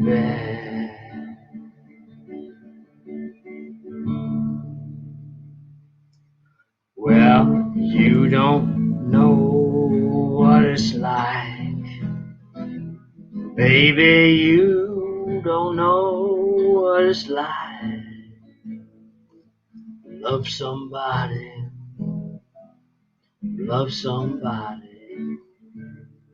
the way I love you. Yeah,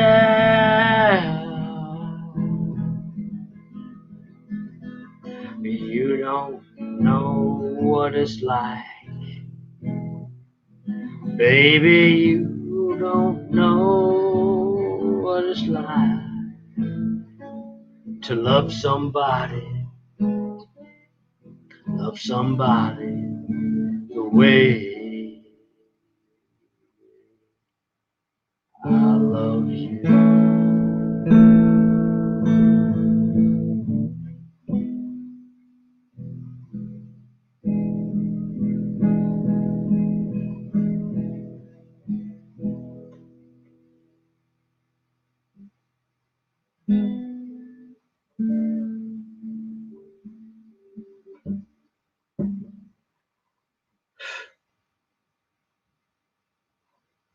Okay, so I suppose it's me. I've left everybody else. I'm sorry, everyone. I hope you have some enjoyment out of that. Let's try. I don't know what's happening here. I know that Marcos and Jubs and Blackie had to go elsewhere. I don't know what I'm doing about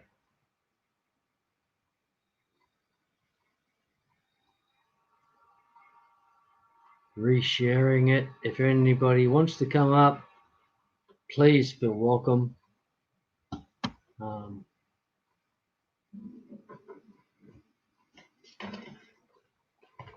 You're going to end up, like, if other people don't come up, you're going to end up being stuck with me singing some really bodgy songs.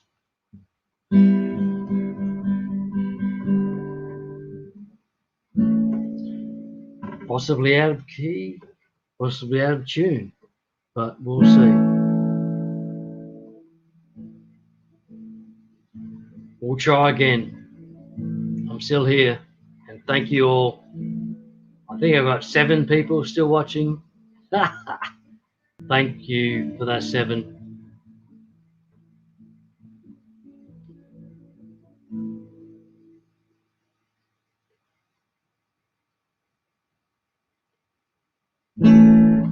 Think I'll pack it in.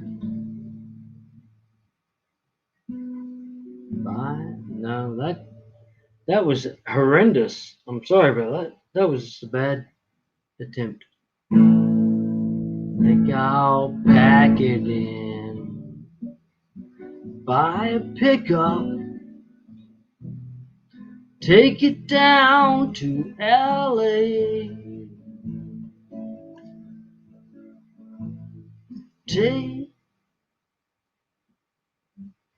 All right, we'll start again. That's just horrendous, Glenn. Bang. Yep. We'll try again. Think I'll pack it in. Buy a pickup. Take it down to LA. Find a place to call my own. Try to fix up. Start a brand new day. The woman I'm thinking of, she loved me all up I'm so down today. She's so fine, she's in my mind. I hear her calling.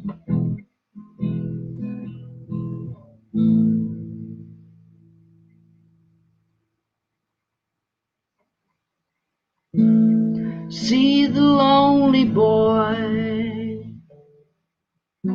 out on the weekend, trying to make it pay. Can't relate to joy. He tries to speak and can't begin to say.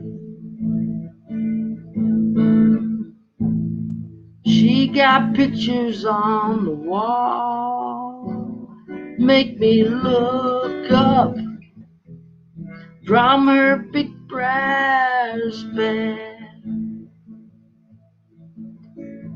Now I'm running down the road, trying to stay up. Somewhere in her head,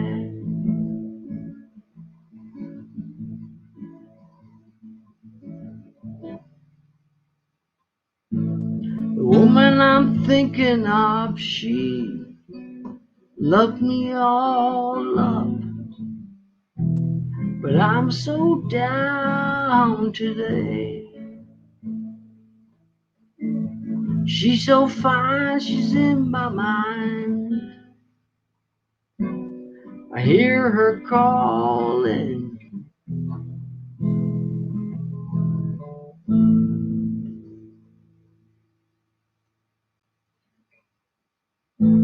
But she's a lonely boy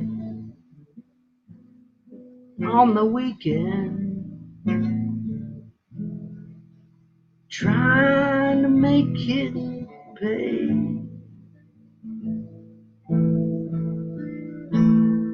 Can't relate to joy. He tries to speak and can't begin to say.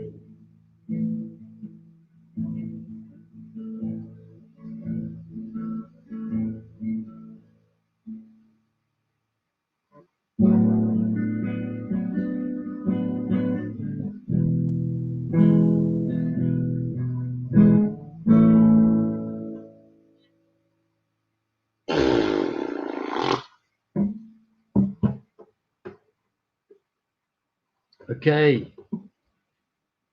Thank you everybody for sticking with me through that.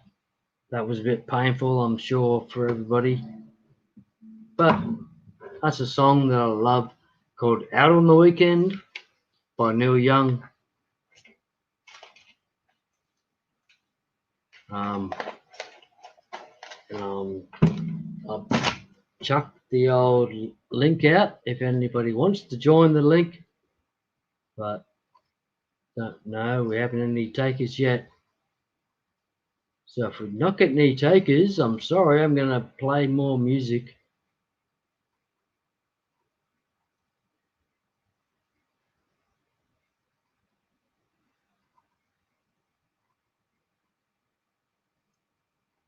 And yeah, it's a Pink Floyd song. I hope you like it. Excuse me, I've got struggling, but yeah. Okay, here we go.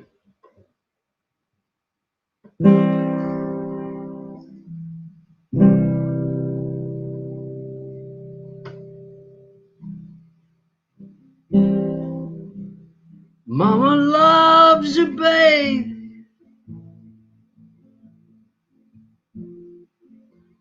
Daddy loves her too.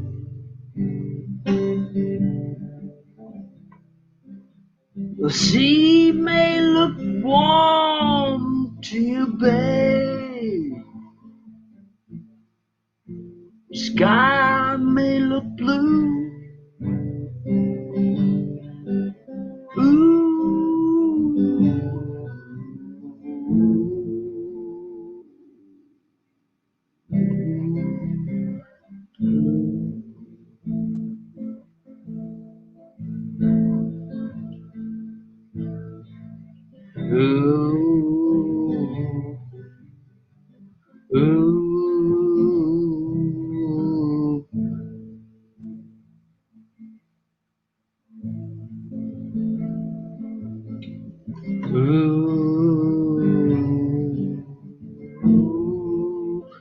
Baby blue.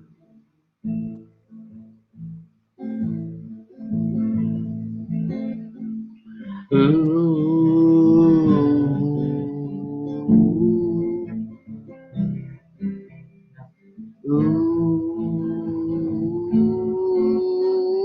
babe.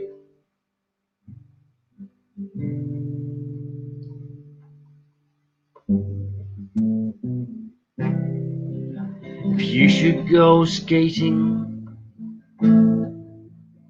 on the thin ice of modern life, dragging behind you silent reproach of a million tear-stained eyes.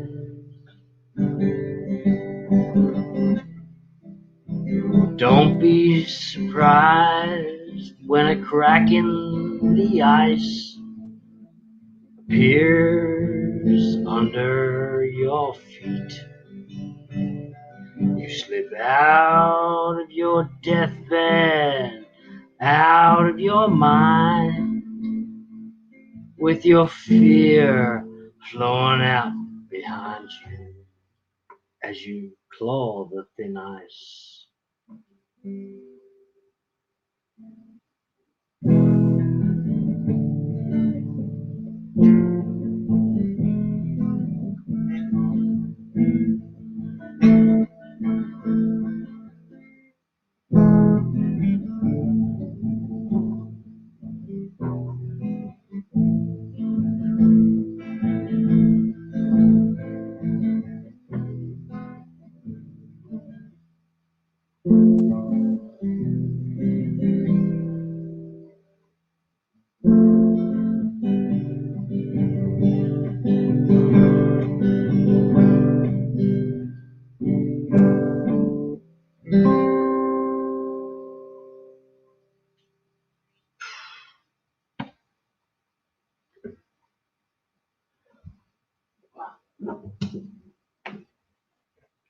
Well, thanks everybody. 8 people still here. Thank you very much. And well, that song was for all of you. I'm sorry if I've made other people leave, but yeah, you're making my day, I tell you. 8 people still here now. That's great. Very, very happy. And Leo, you're an absolute champion, mate. Thank you. Stephanie Frederick, thank you so much for being here. I wish I could share some of our beautiful summer Australian weather with you right now, but you've probably got beautiful weather in Maine as it is anyway. And yeah, I love you all. And I'm thinking that I need to play another song, but whoops. Did I actually play that song? That's a bit weird. And we'll see. Probably going to be a bit too outrageous of a song.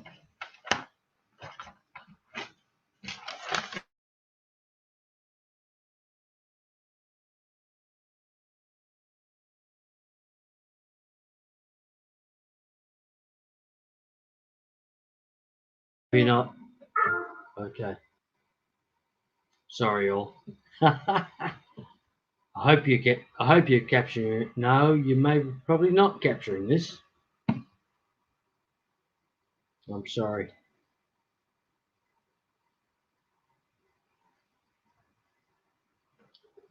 Sorry, all. I hope I'm still.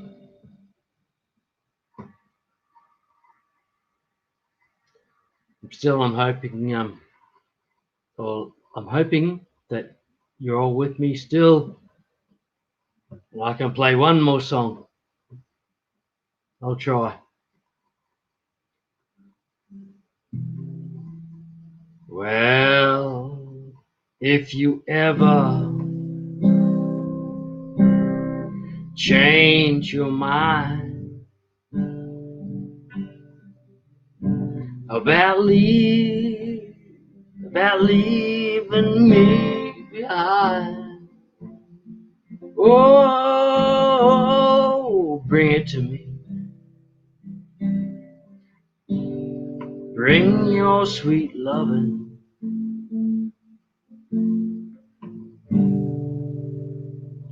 Bring it on home to me. Yeah, yeah. Whoa. I know I laughed when you left, but now I only hurt myself. Oh, bring it to me. Bring me your sweet lovin'.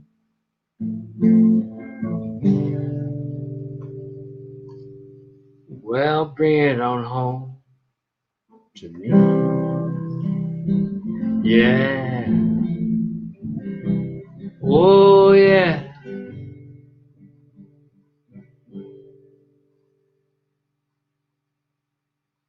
Well, I'll give you jewelry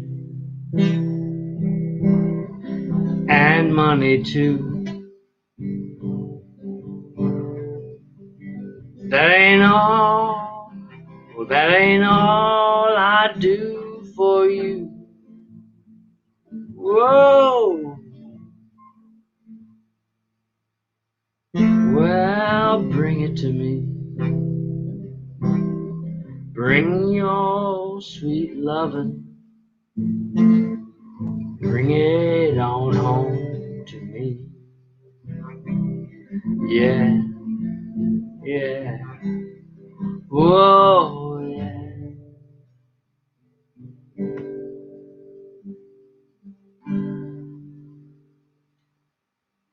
Well, you know I'll always be your slave till I'm buried in the grave. Whoa, honey, bring it to me. Bring your sweet lovin'.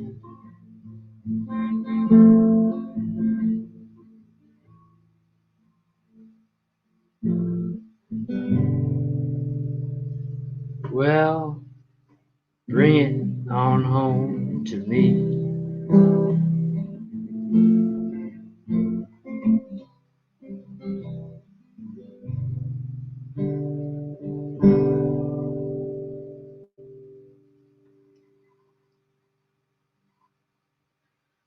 Well, you know I'll always be your slave till I'm buried in the grave. Whoa, bring it to me. Bring your sweet lovin'.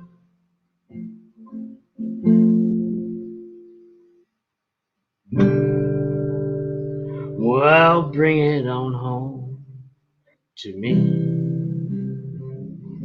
Yeah. Well, yeah.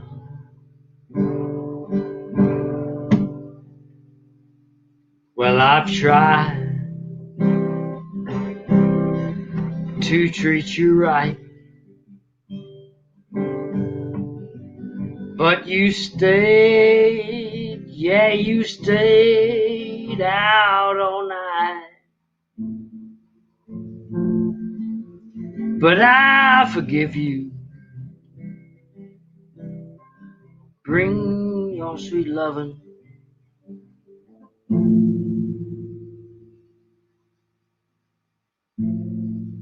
Bring it on home to me.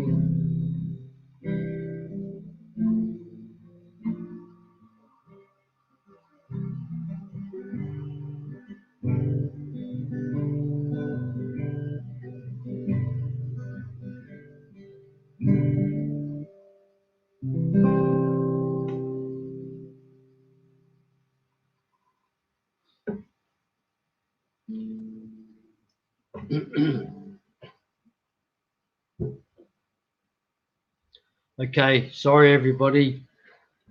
I'll try not to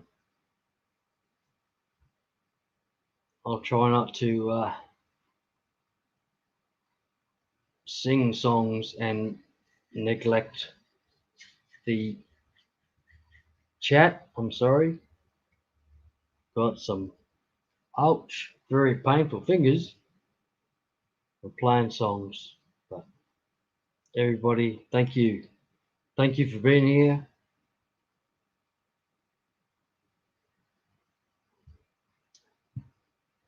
You're all champions. Steph, thank you.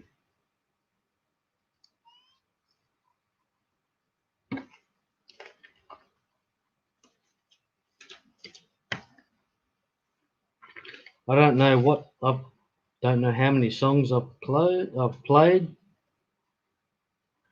but yeah, I may have played 3 maybe.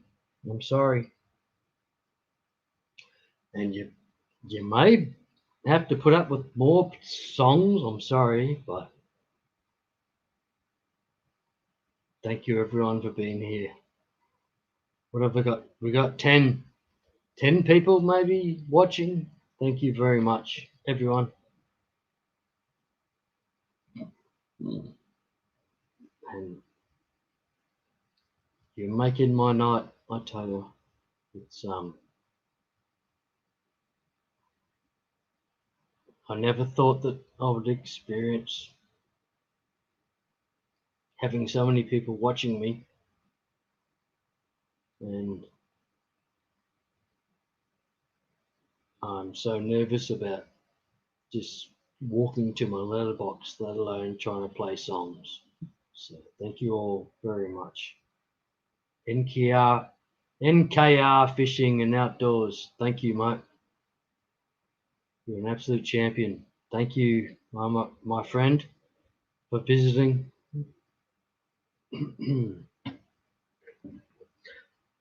But I'm sorry, you all, but I'm just going to have to play another song. I'm just, nobody seems to be jumping on board to visit, so.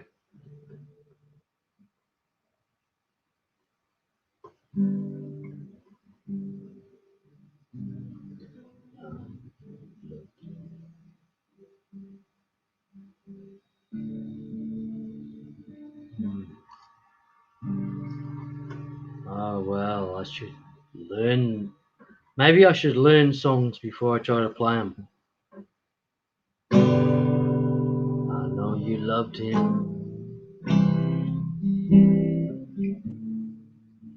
a long time ago. Even now in my arms. Okay, let's try and see how we go. I know you loved him a long time ago. Even now in my arms, you still want him, I know.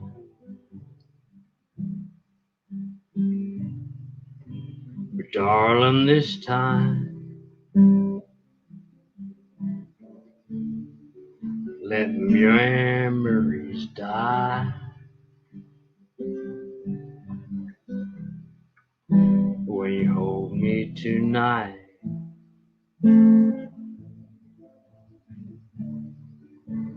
don't close your eyes.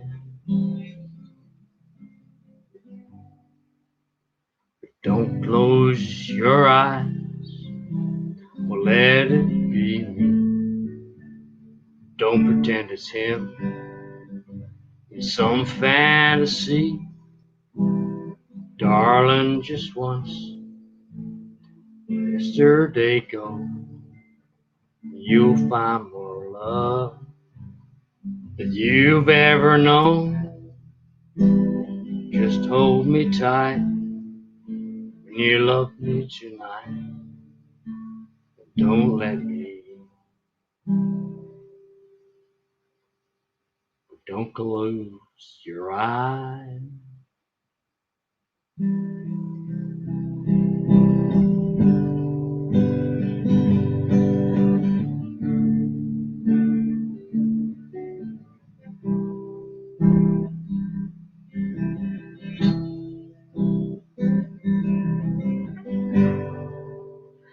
Maybe I've been a fool, holding on all this time.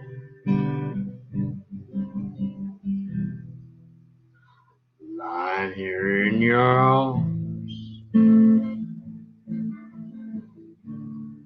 knowing he's on your mind.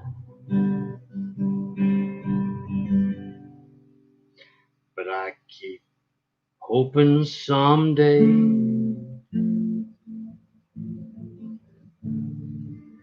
that you'll see the light. Well, let it be here tonight.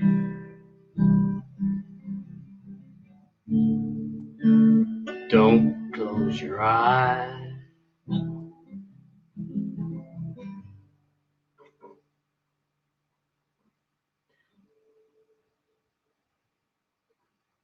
Just hold me tight.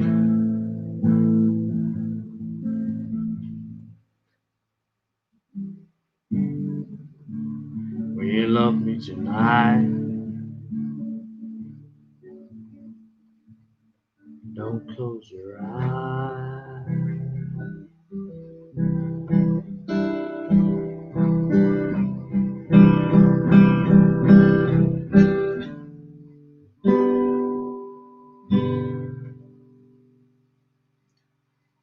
Okay, oops everyone, sorry about that. That was a pretty nasty performance, but we got through. We got through that one. Cheers, anybody and everybody who's drinking red wine or whatever. Cheers. And yeah, I hope you're all doing well. Now I'll try to remember that there's a chat. I'm sorry, Steph. Yes, I'm trying to sing. It's very bodgy, I know, and I'm sorry for everybody that has to put up with it. Leo, thanks for being here, man. You're an absolute champion. NKR Fishing Outdoors. Well, we're trying to get you up there, man. Trying to get you up there near that 1,000. And good luck to you, brother. Steph, I exactly agree. I need coffee so bad, it's not funny. It's like about 7:30 at night now. I want coffee. So I might need to go and play that. Like, get the coffee started. And do I play another song or? Sorry, I'll put the link back there, I think. So if anybody wants to join, they can. But I can understand if no one wants to join because I'm not very personable. But still, I'm back. I'm putting the kettle on. I'll come back. I'll maybe sing a song.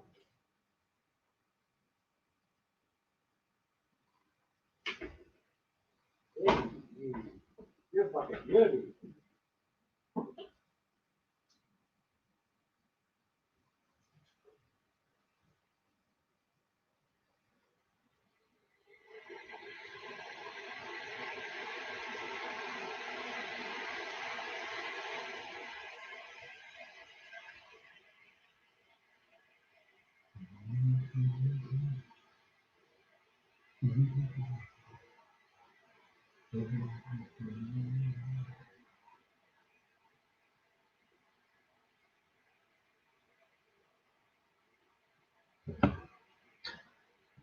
Okay, sorry everybody. I'll put the kettle on. I've got my gorgeous sweetheart,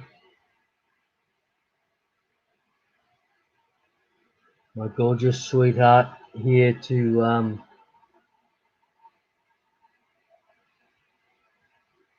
say hello to you all. She's just the most amazing visit you'll ever meet in your entire life. She's just gorgeous. Nothing stresses her out. She's gorgeous and she likes to swim. Don't you? Hey, her little arms. And I love you tonight.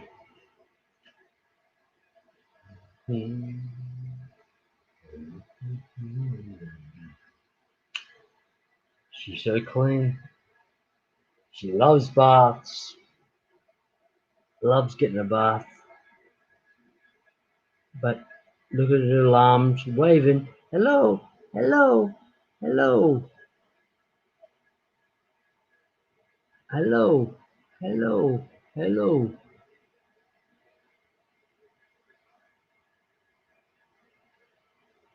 I love her. She's my baby. She's the baby of the two bigger ones. So yeah, she's gorgeous. It's just amazing having a baby. So yeah.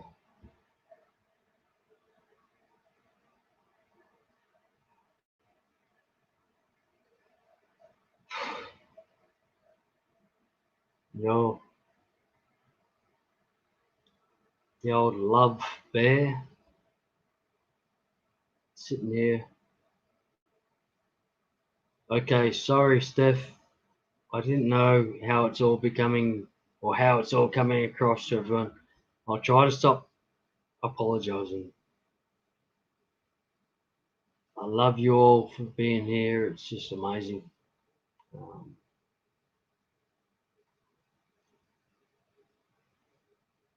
Got the most amazing visit in the world, my sweetheart, sitting here. Coffee's boiling, so we're doing well. Sweetheart, she's sticking her tongue out, having a bit of a taste of the world. She's gorgeous. I'll try and get her as close as I can.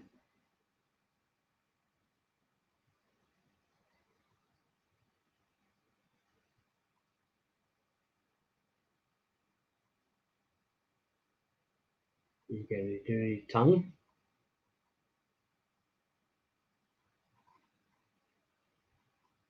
We all love you, sweetheart. And that's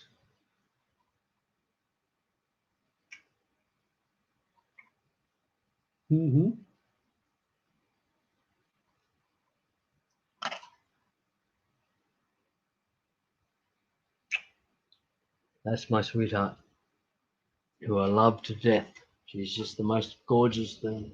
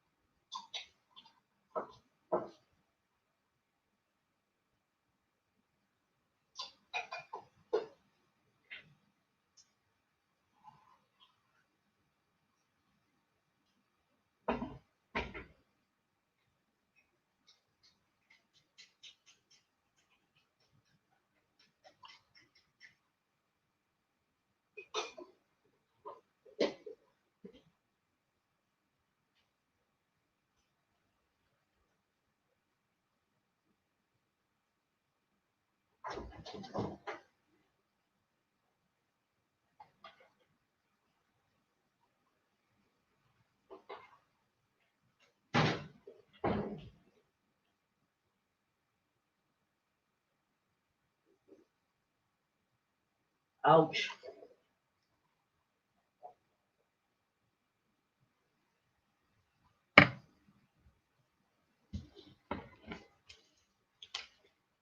Well, thank you all for hanging around.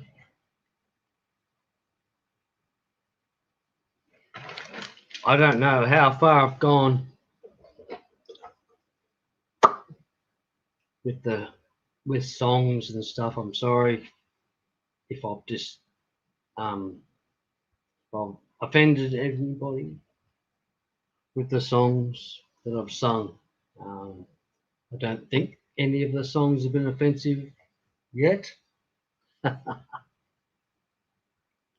but we might have to try one. And I still don't think it'll be offensive, but me singing the songs might be offensive to everybody. I'm sorry, but we'll try anyway. I just hope it's entertaining for someone. Like I just so appreciative of you all being here. Okay. This song's a little bit of a Bee Gees number, which I don't think I've sung yet, but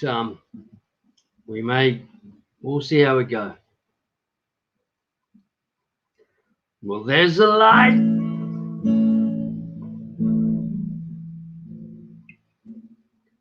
a certain kind of light never shone on me.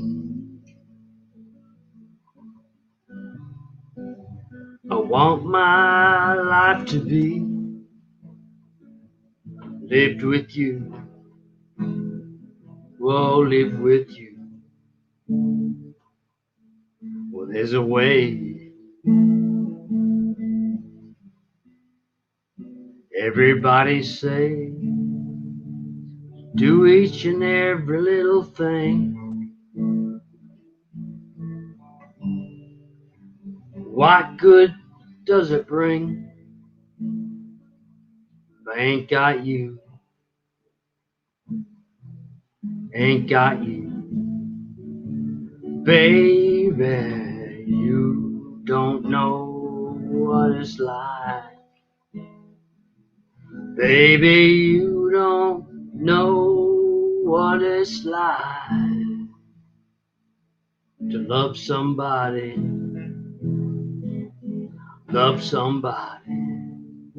the way I love you.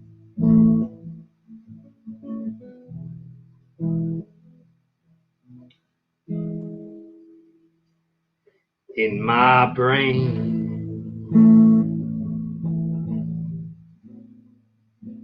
I see your face again. I know my frame of mind. You ain't got to be so blind, and I'm blind. Well, so many blind, baby. I'm a man.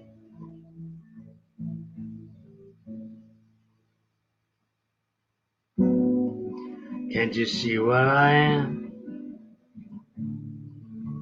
I live and breathe for you. What good does it do if I ain't got you? Ain't got you, baby. You don't know what it's like, baby. You don't know what it's like. Somebody love somebody the way I love you. Yeah.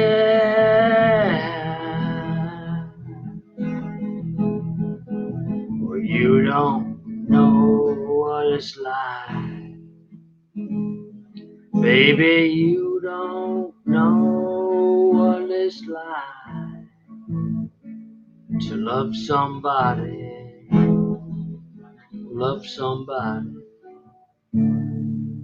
the way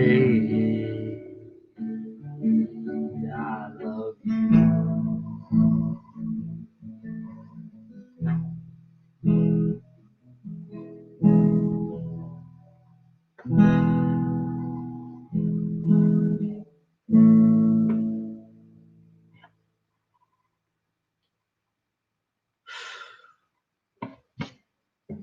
So now GRB is singing Bee Gees songs. That's a bit rough, but it happens.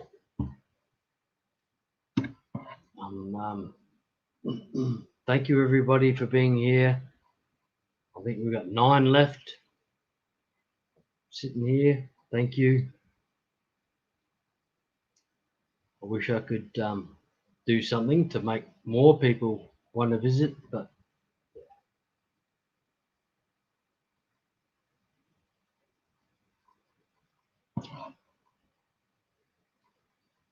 I'm just singing songs, and I think I've sung songs already.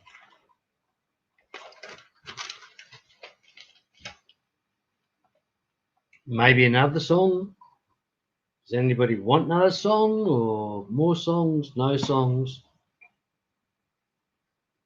G'day, Hattrick Farm. Joey, thank you for being here. I'm thinking one more song. It's a bit of a Pink Floyd song. I don't know if anybody knows it, and we'll have a go, eh? Or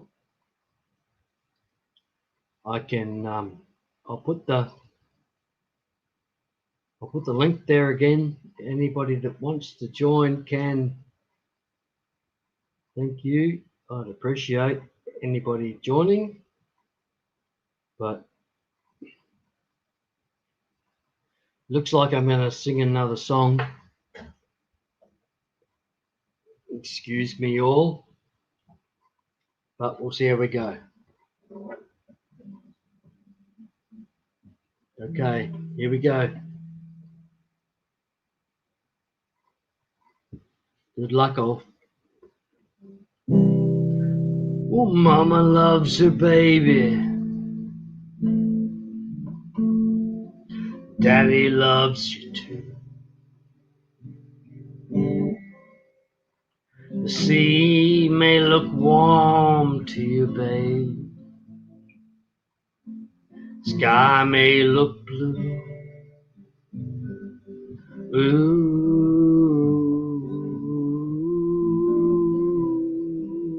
babe.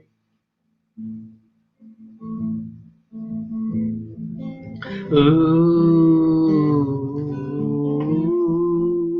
baby blue.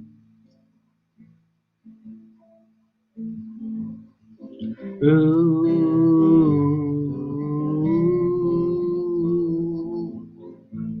ooh, babe.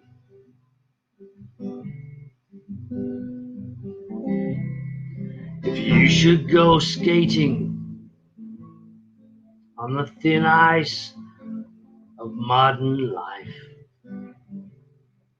dragging behind you the silent reproach of a million tear-strained eyes, don't be surprised when a crack in the ice appears under your feet. You slip out of your depth and out of your mind with your fear flowing out behind you as you claw the thin ice.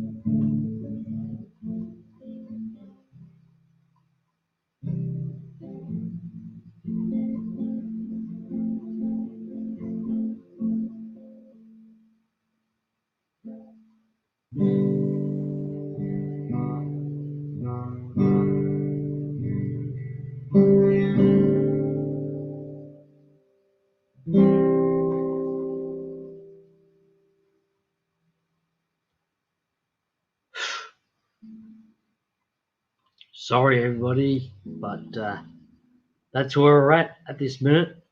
I'm sorry. Furloughs, so good to see you. Hattrick Farm, thank you. Joey, thanks for being here, eh? Furloughs, it's just so good for your support to be here. Thank you very much. And Steph, well, I wish I could make it all a bit better, but I'm struggling a bit. But I'm getting there. Maybe there's another song. I don't know though.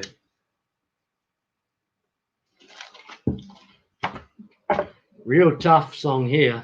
If I play this one right, you'll be laughing.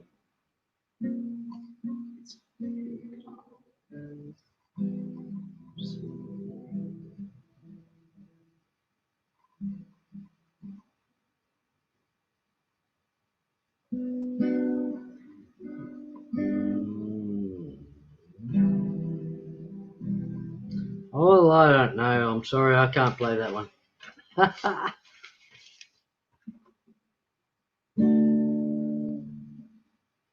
Lying in my bed, I hear clock tick. Think of you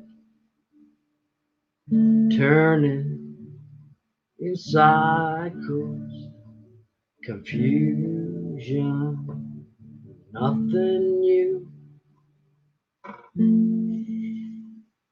Flashback to warm nights. No, that won't work. I don't know that one.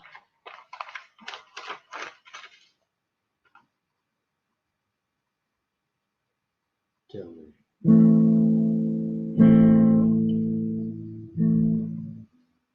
Well, tell me what you're thinking, baby. Let me know your name. Tell me what you're drinking, baby. I'll drink the same. Tell me what you're thinking, baby. Let me share your pain. Tell me what you're drinking, baby.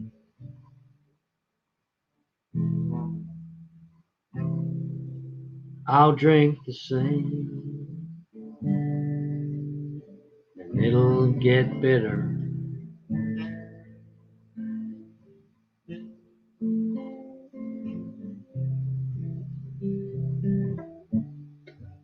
Well, it'll get better.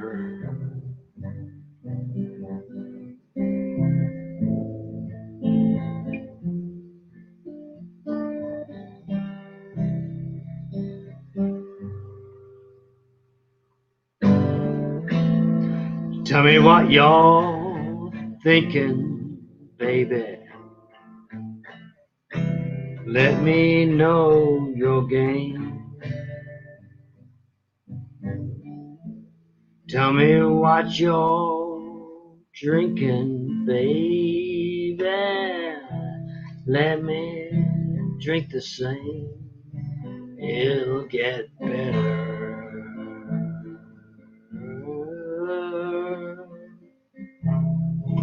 Oh, yeah. It'll get better.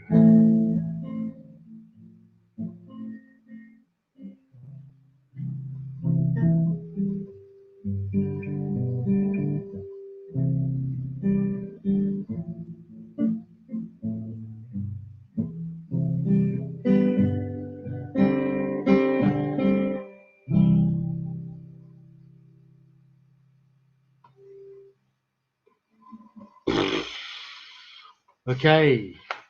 Again, thank you all for being here. I don't know. I've put the link out a few times. Nobody seems to want to join up, so I'm going to play another song. This is called Powderfinger by Neil Young. We'll see how this goes.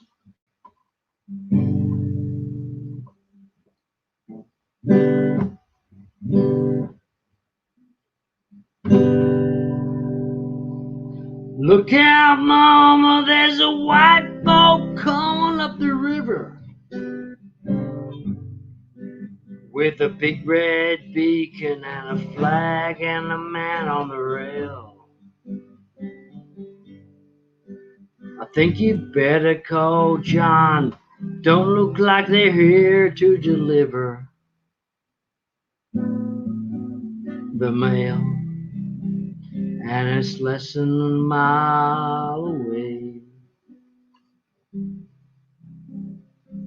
Hope they didn't come to stay.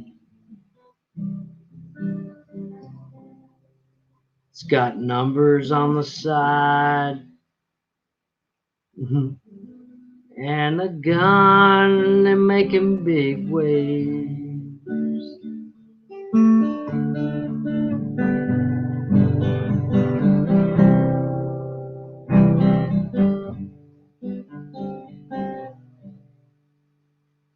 Well, Daddy's gone, brother's out hunting in the mountains.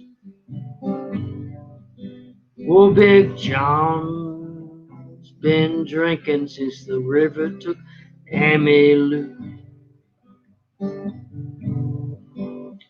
So the power beat left me here to do the drinking or thinking.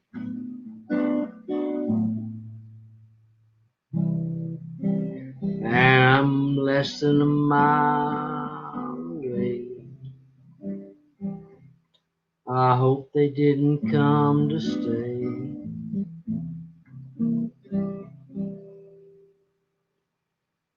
The closer they get, the more the feeling grew.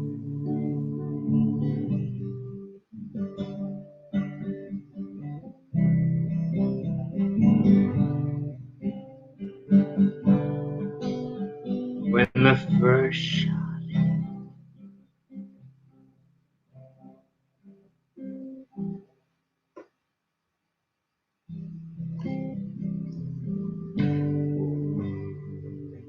Sorry about that, but we'll start again. Daddy's rifle in my hand felt reassuring. He told me red means run, son. Numbers add up to nothing. And when the first shot hit the dark, I saw it coming.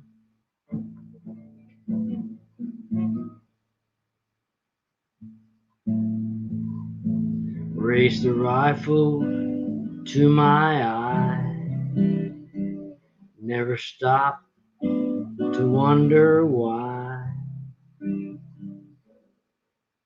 Then I saw black and my face splashed in the sky.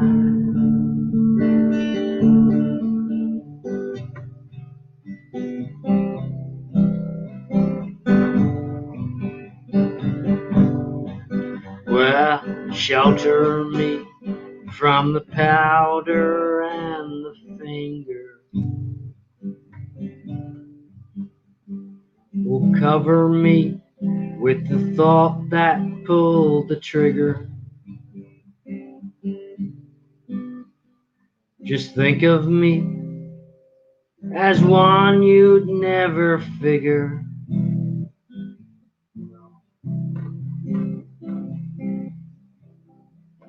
Would fade away too long.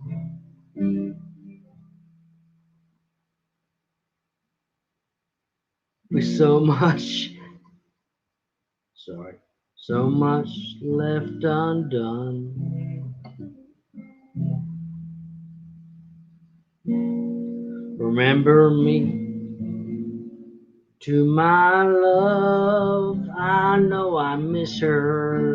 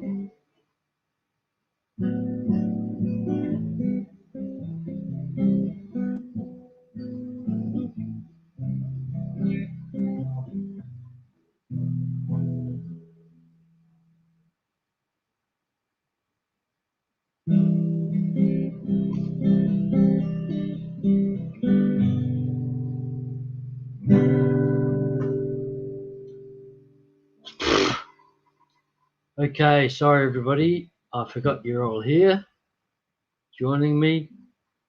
That was a bit bodgy, I'm sorry, but that was called Powderfinger by Neil Young. Yeah, I tried.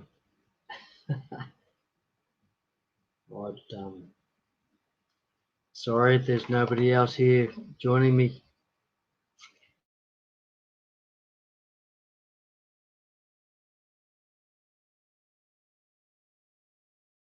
No songs I've got left that haven't been pushed down your throat already, but here I am again. Another song.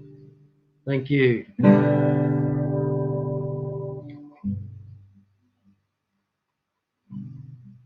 Well, I know you left him a long time ago. Even now in my arms, you still want him, I know. But even, darling, this time, let your memories die. When you hold me tonight, don't close your eyes.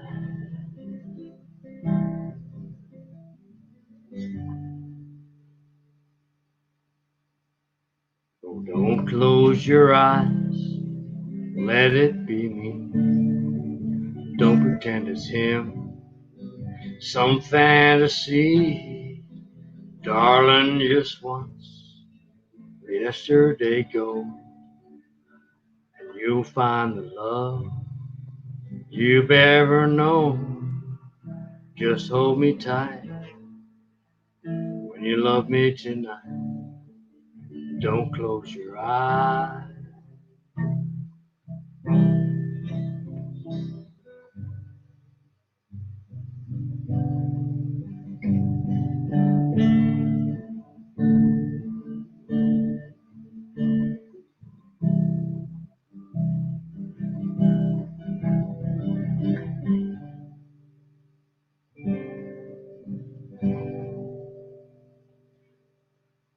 Maybe I've been a fool,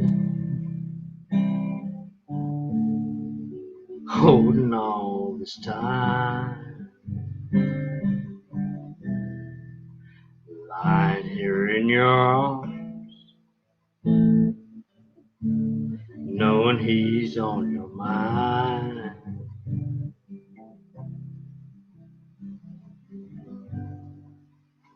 But I kept hoping someday that you'll see the light. Let me here tonight. Don't close your eyes.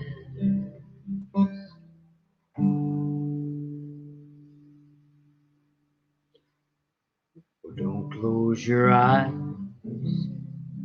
Let it be me. Don't pretend it's him, some fantasy. Darling, just once, let it go. Don't you'll find more love than you've ever known. Just hold me tight. Love me tonight.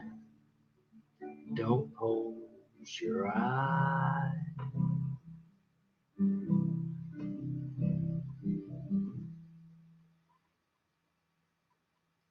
Just hold me tight when you hold me tonight. Don't close your eyes.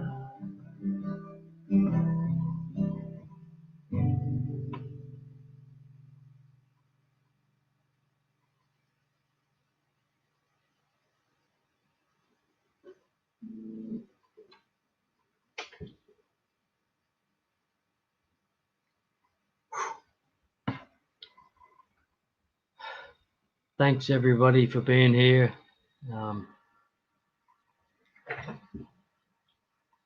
Hey, I can keep going if anybody wants to jump up.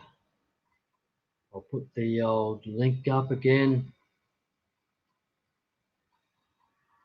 If you want to come up on the link, feel free. Otherwise, it's going to be me solo in a drunken state, maybe even playing a few songs.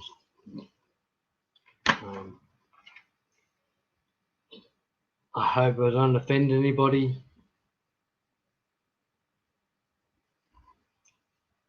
just love everybody for being here, supporting me. Thank you.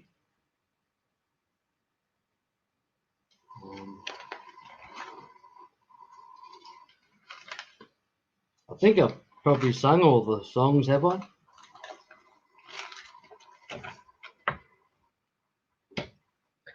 Maybe. Maybe I have. Maybe I haven't. We'll see. Does anybody like Pink Floyd? Excuse me. It's like 105 degrees here at the moment, and it's extremely humid. So, and at like 8 o'clock at night, it's like killing me. But I'm still trying. And thank you everybody for your support, for being here. I need to learn to watch the chat a lot more than I do. But okay, maybe out of tune, but we'll see how we go. This is a Pink Floyd song.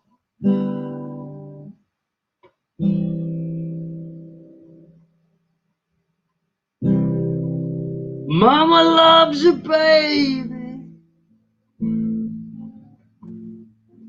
Daddy loves you too. The sea may look warm to you, babe. Sky may look blue. Ooh,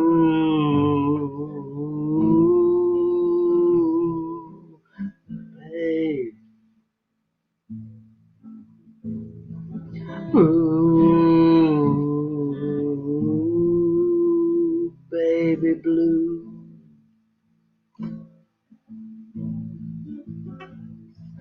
Ooh,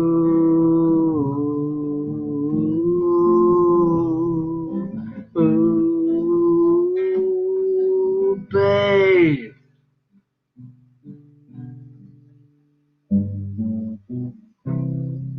If you should go skating on the thin ice of modern life, dragging behind you the silent reproach of a million tear-strained eyes.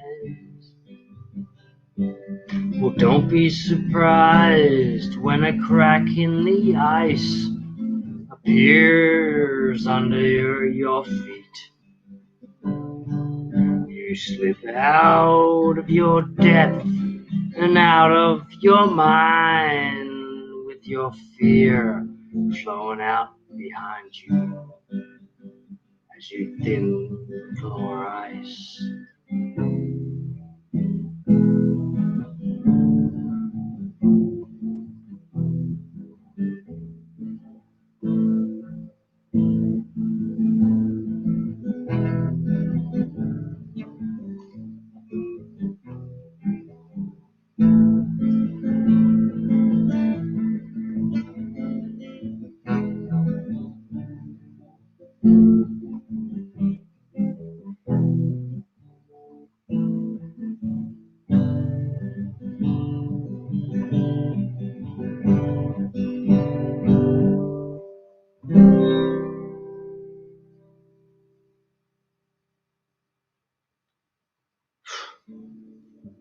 Okay.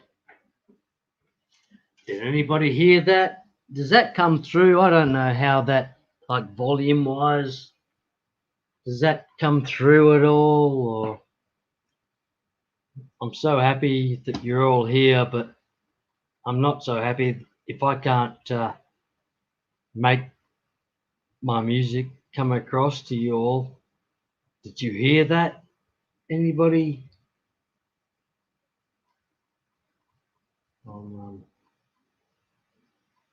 Yeah.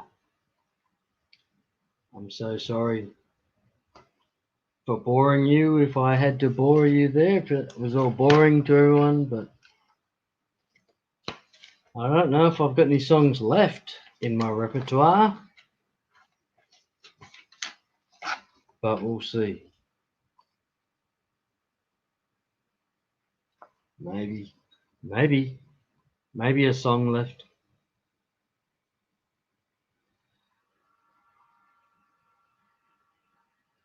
Red wine, you beauty.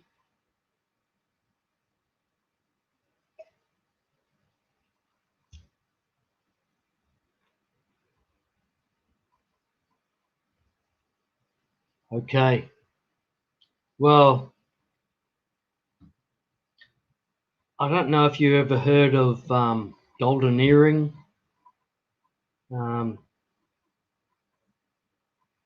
They sang numerous songs which were very popular through the 70s, maybe 80s.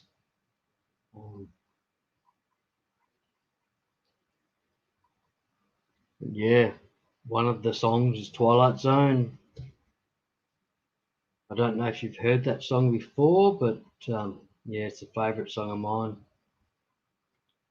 And might give it a go.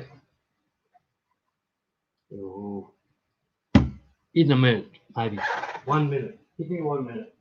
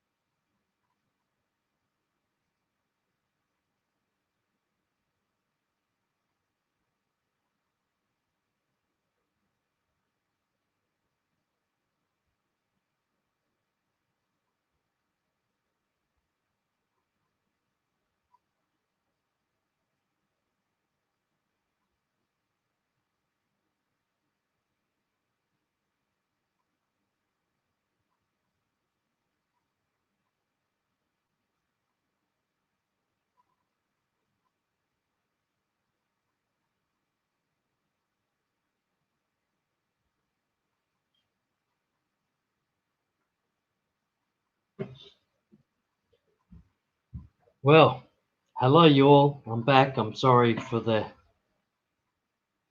inconvenient space and time there. I'm on the coffee now.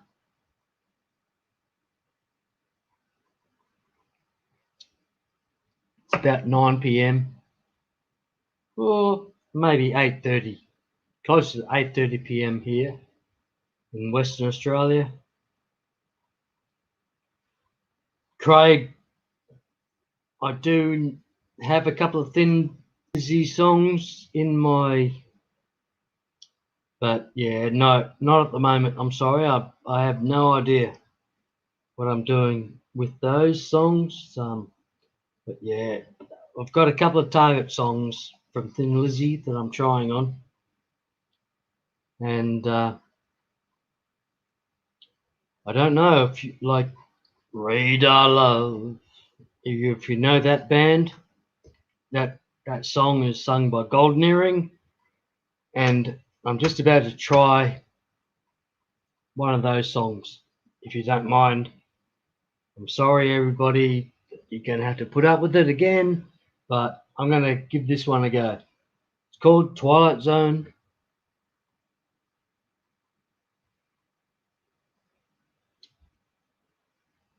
And everybody should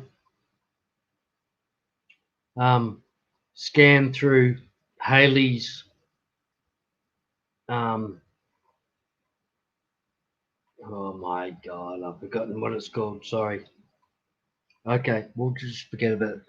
We'll forget about that for now.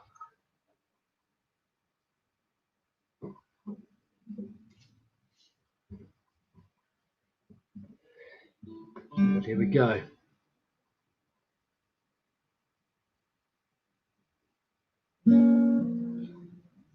Well, it's 2 a.m. The fear is gone.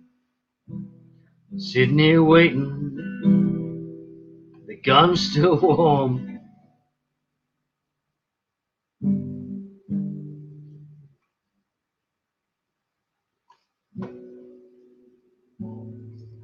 Okay, yep, sorry about that. I need to start again.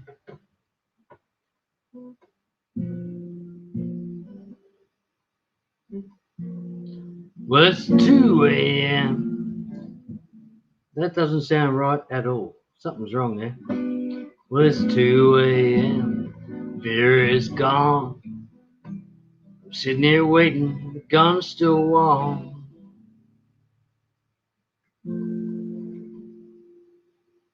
Maybe my connection is tired of taking chances.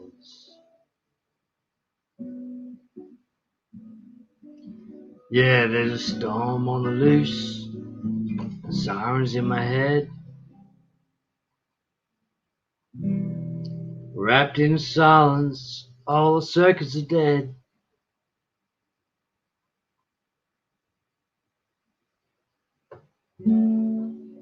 Counter the code, my whole life spins into a frenzy.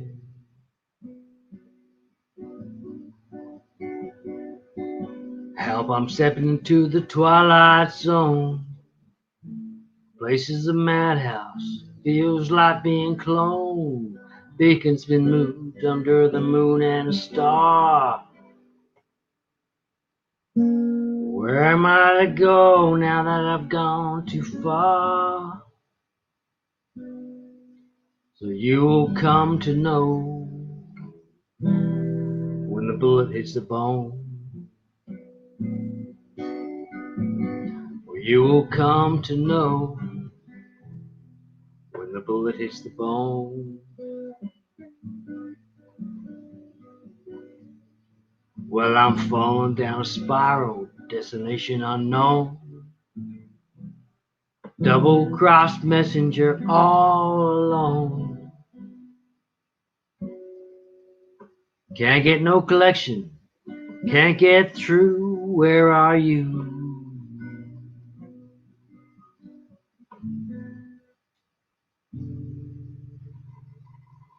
Well, the night weighs heavy on his guilty mind.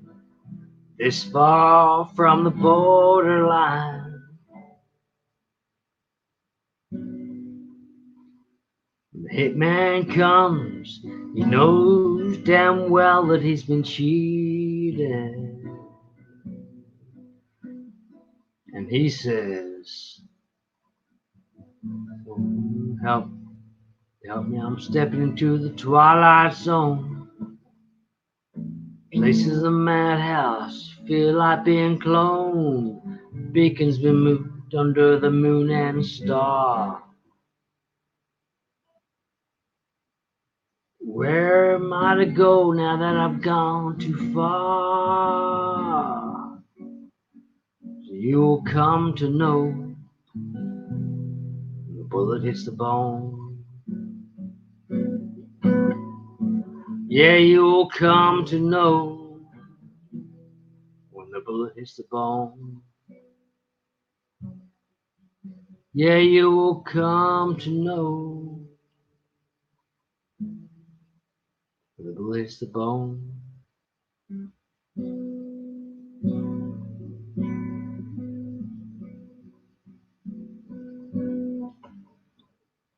Okay, again, sorry everybody, that wasn't very impressive, but that was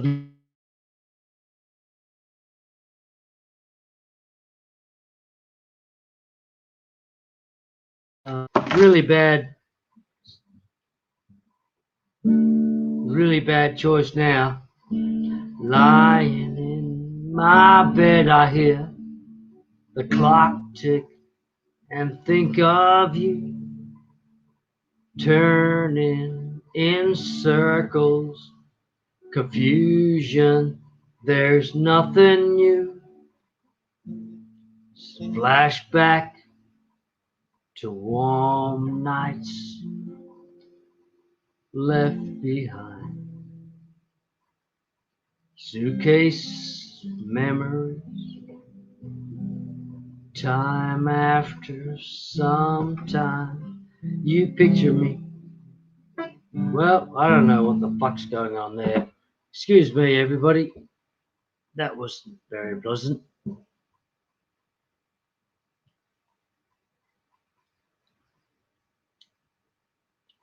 So, are there any suggestions, any requests? Maybe I can look a song up and try and play it. Yeah, I'm sorry. That was a very bad choice.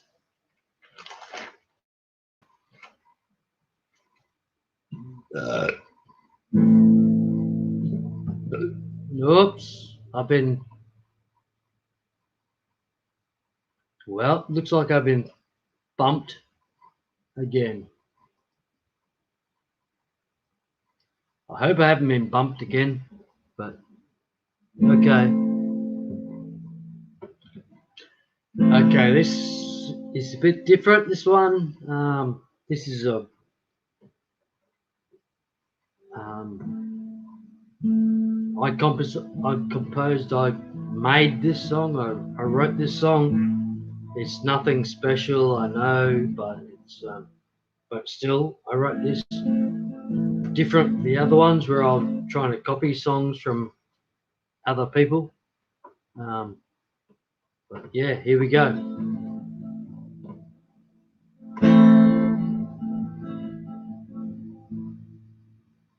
Well, tell me what you're thinking, baby. Let me know your name. Tell me what you're drinking, baby. Let me drink the same. Tell me what you're thinking, baby. Let me share your pain.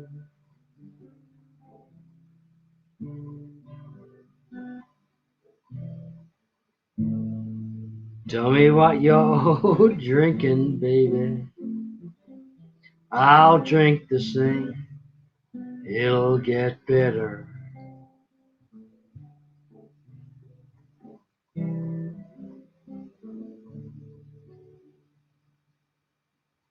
Well, might try again. Thinking, baby.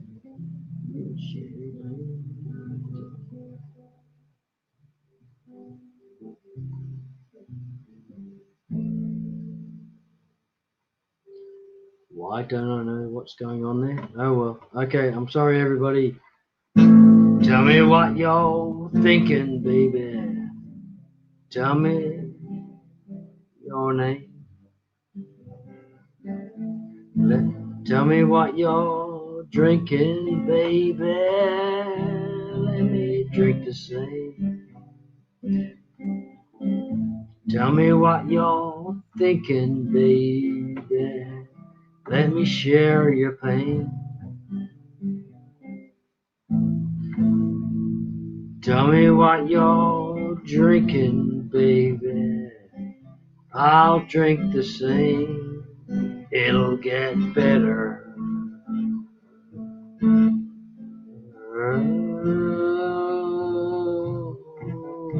Oh, yeah, it'll get better.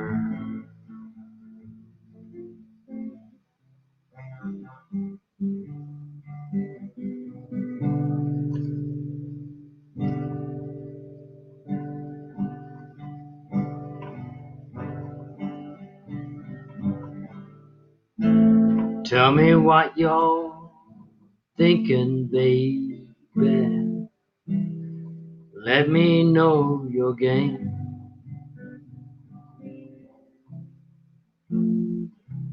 Tell me what you're drinking, baby.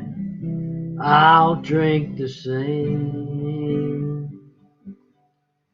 It'll get better.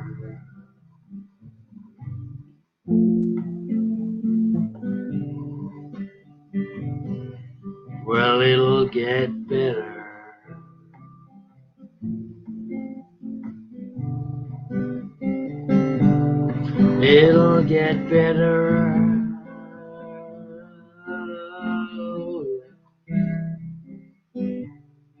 It'll get better.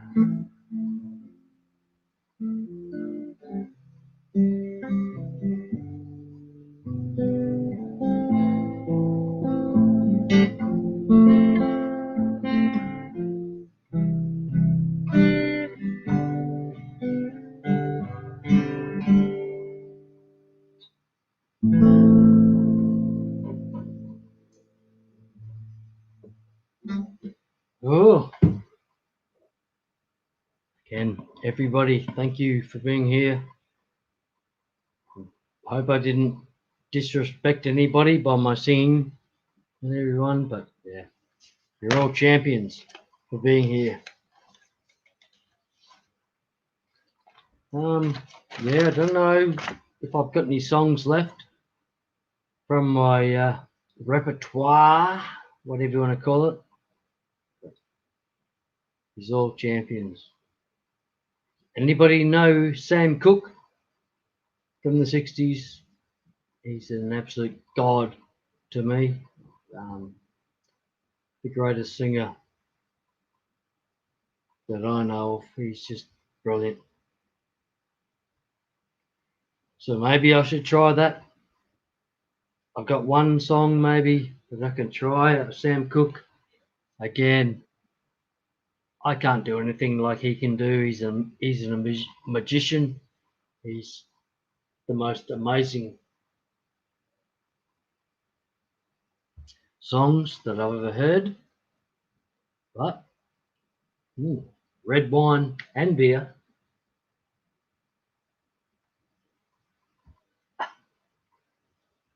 Well done. Yeah, spilt it all over me, but still. Let's see how we go. Sam Cooke song. Anybody love this song? Please give me a thumbs up. If you do like the song, maybe you won't like my impression of it, but if you like the song, it'll be well appreciated. A thumbs up. Thank you. Well, if you ever change your mind about leaving me behind, oh, bring it to me. Bring your sweet lovin'.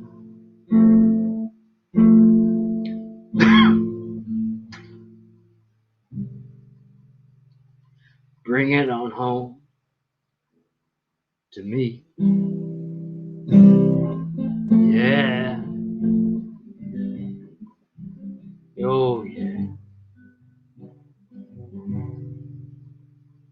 I know I laughed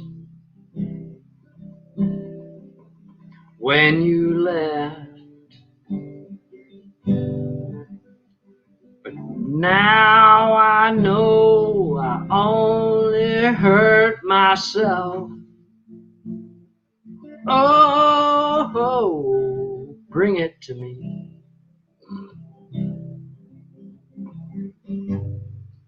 Bring your sweet lovin'.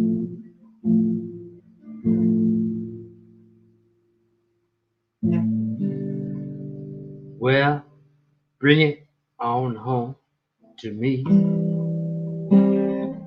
Yeah. Whoa, yeah.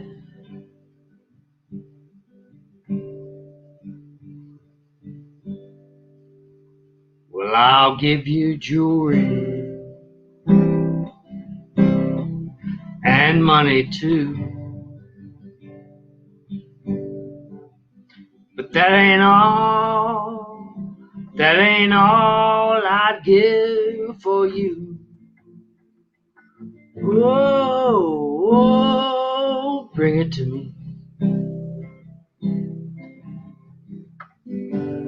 Bring me your sweet lovin'.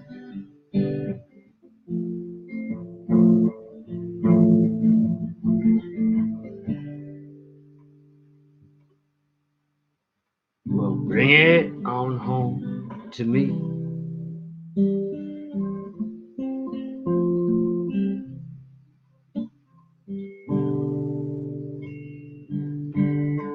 Well, I'll give you jewelry and money too. But that ain't all I do for you. Whoa, if you bring it to me, bring your sweet lovin'.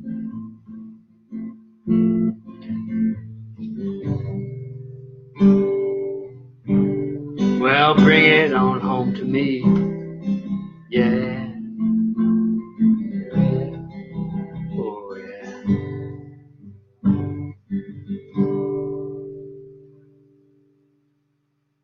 Well, you know I'll always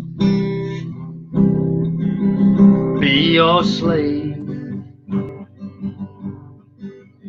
till I'm buried in my grave. Oh, honey, bring it to me. Bring your sweet lovin'.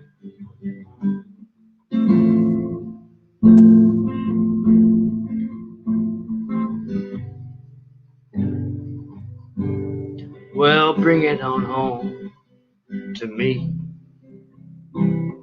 Yeah. Whoa. Oh, yeah.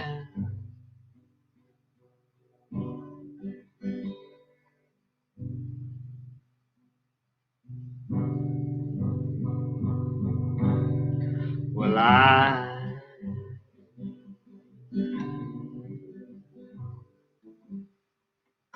tried to treat you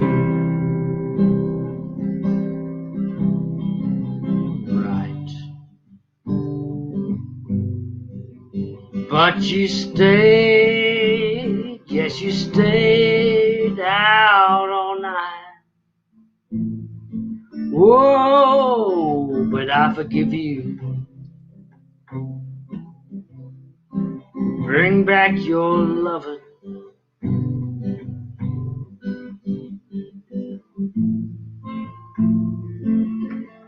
Well, bring it on home to me.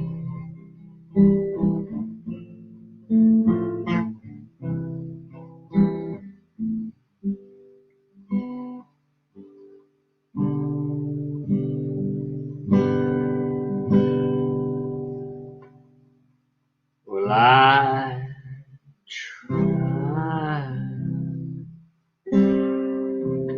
to treat you right, but you stayed, yeah, you stayed out all night.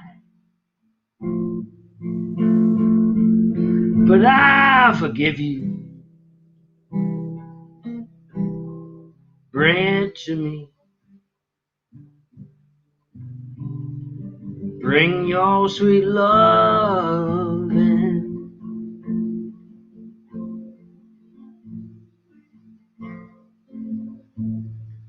Bring it on home to me. Oh, yeah. Yeah.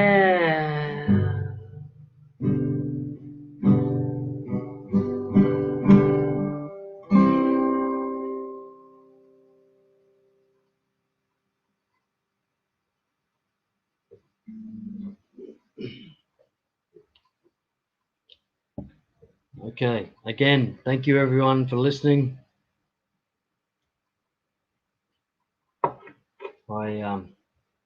Yeah. Cheers.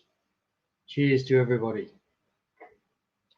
I don't know who's still here. I'm sorry for my inability to follow the chat while I'm trying to play songs. Yeah. But I love you all for being here. Hey, it means so much to me, and we hope maybe I can continue it going on another time. I've got a lot of learning to do, and I'm trying to learn as I go. But thank you all for being here.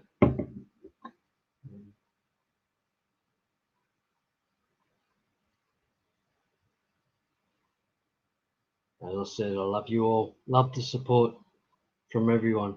You're all amazing.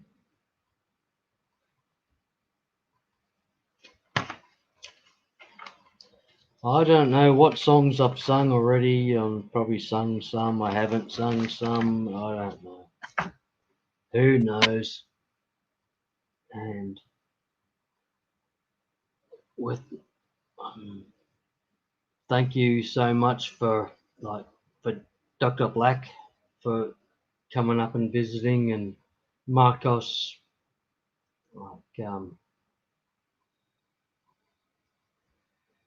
again for coming up and visiting. It was all amazing.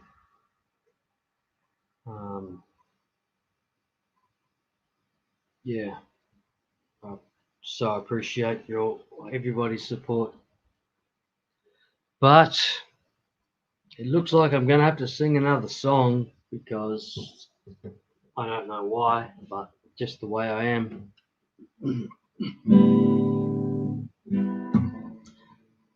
I recently released a song on YouTube called Don't Close Your Eyes.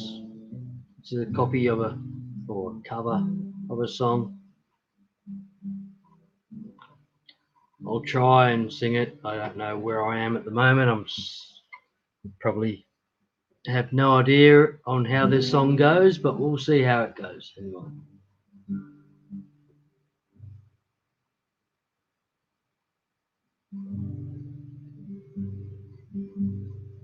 I know you loved him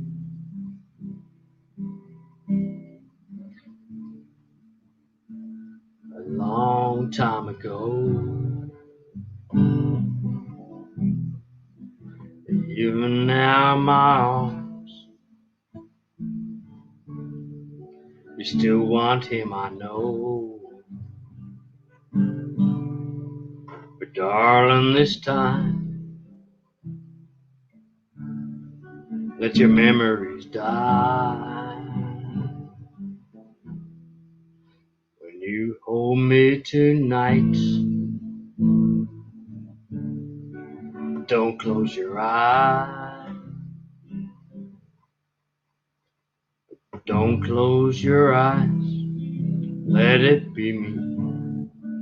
Don't pretend it's him. Some fantasy.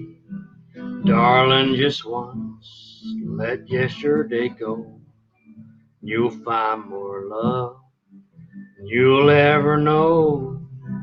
Just hold me tight when you love me tonight. Don't close your eyes.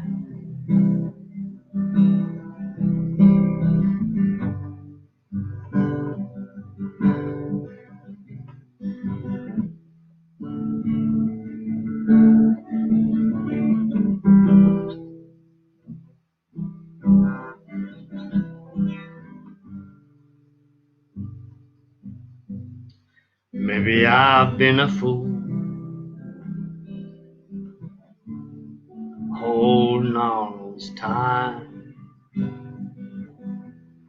lying here in your arms, knowing he's in your mind.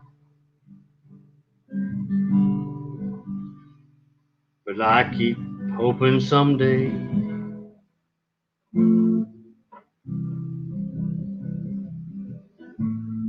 that you'll see the light.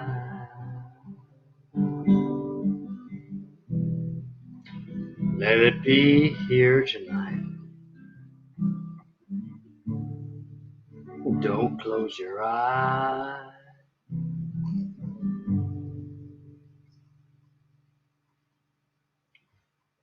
Don't close your eyes, let it be me. Don't pretend it's me, some fantasy. Darling, just once, let yesterday go. You'll find more love you'll ever know. Just hold me tight with me tonight. Don't close your eyes.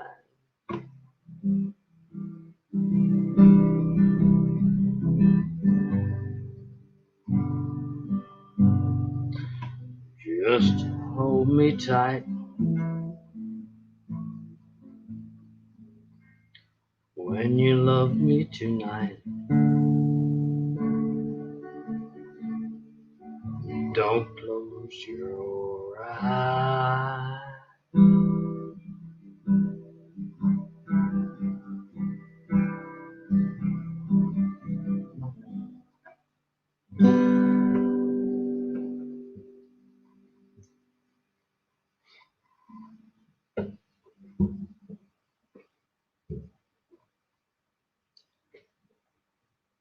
Okay.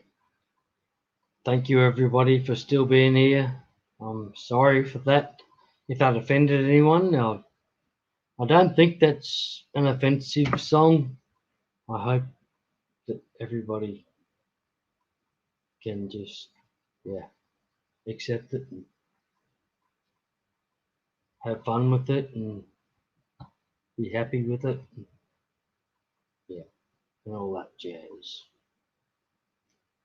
But thank you all for being here.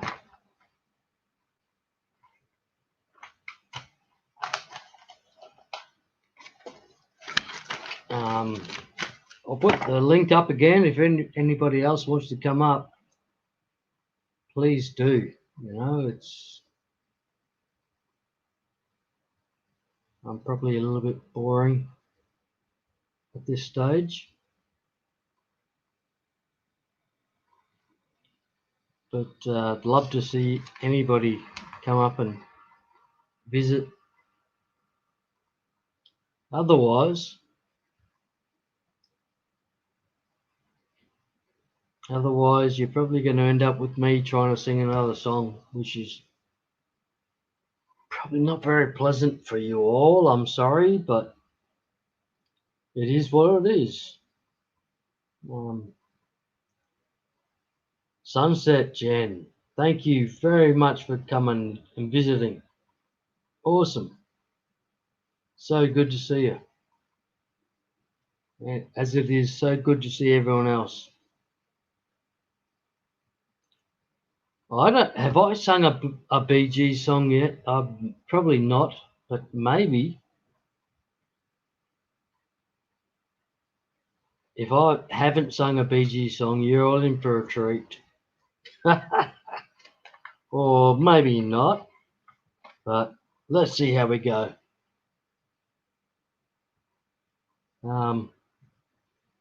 Thanks, I Hate Stupid People.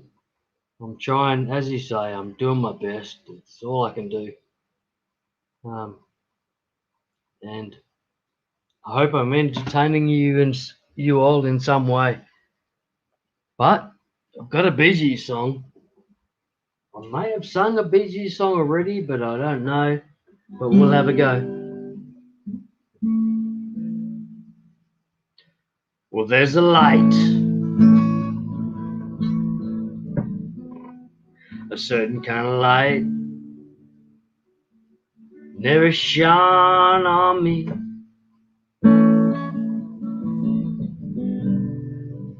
I want my life to be lived with you. Oh, live with you. Well, there's a way. Everybody say, do each and every little thing.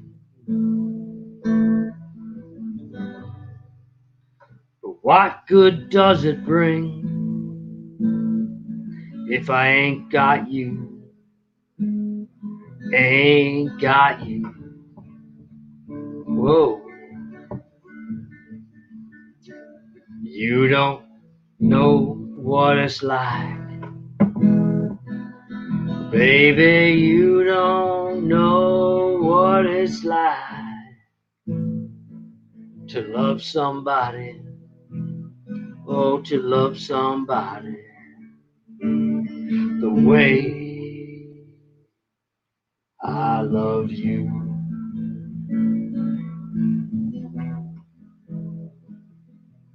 In my brain, see your face again. I know my frame of mind. You ain't got to be so blind. And I'm blind. Oh, so very blind. But I'm a man. Can't you see what I am? I live and breathe for you.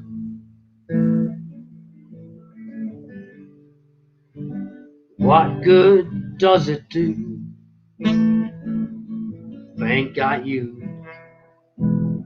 Ain't got you. Well, baby.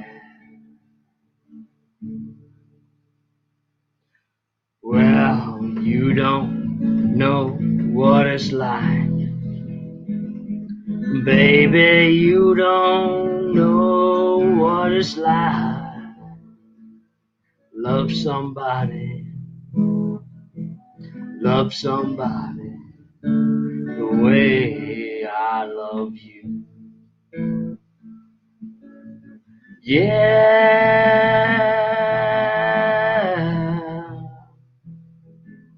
Whoa, you don't know what it's like. Baby, you don't know what it's like. Love somebody. Love somebody the way I love you.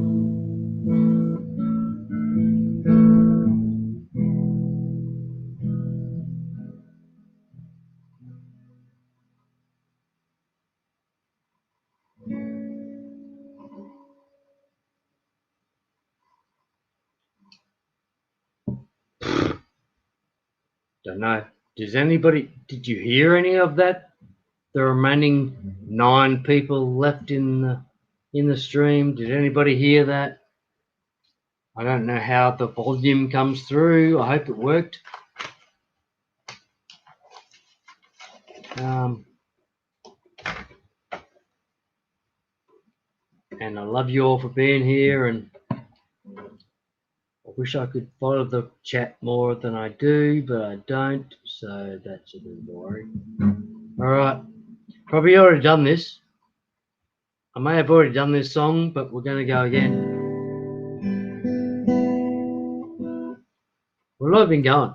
Wow, 6 hours and 9 minutes. That's a bit outrageous. Okay. Maybe a song that I've already played tonight. Maybe a song you've already heard. But I hope you like Neil Young, people. And I hope I'll try not to make it embarrassing. I'm probably going to try and match a verse, like a Neil Young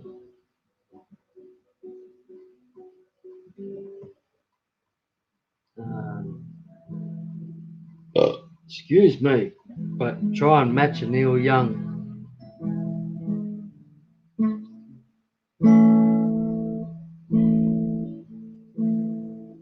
Well,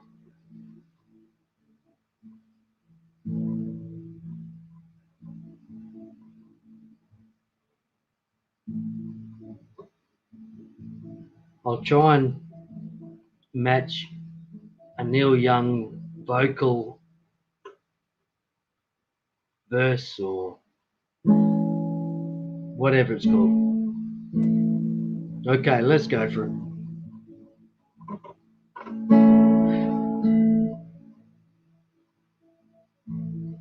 Think I'll pack it in and buy a pickup,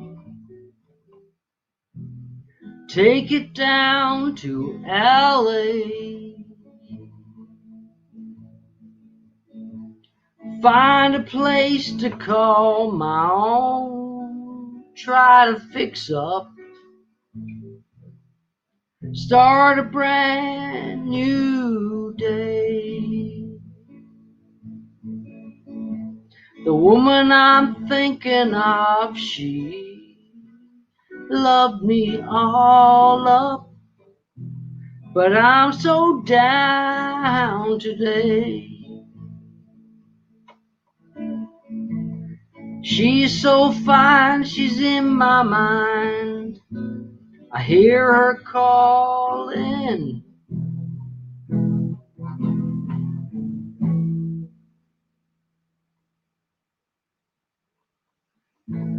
See the lonely boy out on the weekend, trying to make it pay. He can't relate to joy. He tries to speak and can't begin to stay.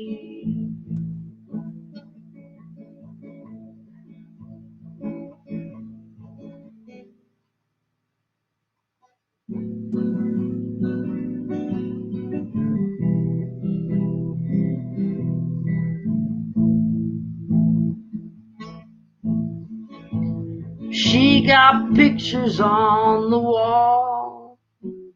They make me look up from her big brass bed. Now I'm running down the road, trying to stay up somewhere in her head. The woman I'm thinking of, she loved me all up, but I'm so down today.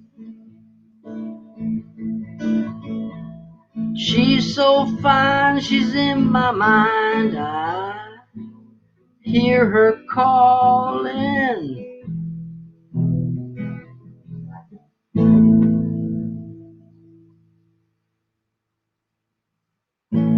See the lonely boy out on the weekend, trying to make it pay. We can't relate to joy. He tries to speak and can't begin to stay.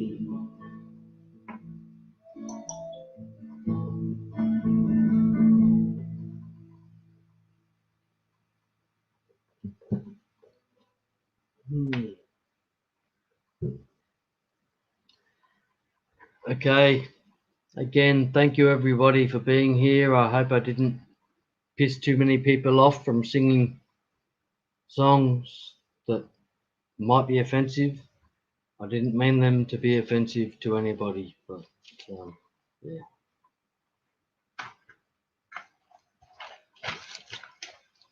I probably have, yeah, I'm just so thankful for all of you for being here. You're all amazing.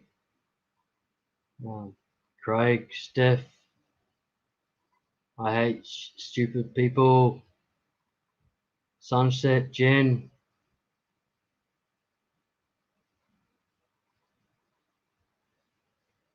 yeah, it's just amazing to have you all here, eh? So locked. Brianne, I'm not sure if you're still here, Brienne, but welcome. And it's so good to have you here. Again, I've been going now for, wow, 6 hours, 15 minutes, apparently. I'm sorry I probably bored a lot of you to death. It was so good having Dr. Black, Marcos, everybody coming up. It was just amazing. So I'll try one more song, if you don't mind, and we'll see how that goes. And yeah, again, I'm so sorry if I'm boring everybody and rah rah rah with bad music. I'm not good, I know, but it does wonders for me. I'm actually beating my anxiety by trying to produce something for everybody out there. It's just amazing that hopefully you can appreciate it. But here we go. It's a Pink Floyd song, and hope we haven't done it yet. I hope I haven't done it yet, but I may have.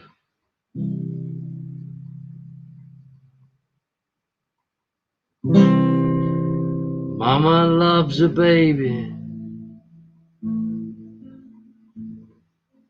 Daddy loves you too. The sea may look warm to you, babe. The sky may look blue. Ooh,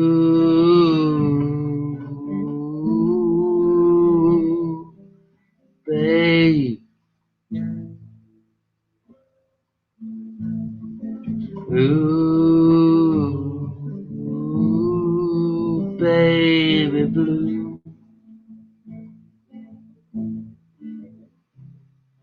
Ooh, ooh,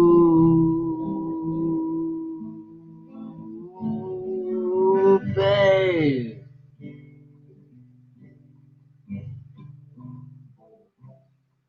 If you should go skating on thin ice of modern life, dragging behind you the silent reproach of a million tear-stained eyes. Well, don't be surprised when a crack in the ice appears under your feet.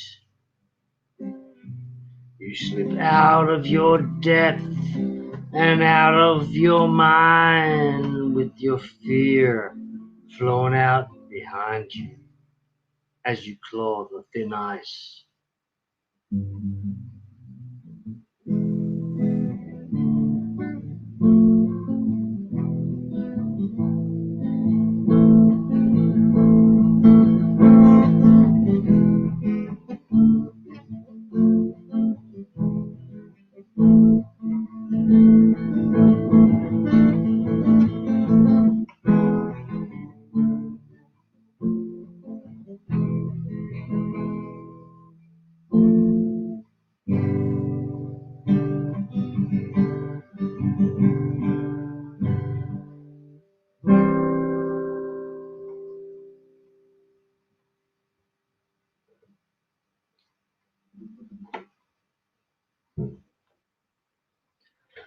Okay, so that's The Thin Ice, that song by Pink Floyd. Probably my favorite Pink Floyd song, but that's always, yeah, that's controversial. Maybe not. Pink Floyd, brilliant. Dave Gilmour, just the most amazing guitarist I've ever heard of. in my life. Yeah. I hope anybody that was listening enjoyed it, and thank you for that. I don't know where I'm going next with the next song, but probably not any more songs.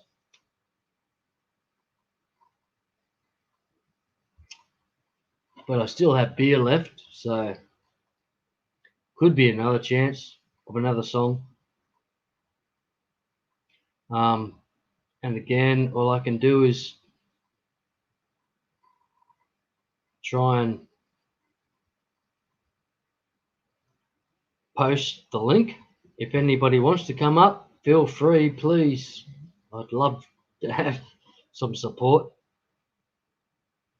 with other people out here. Otherwise, I'm probably going to have to sing another song, which I may have already sung already, and then it's going to get messy. And oh my God, what will we do? But yeah, we'll see. So yeah, if anyone wants to come up, please do. I think I've done that. Yeah, I don't think that works either, but I can try it. Oh well, I think the only song I got left is my own song, which I wrote myself, and it's nothing special, but it's yeah, a song I sung by myself. Well, I wrote myself. May have already sung it already tonight, but we'll see. We'll see how it goes.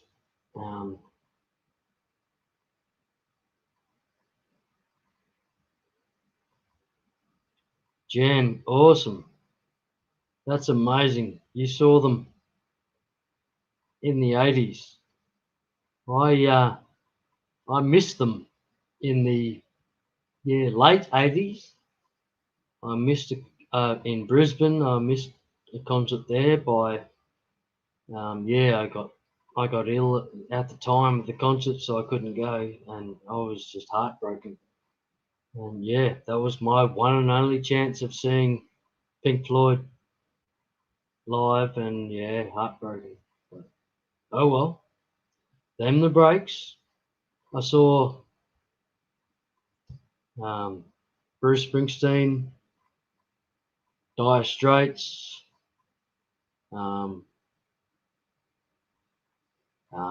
hang on a sec, what's her name? Can't remember her name, sorry, but yeah, punk rock chick at that time. Sorry, forgotten it, but she was just absolutely awesome. Saw the Dead Kennedys at Festival Hall in Brisbane, and was involved in the arrest of the band member and the riot that soon happened outside of Festival Hall.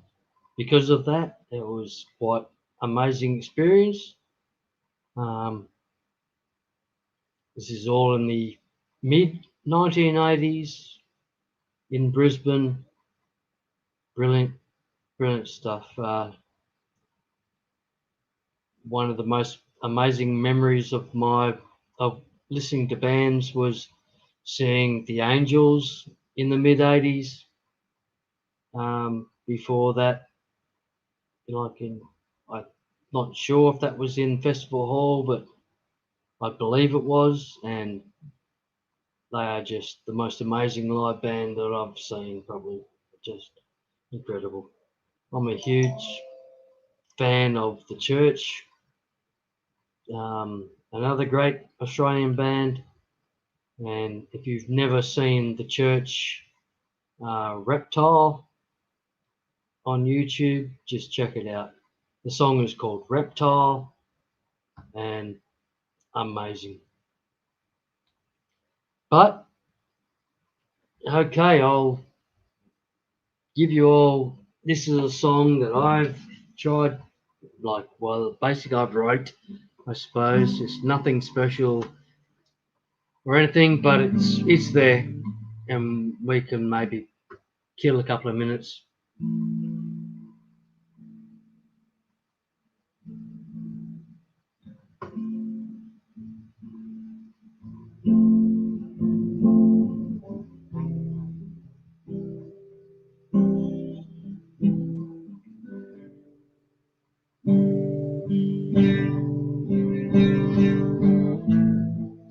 Tell me what you're thinking, baby.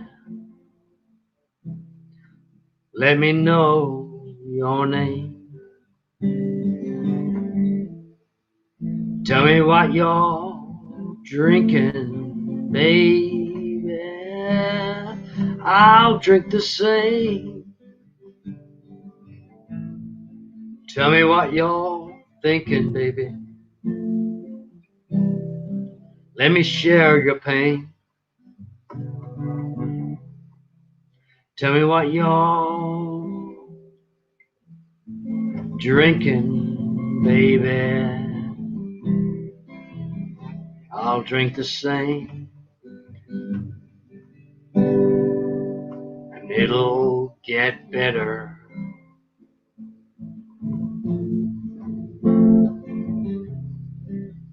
Oh yeah, well it'll get better.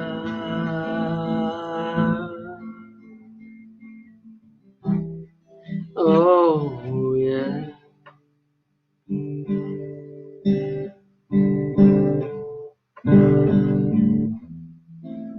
Tell me what you're thinking, baby. Let me know your game.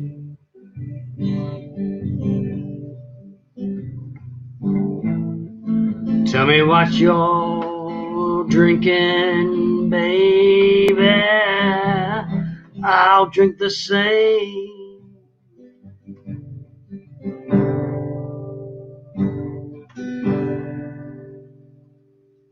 And it'll get better.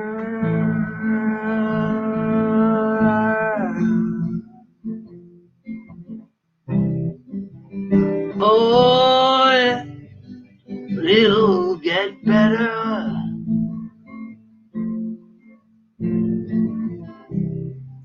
Oh, yeah. Well, it'll get better.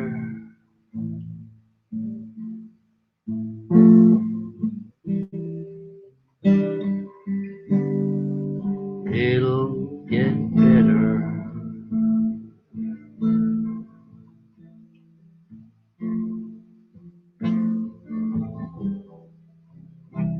Oh, yeah. It'll get better.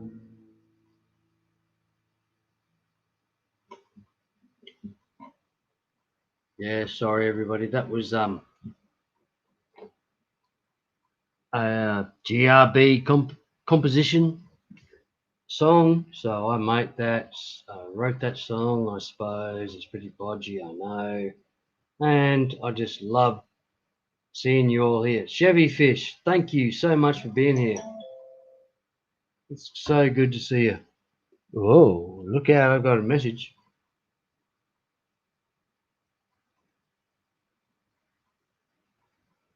Oh, I don't know what any of that means, but it can't be too bad. I've got somebody give me a message, but yeah.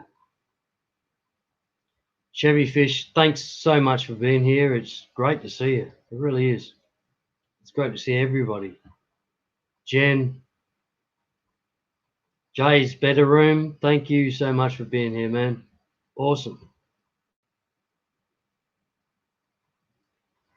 I had Steph, I had super people. Awesome to see you here. Thank you.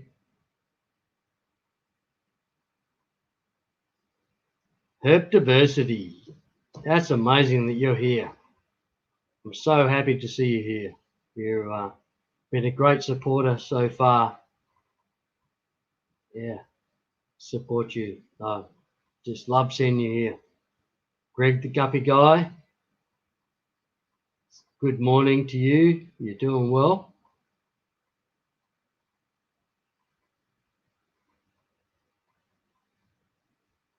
Yeah. Everybody, hoping I'm not upsetting anyone or disrespecting anybody by the songs that I'm singing. We've probably already done this one as well. I don't know. Gee whiz. I don't know if we've done this one or not yet. Should I sing another song, or I've tried to get other people up by loading the I'll put the StreamYard link in there, so anyone who wants to come up can. Otherwise, I'm gonna sing a Neil Young song, and hopefully not piss anybody off too much. But,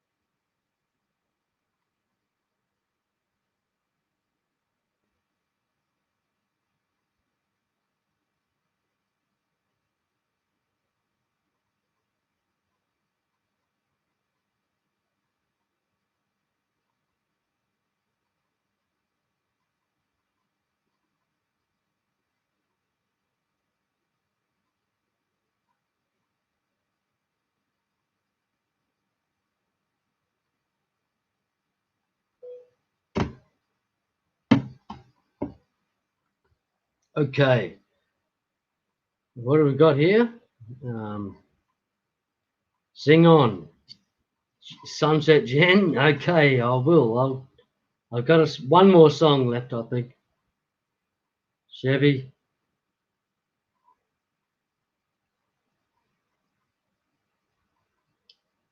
Chevy Fish, awesome for you to say. That's amazing. I agree. But yeah, I'm going to try a song which is a bit difficult for me. I don't know if I've played it yet. I don't think so, but I might have. I'll have a bit of a coffee, a bit of a wine, a bit of a beer.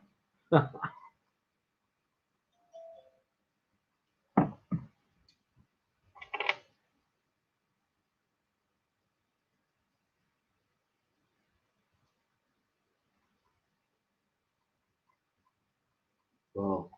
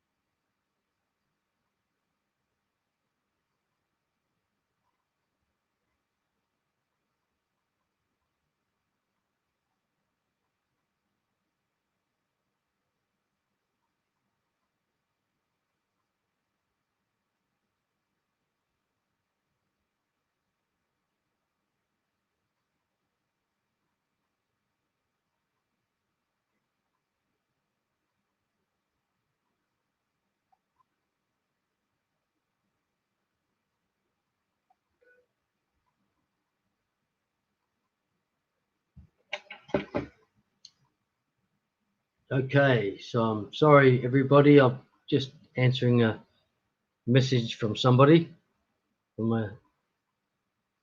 the love of my life. So excuse me for that. But, I might be lucky, and she might be coming and visiting very shortly. So that's great. Okay, so again, as I said, I hope I'm not disrespecting anybody or boring anyone too much. But I do have a song I may have sung already. I hope I haven't. I probably have, but we'll see how it goes.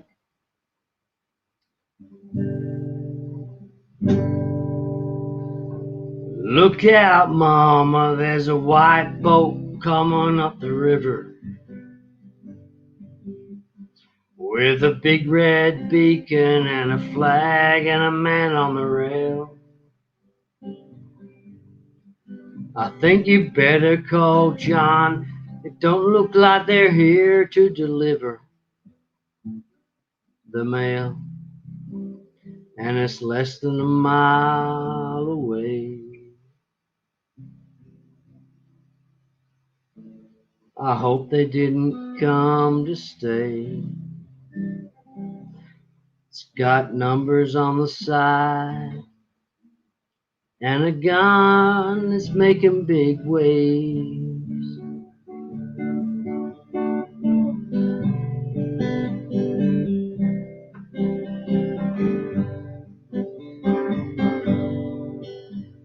Well, Daddy's gone, my brother's out hunting in the mountains. Well, Big John's been drinking since the river took Emmylou. So the powers of me left me here to do the thinking. And I just turned 22. I was wondering what to do. The more those feelings grew.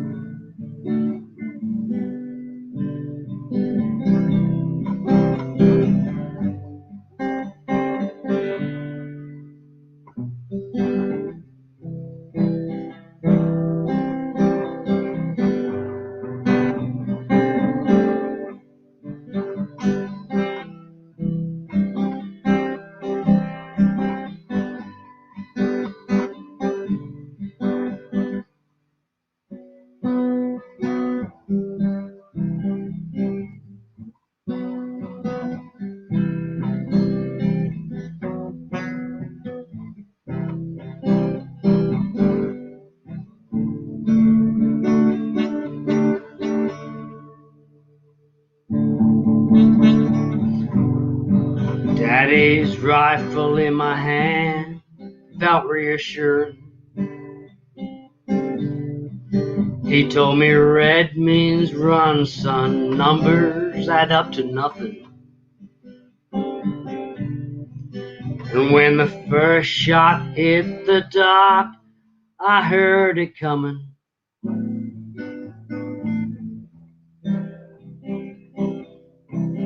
Raised the rifle to my eye. Never stopped to wonder why. And I so blank, I so black, and my face splashed in the sky.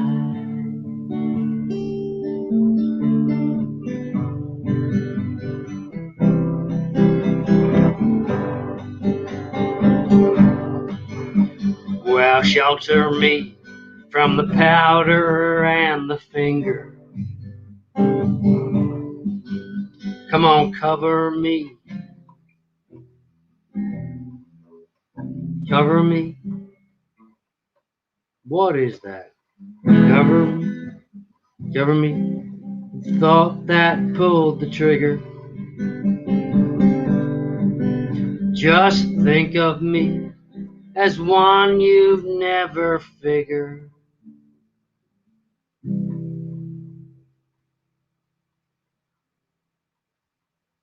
Would fade away too young, with so much left undone. Remember me to my love, I'll miss her.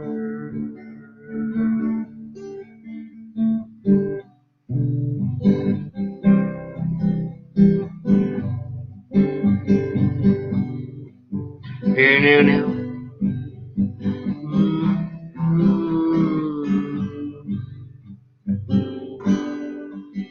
Well, red number.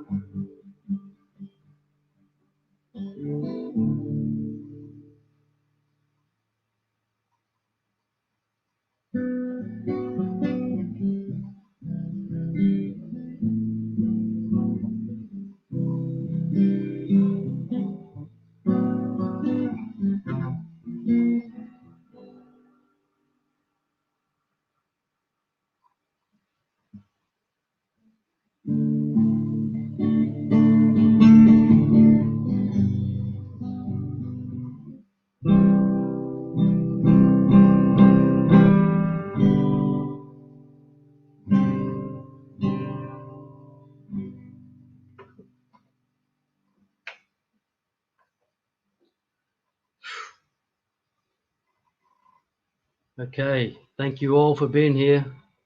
Again, just love the support. Thank you. And I'm sorry for another bodgy performance, but yeah, that's all I can do. It's I've had far too much red wine and beer and you name it, and sitting here, I think I've sung all the songs out of my repertoire again, but yeah, you're all so supportive. Thank you. It's great to see you. Does anybody want to come up? I'll try and put the thing in the chat again, the link. Anybody's welcome up. If you come up, it'll stop me from singing. That's got to be a plus for everybody. But I may be able to find another song, but maybe not.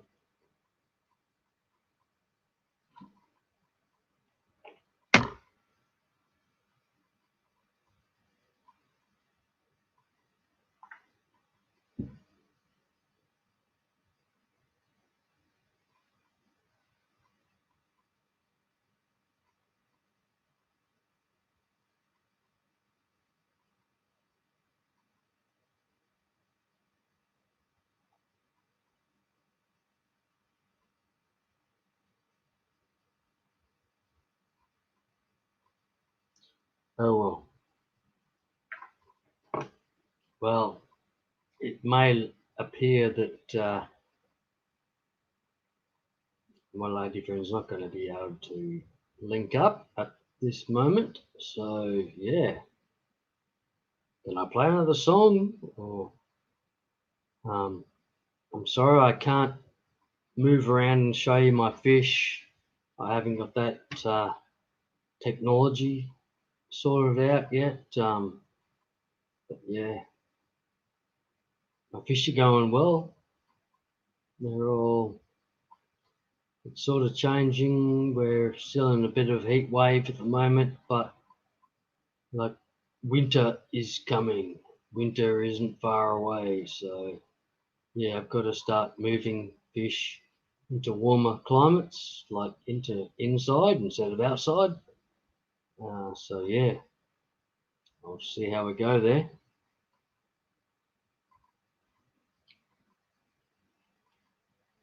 Okay, so sorry, we're not getting too many takers. I'm sorry from the the 10 people that are left in the room here, thank you very much for being here. I'm going to try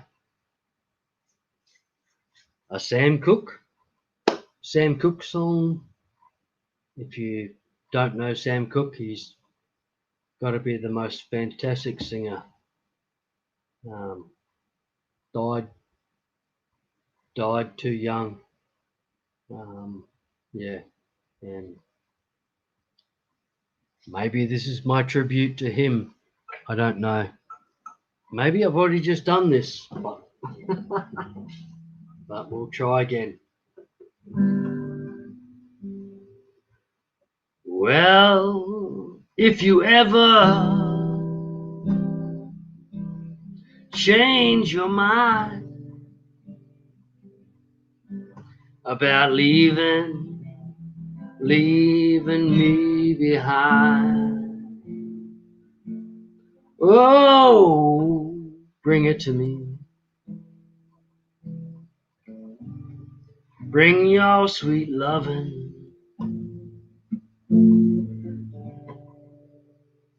Oh, bring it on home to me. Yeah, yeah. I know I laughed when you left. Now I know only hurt myself. Oh, bring it to me.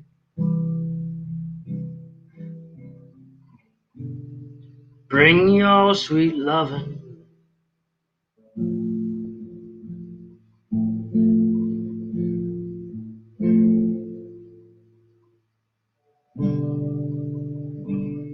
Well, bring it on home to me. Yeah, yeah, oh yeah.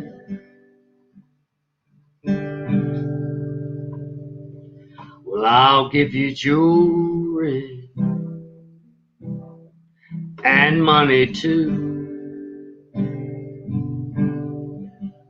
but that ain't all I do for you. Oh, bring it to me.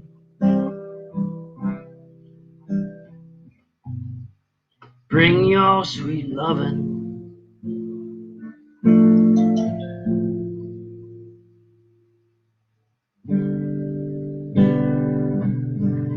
Bring it on home to me.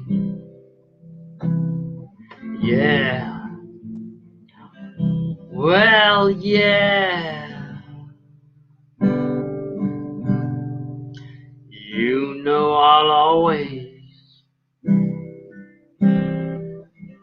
be your slave till I'm buried in my grave. Oh, honey, bring it to me. Bring your sweet lovin'.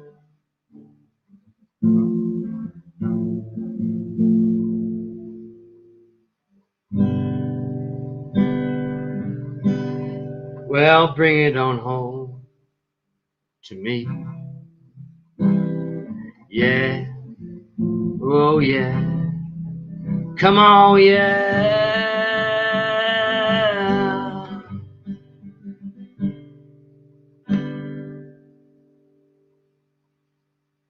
Well, I try treat you right, but you stayed, yes, you stayed out all night. Oh, but I forgive you. Bring it to me.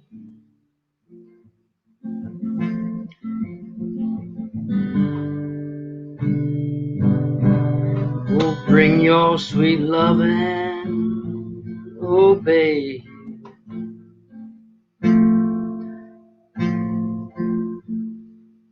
Bring it on home to me. Yeah. Yeah. Oh, yeah.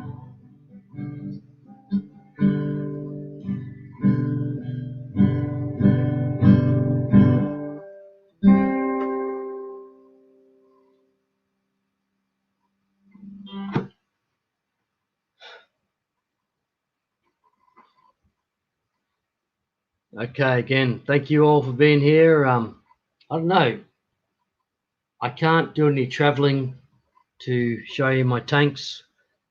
I can maybe get a better that I've got and maybe bring them out in a jar or something to show you, but yeah, I'll just not real keen on that. So, but yeah, how's everybody's fish?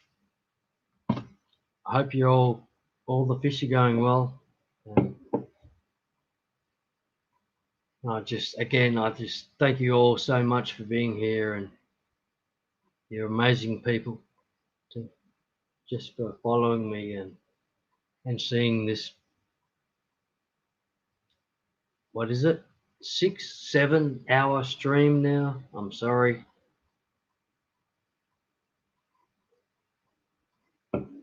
Ooh, that's warm beer. Beautiful.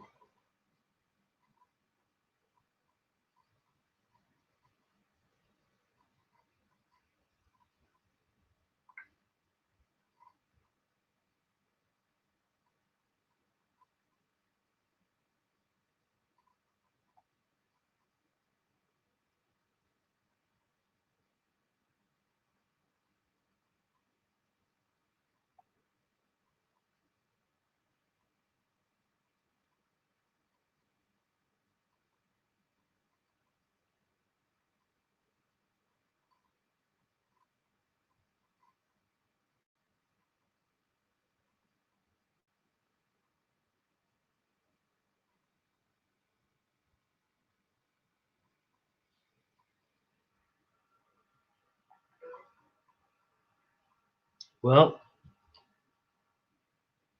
if I'm lucky, I might have a visit from a friend very shortly. I don't know if I've got any songs left that I haven't sung out of my repertoire. I don't have too many songs.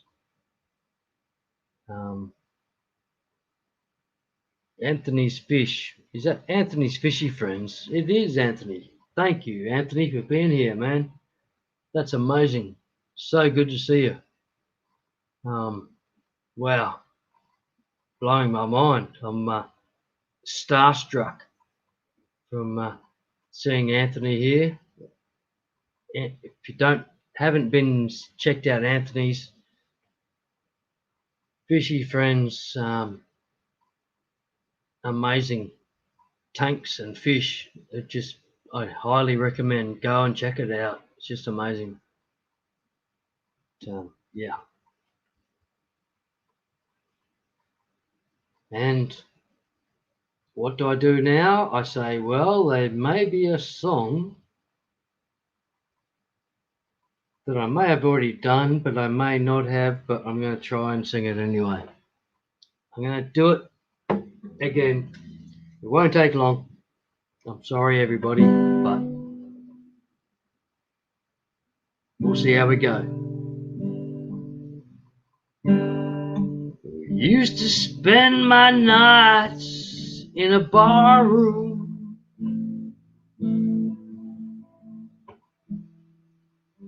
Liquor was the only love I've known.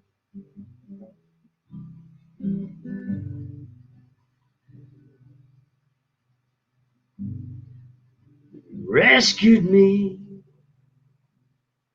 reaching for the bottom, and brought me back from being too far gone.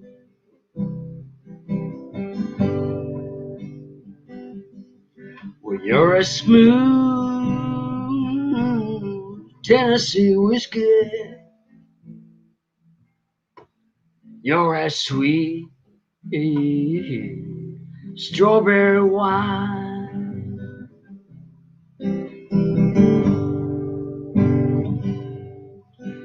You're as warm as a glass of brandy. Honey, I stay stoned on your love all night long.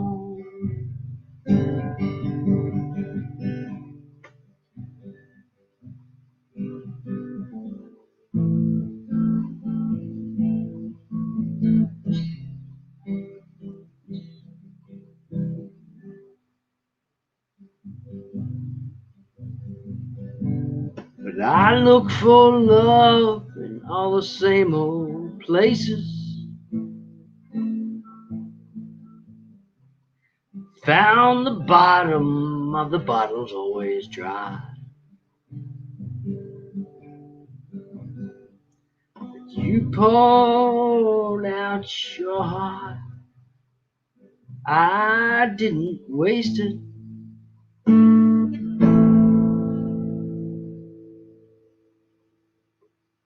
'Cause there's nothing like your love. Gonna get me high.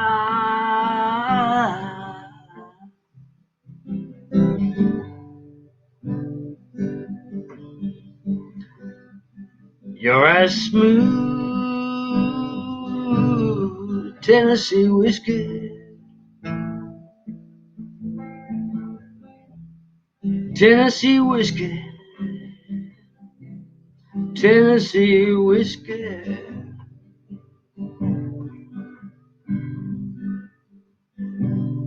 Tennessee whiskey. Tennessee whiskey. Tennessee whiskey.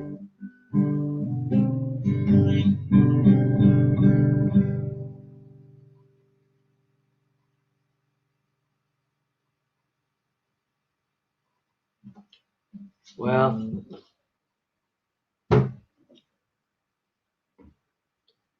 again, I'm here. Thank you all. Thanks everybody for being here. It's amazing. I'm just blown away by the support that you're all being here and staying with me for all this time. And I'm sorry if I'm disappointing you with my songs and so forth, but it is what it is. I'd love to show you some of my tanks, my fish and so forth, but I haven't got that technology yet to do that. I can maybe make a video here and there out of it, but I can't do the mobile thing yet. But I'll try and see how I go, try and get it. Yeah. So, okay. We're at 6 hours, 58 minutes, 59 minutes. So, damn close to 7 hours. And thank you all for being here, eh? It's, yeah, you're awesome. Everybody is awesome. Thank you so much. It's, yeah. And I'm hoping to get a special friend visiting me any second now, so I better go check and see how that's going.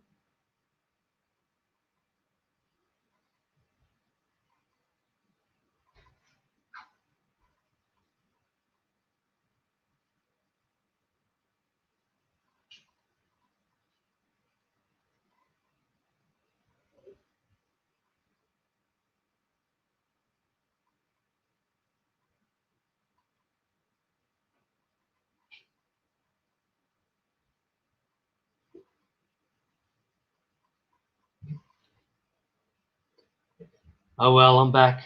Yeah, my visitor's not here yet, so maybe it's not happening. I don't know if I've been there and done that or what. Maybe I've got one more song left.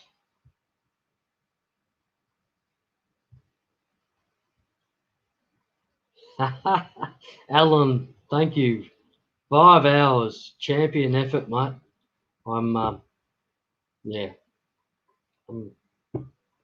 I can't thank you more than enough. It's just amazing. Just amazing. And Anthony's fishy friends, it's just blowing me away that you've been able to join my live stream here. Thanks, Chubbs. Legend, I wish. But yeah, I'm going to go on and try for one more song. Maybe there'll be another one after it, but we'll try. We'll go for one song now.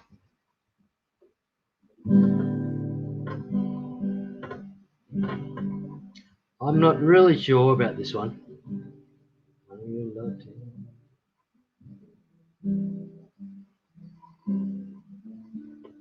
Long time ago.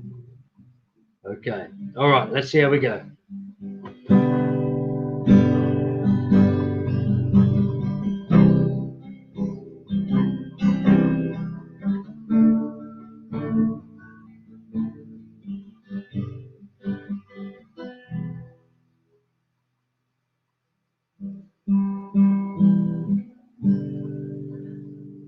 I know you loved him.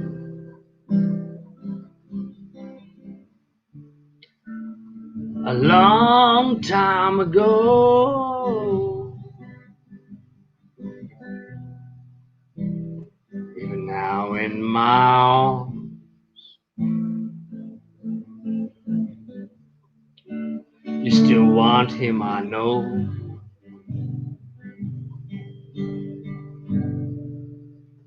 But darling, this time, let your memories die.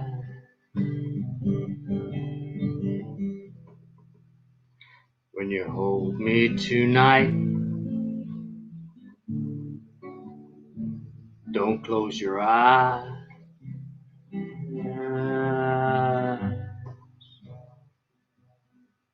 Oh, don't close your eyes.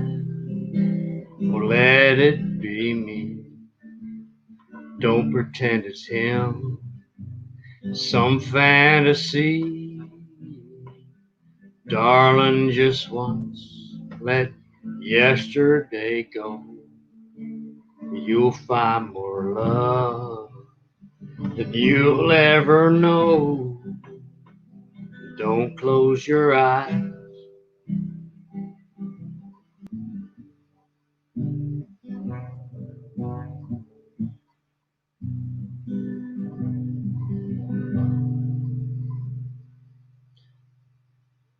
Maybe I've been a fool,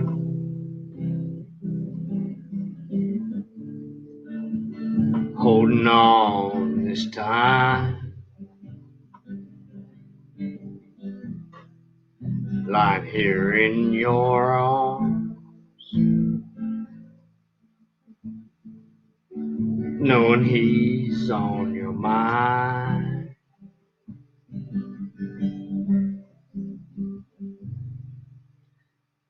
But I keep hoping someday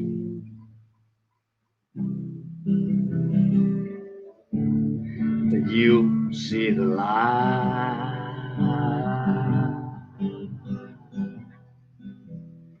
Let it be here tonight. But don't close your eyes.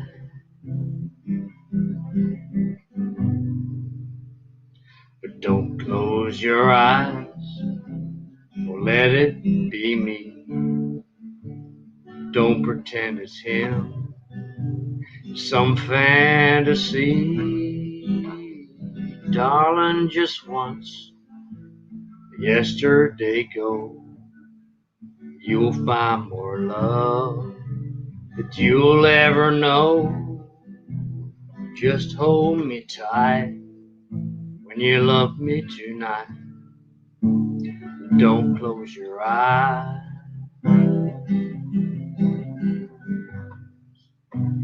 Oh, just hold me tight. You love me tonight. Don't close your eyes.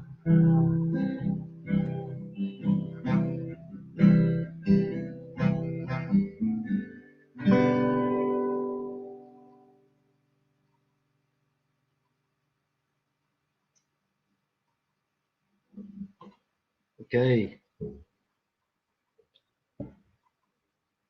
Again, thank you everyone for being here and loving that.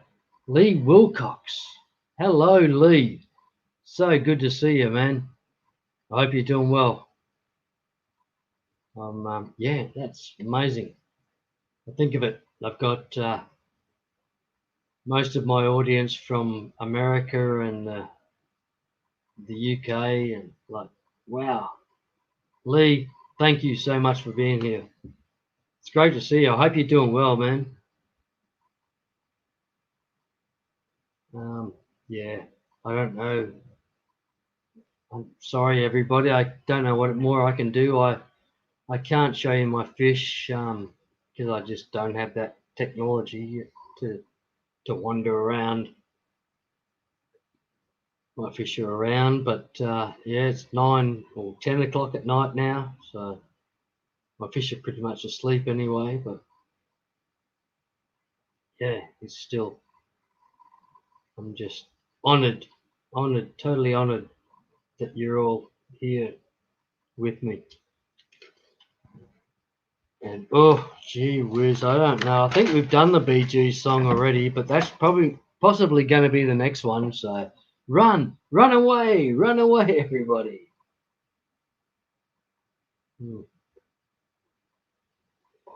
Here's a cold coffee. There we go. Cold coffee. I love it.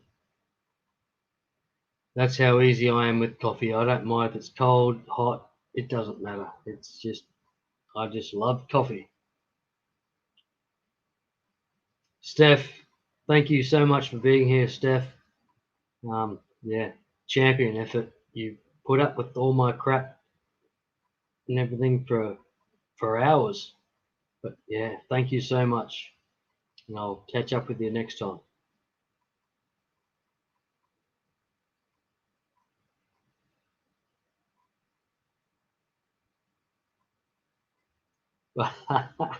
A tad emotional, Lee.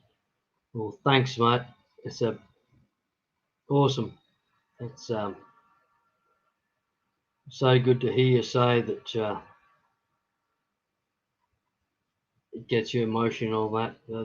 They are emotional songs. I'm an emotional person myself, and pretty much any song that I sing is a bit emotional. I wish I could sing them better, but I don't. But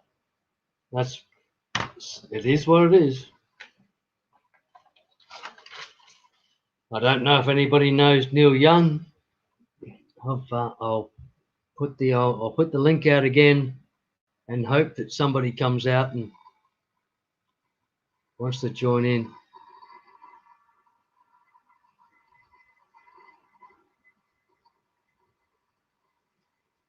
Because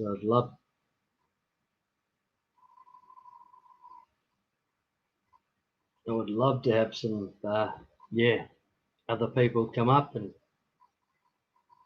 on the panel, and let's maybe be able to show some fish stuff or whatever. As I said, I can't do the fish showing off because I just don't have that technology at the moment. But still, otherwise, oh, there's something there.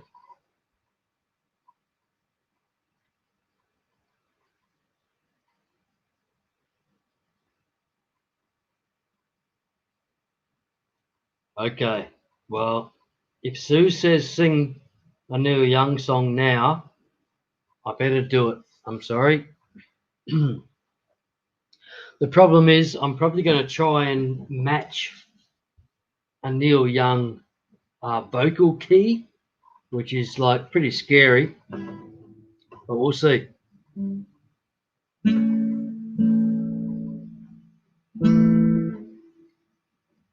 Okay, here we go. Think I'll pack it in, buy a pickup, take it down to LA. Find a place to call my own, try to fix up, start a brand new day. The woman I'm thinking of, she loved me all up, but I'm so down today. She's so fine, she's in my mind. I hear her calling.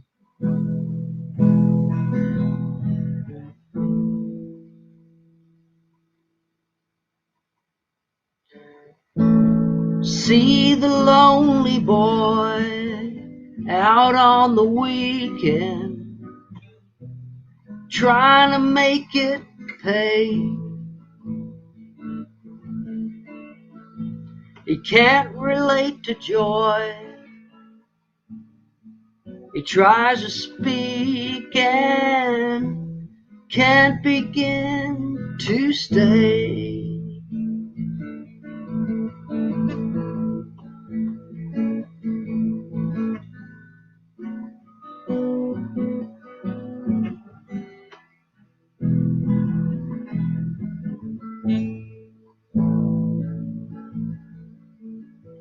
Well, she's got pictures on the wall that make me look up from her big brass bed. Now I'm running down the road, trying to stay up somewhere in her head. The woman I'm thinking of, she loved me all up, but I'm so down today. She's so fine, she's in my mind. I hear her calling.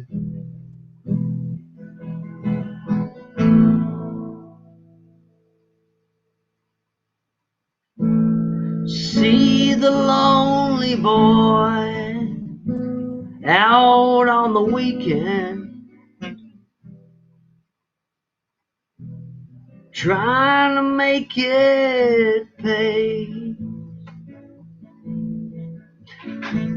He can't relate to joy. He tries to speak and can't begin to say.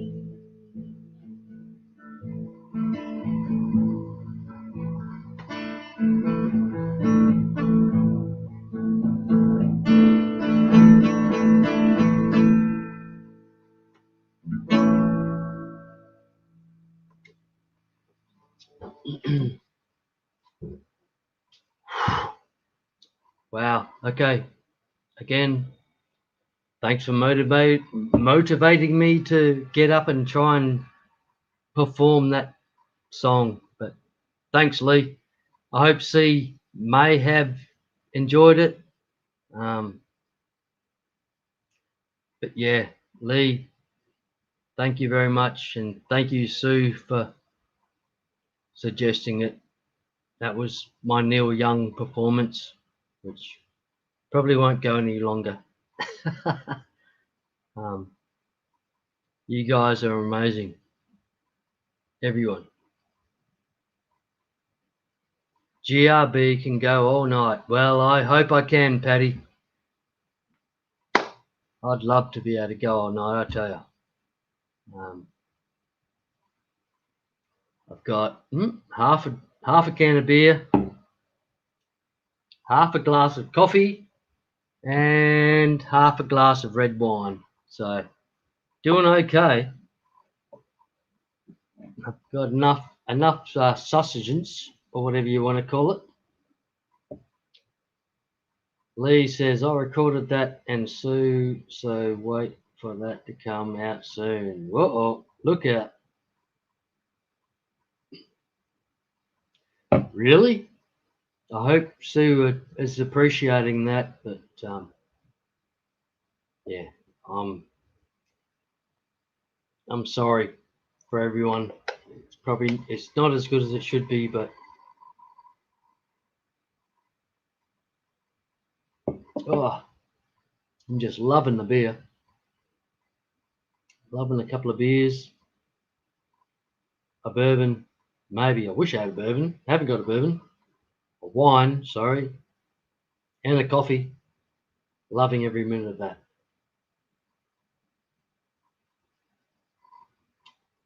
Patty, so good to see you here. Thank you. You've inspired me to try and sing a couple of songs and so forth with your support that you've given me. It's always hilarious. Thank you.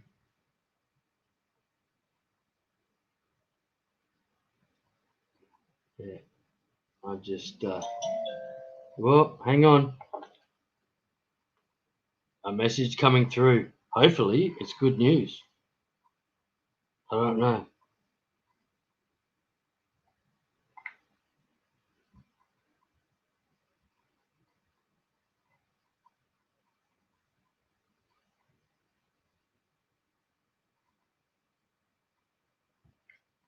Well,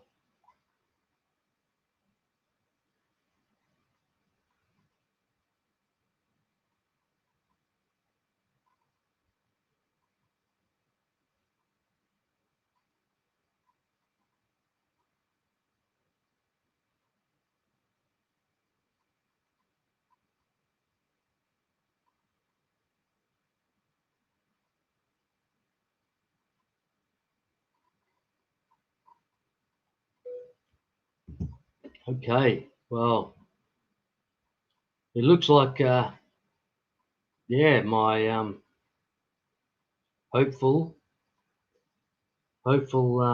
visitor that I was hoping to get is not going to eventuate. So now it leaves me one more song. Again, I've probably sung far too many songs already. I don't know if I've sung this tonight or not,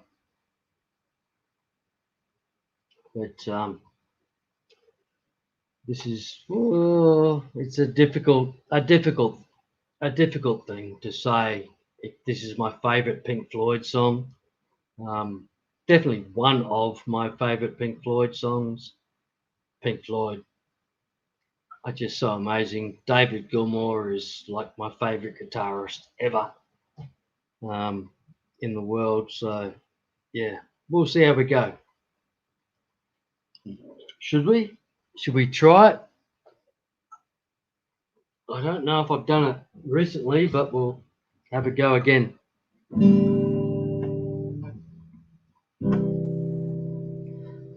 Mama loves her baby.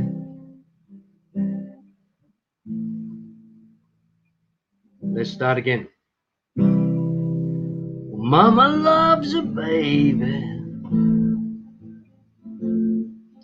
Daddy loves you too. The sea may look warm to you, babe.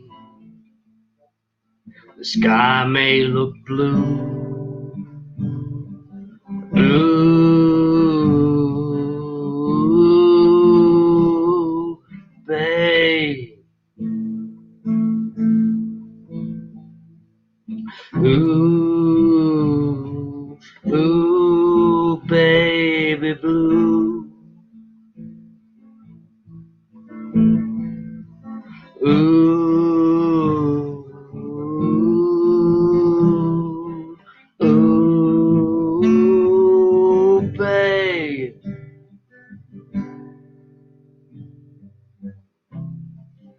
If you should go skating on thin ice, modern life, dragging behind you the silent reproach of a million tear-stained eyes. Don't be surprised when a crack in the ice appears under your feet. You slip out of your depth and out of your mind, with your fear flowing out behind you as you claw the thin ice.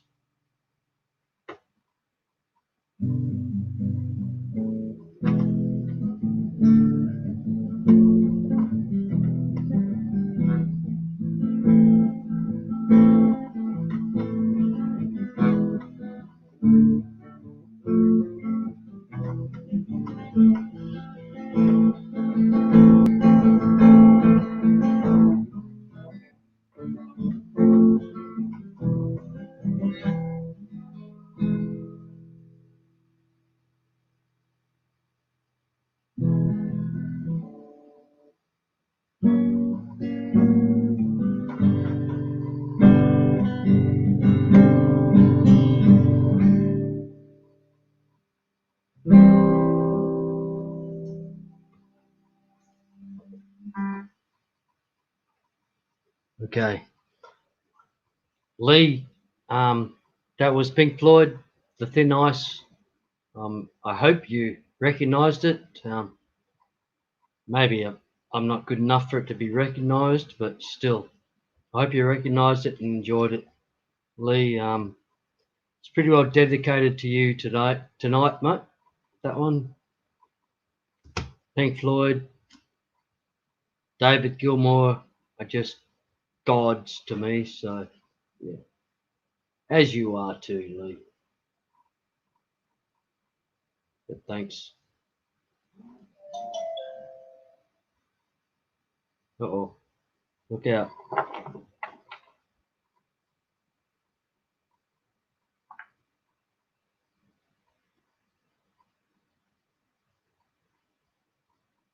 Okay.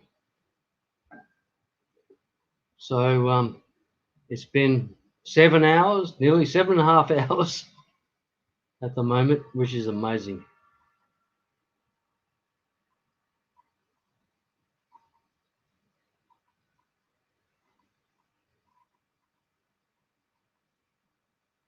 Thanks, Lee. That's awesome to hear you say. Yeah. It's amazing your dad loved Pink Floyd. That's incredible. Yeah. Yeah. There's just so much good music with Pink Floyd. It's just incredible. Yeah. Money. Yeah. Paddy, that's an awesome song. I've been working, I've got another couple of Pink Floyd songs I'm starting to work on. Yeah, like Mother and a couple of others maybe. Yeah, getting there. But Money, just awesome. I just love Pink Floyd. After the breakup and all that of the band, and David Gilmour is still like, he's godlike to me.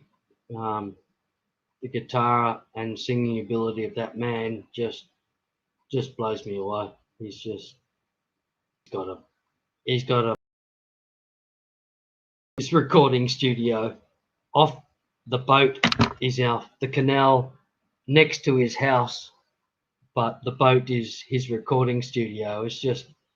That's just insane. Come on, what a goal that would be to have. I tell you, having a recording studio in your boat off your backyard into the water. It's just, yeah, incredible. What a man. But yeah, everybody, I'm sorry, I'm gonna have to call it here. I'm sorry. I'd love to keep it going and everything, but I think I'm hoping I've got an invitation from my good friend down the road to go visit, and that would be spectacular if I can visit her. I'd really appreciate that, and it'll be great. But I still appreciate everybody that has come and visited tonight, and yeah, I don't know what I can do if I can't play another song. I think I've played every song that I know for now, and I'm just gonna have to call it a night. I'm sorry, but again, Chubbs, Anthony, Chewy, Patty, Scott, amazing. Thank you all for being here. Lee, thank you so much for the positive words, mate. You're a champion. I love your work. Lee Wilcox, champion. Yeah, and everybody. So, John Larson, take care, mate. I'm gonna have to say goodnight and call it a night. I probably don't know how to turn it off, but we'll see how we go. Okay. Again, thank you all. Thanks, everyone. I'll see you again on my next stream. That's 2 streams I've had now, and this is my first StreamYard stream where I had guests. And thank you, Dr. Black and Marcos and everybody that came up for this to visit on the stream. Thank you. Good night, all. Take care. Bye.